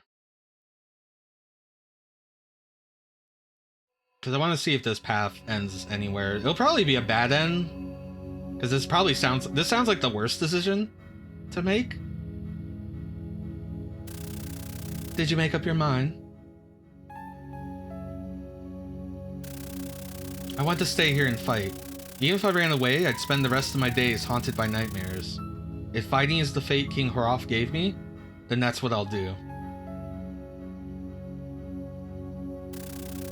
The King of the North hasn't won yet.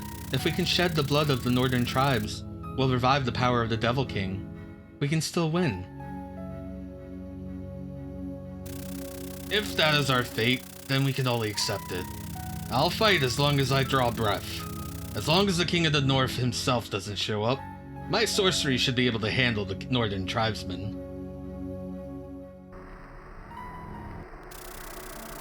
Alright, shit's going down right now. Quiet, I hear a car. No, more than one. It has to be them. Lance went outside to check the situation and came back in a hurry. How many are there? 3 cars. They're close to the gate. Hurry to the basement and cast the magic tetragon to protect David. We shouldn't split up. Come with us.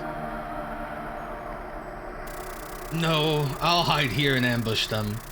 We wouldn't stand a chance if we faced them head on, not even together. If we can lead them to the basement, victory will be ours. Their blood must be spilled. I'll wager my life on this. The rest is up to you. I know. I won't die until the Devil King is revived. Let us meet again on the Star of Darkness. One by one, the cars crossed the gate. So we might have an answer to the choice I picked really soon. If it's bad or not. So that's good. God, this game's a fucking ride. It's not like the most exciting ride, like all the time. But I don't know. I kind of like it. Someone should remake this game with, like, you know, those like branching chapter like viewers and stuff. Susanna grabbed David's hand and they ran into the corridor leading down to the basement, holding a candle.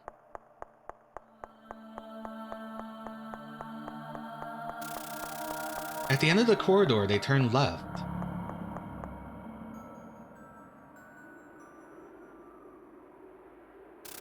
After a while, they reached the door. Susanna opened the door. Beyond it was a staircase going down. Mr. Lands is gonna give his life. For us. At the bottom of the staircase was a wine cellar. We're getting a lot of mileage out of this wine cellar picture. Further on, there was another door. Susanna opened it. It was too dark to see anything. After Susanna lit the candles on the wall, an altar came into view. Once she lit its candles, the altar looked as if it was floating. Various ritual tools were lined up on top of it. She took 4 clay figures and placed them on specific markings on the floor. The markings seemed to point to the 4 cardinal directions.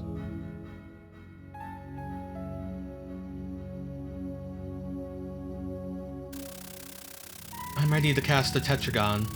It's a magic barrier that can repel even the strongest Northern sorcery. As long as you don't leave it, you'll be fine.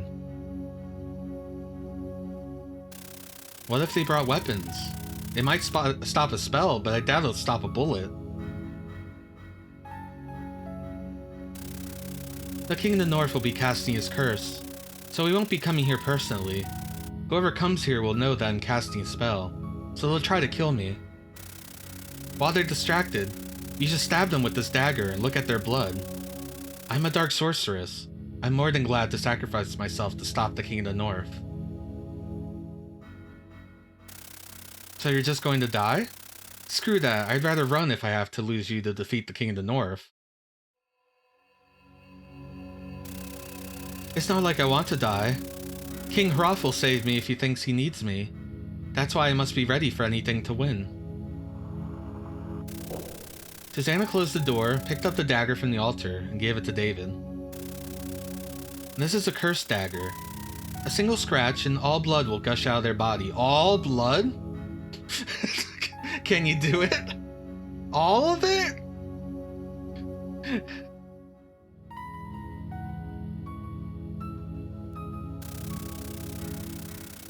I don't think I can go for the vitals, but if I just need to scratch them anywhere, I should be fine.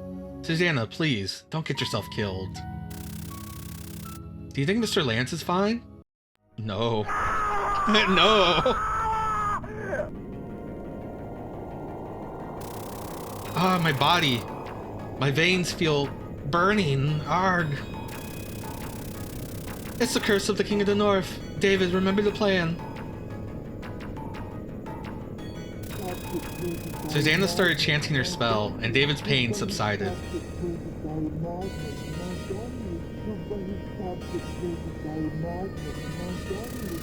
While David could hear Susanna's spell, he could not hear the King of the North's chant.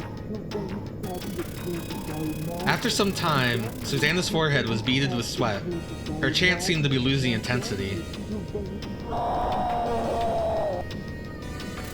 David stared at the door, dagger at the ready, but nobody seemed intent on opening it. Then someone screamed beyond the door. David thought it was the voice of Lance. His ambush must have failed, and he had been killed. Then he heard the footsteps of multiple people coming down the stairs. Lance had successfully led them their way.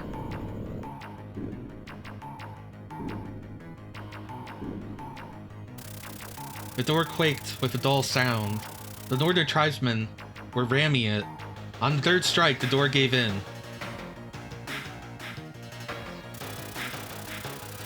In order to protect Susanna, David was prepared to kill whoever came in first. But nobody did. He looked at Susanna, who was still chanting her spell. Then a metal lump rolled across the floor, stopping near them. It was followed by more metal lumps. Grenades? Suddenly, a series of explosions rocked the basement. The metal lumps had been grenades. Neither David nor Susanna had time to realize it before the explosion enveloped them.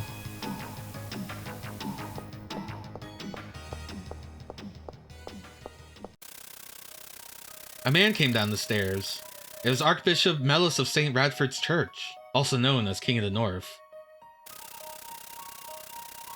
Fools, spells are not necessarily your best assets. We live in the age of science. In modern warfare, victory goes to whoever employs the best weapons. I already forgot the voice I had for him. This was never a battle of good versus evil.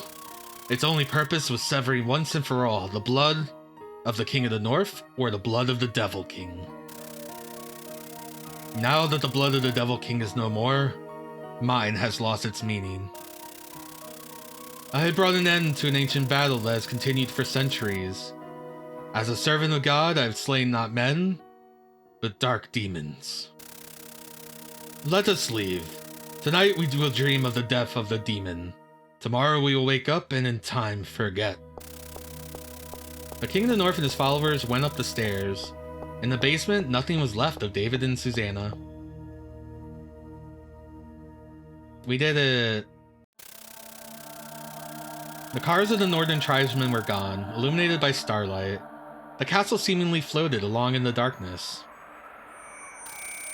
In the corner of the sky, one star was rapidly losing its light, as if mourning the loss of its master. It was like a broken mirror, whose fragments were sinking into the depths of the ocean, drifting deeper and deeper.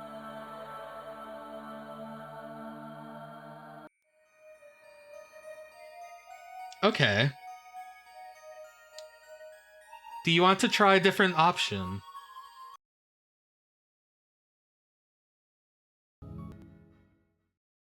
So that was staying in the castle.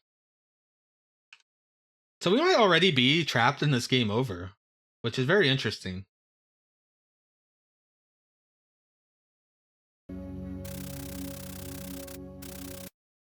Let's see where this takes us. Now, the other path, they already had cars heading our way.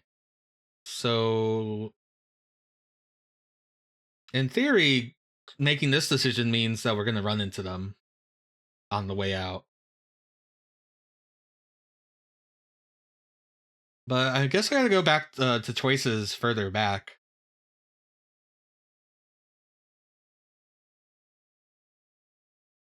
Just drive through the sheep again. Yeah.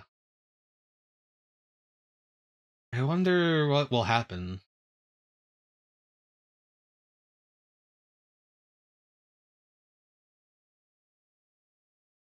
Oh, thank you all for hanging. I know it's late and I know it's been a weird one. Like, I'm not normally streaming these kind of games.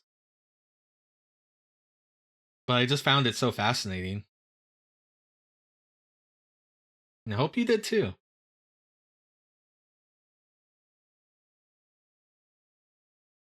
I could stream the rest of this tomorrow. I did plan on just setting up December stuff. Alright, good night, Kurisachi. There will always be the VOD. I get the feeling that we need to go back to a choice.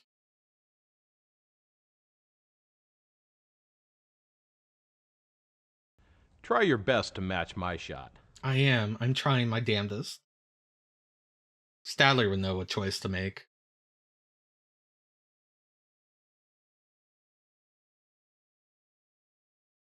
Shame about these loading times, alright? But it is what it is. That's my guess right now.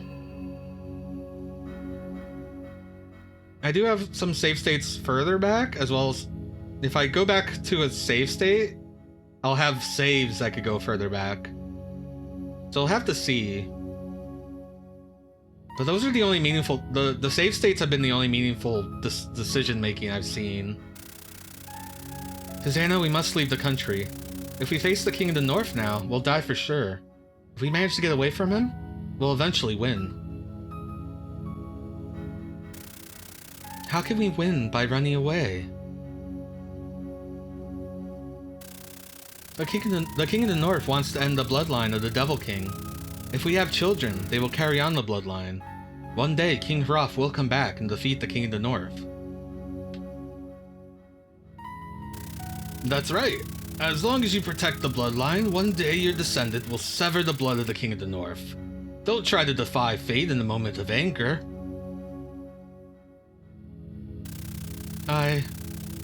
Alright, we'll do as you say and go to Scotland.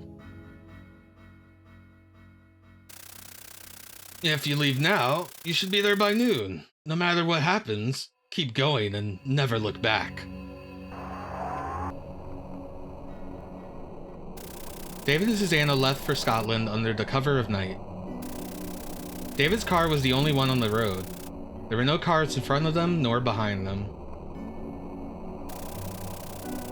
Mr. Land's car is at the castle, so the King of the North shouldn't realize we're on our way to Scotland.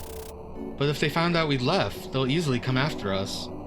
This is the only road we could have taken. Once we're in Scotland, should we take a boat from Edinburgh? Or maybe go further north, to Inverness?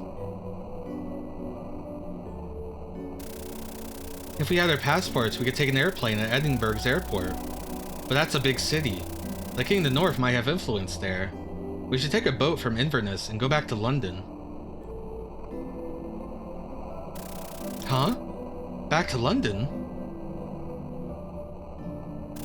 See, if that surprises you, the King of the North will never guess it. I'm zigging and zagging. So, we're going back to London, get our passports, and leave on a plane. Most of the northern tribesmen from London are in Haworth, so it's relatively safe. Even if they were to force a confession out of Mr. Lands with a spell, he'll tell him we left by boat.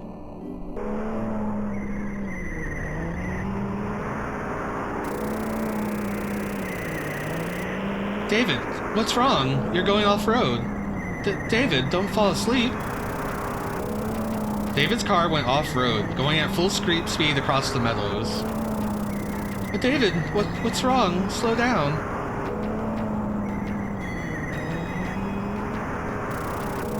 David's eyes were vacant. He did not seem to be listening to her. Did the King of the North cast a spell? David, stop the car. Susanna pushed David out of the way and stretched her leg to step on the brakes. However, she could not stop the car in time.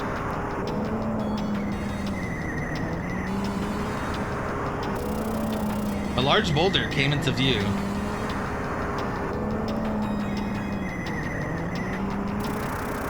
David steered the car towards it. Susanna tried to turn the wheel, but it would not budge.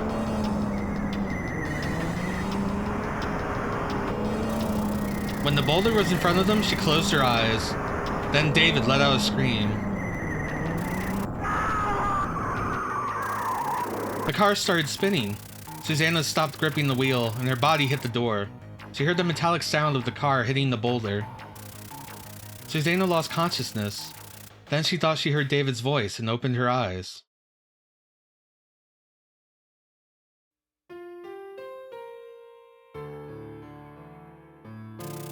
We're alive. King Hroth protected us from the King of the North spell. Yeah? he did? Are you sure about that? I heard his voice. He said, "May the blood of the Devil King seed." The blood in my veins felt boiling hot, and I fainted. When I came to, there was a boulder in front of me. I turned the wheel and the car started spinning. In the end, it was the trunk that slammed against it. Are you hurt?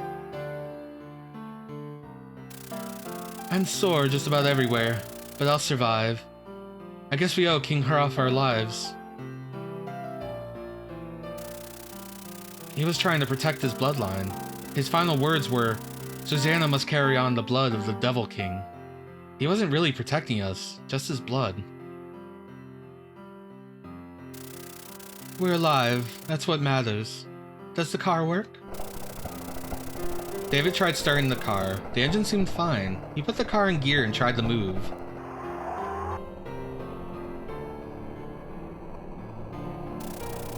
Anything wrong? I think it's fine. The King of the North must have given up after his spell was repelled.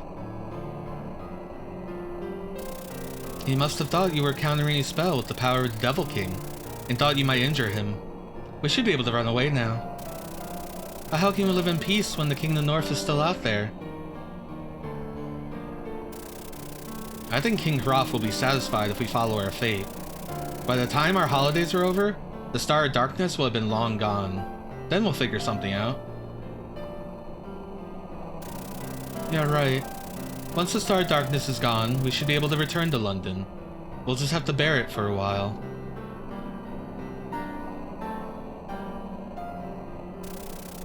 David's car kept driving towards Inverness.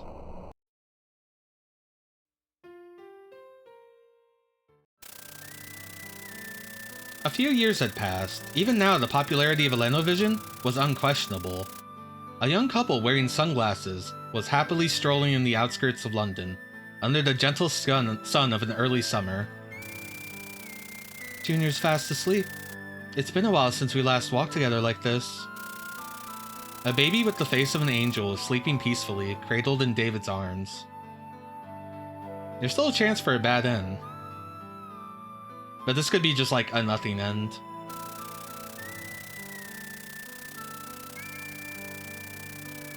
Uh-oh. One block away, they noticed a group of priests wearing black robes. They were led by someone who was clearly a high-ranking priest, the dignified, pious archbishop.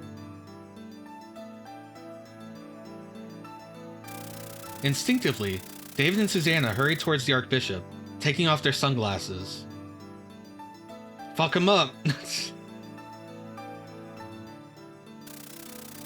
Ah, Mr. David, even a humble man of the cloth like me knows about you. My, what a lovely baby. The Lord's blessing upon this child. Then the baby's eyes fluttered open, and the archbishop thought he heard a voice in his head. See you in 300 years, accursed northern tribes.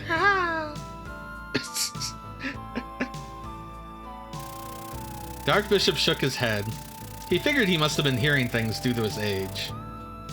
I'm the Archbishop Mellis of St. Bradford's Church in Stratford. Feel free to visit if you're ever in the area. Thank you, Your Grace. Can you believe it, Susanna? A blessing from an archbishop. Junior, you'll live a great life, I'm sure. Well, because of the Dark Star is not in place anymore, I don't think he's the King of the North. Like, I think the blood of the Devil King woke up in David the same way the blood of the King of the North woke up in the Archbishop. But maybe he just, like, forgot everything. I guess he would still remember the things that happened, but maybe he wouldn't. Because maybe he was too far the King of the North. Thank you again, Father. We'll definitely stop by your church. Come on, David, let's go. The Star of Darkness drifted away from Earth, taking those unpleasant memories with it. Well, there you go. The Darkness Star drifted away from Earth, so maybe it took the memories away? Or David and Susanna didn't want to start a scene? Like, they can't wake up the Devil King, so there's no point in, like, killing a Northern tribesman right now?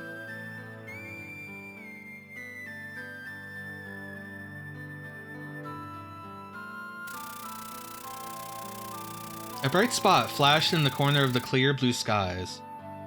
It was reflecting a glimpse of the world 300 years from now, like a mirror.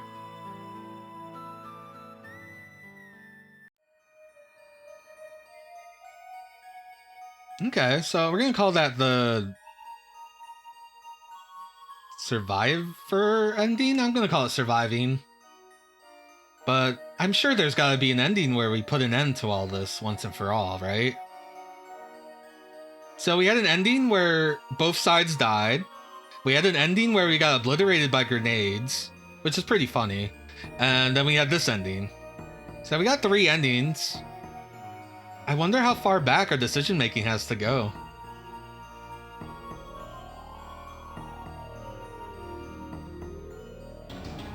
It's possible that telling Susanna about the letter early would make her, like, there's all these dark sorcerers, right? Maybe it makes her realize she needs to move ahead with her plans. I mean, there's Greg. They named Greg.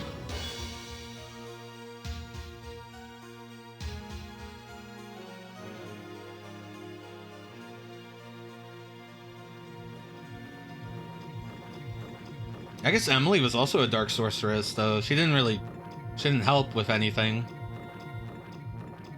She just let her husband go off to die. Yeah, I think there's still things we need to see about this game.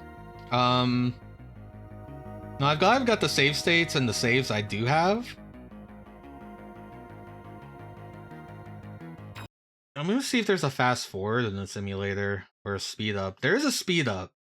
We could run the CPU at multiple times if we need to backtrack through some shit.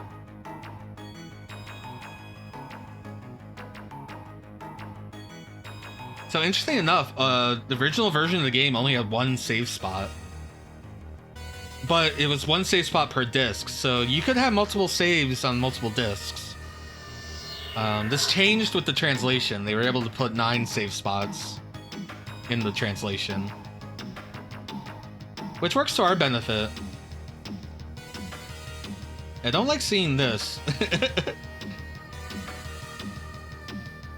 It's funny that they feel the gambler was an important enough character and the Italian restaurant owner, but I'm trying to think who else had portraits that don't show up in these credits. The Dream Woman was Joan of Arc. I love Dream Old Man 1 and Dream Old Man 2. Like, they're supposed to be the same person, but they're clearly not. Dream Prisoner. Anyway, we are not done with the world of mirrors. Sorry to disappoint. There are still things that need to be resolved. But I think that's gonna do it for my time here tonight with all of you. We will try to... I'm gonna try to get through to these other endings. It might have to happen next week. It might happen tomorrow. I don't know. We'll see.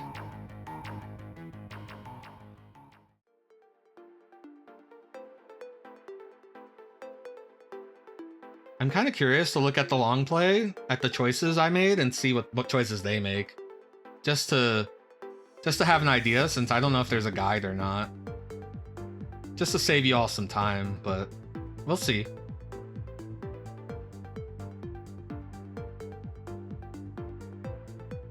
Anyone streaming tonight? McCall is still playing Addams Family games. I did want to watch the game he's playing, which is based on the second movie, Adam's Family. I don't even see. I don't think I've ever watched the second movie because I don't even know what it's called. I'm like trying to recall what it's called, and it's like, no, I don't remember.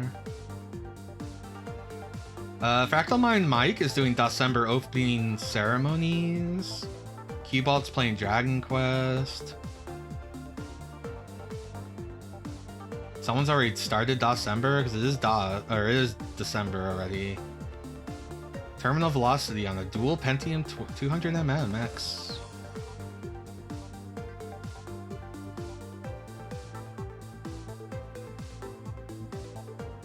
I guess we should say hi to Fractal Mind Mike since they're doing the whole December thing and we're going to be doing that.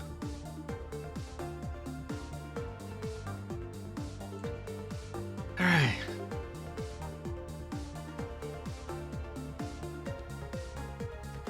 You have a great evening. Or morning, wherever you are. Thanks for hanging out with me in Mirrors. Again, part 3 coming soon. We'll figure that out. Good night.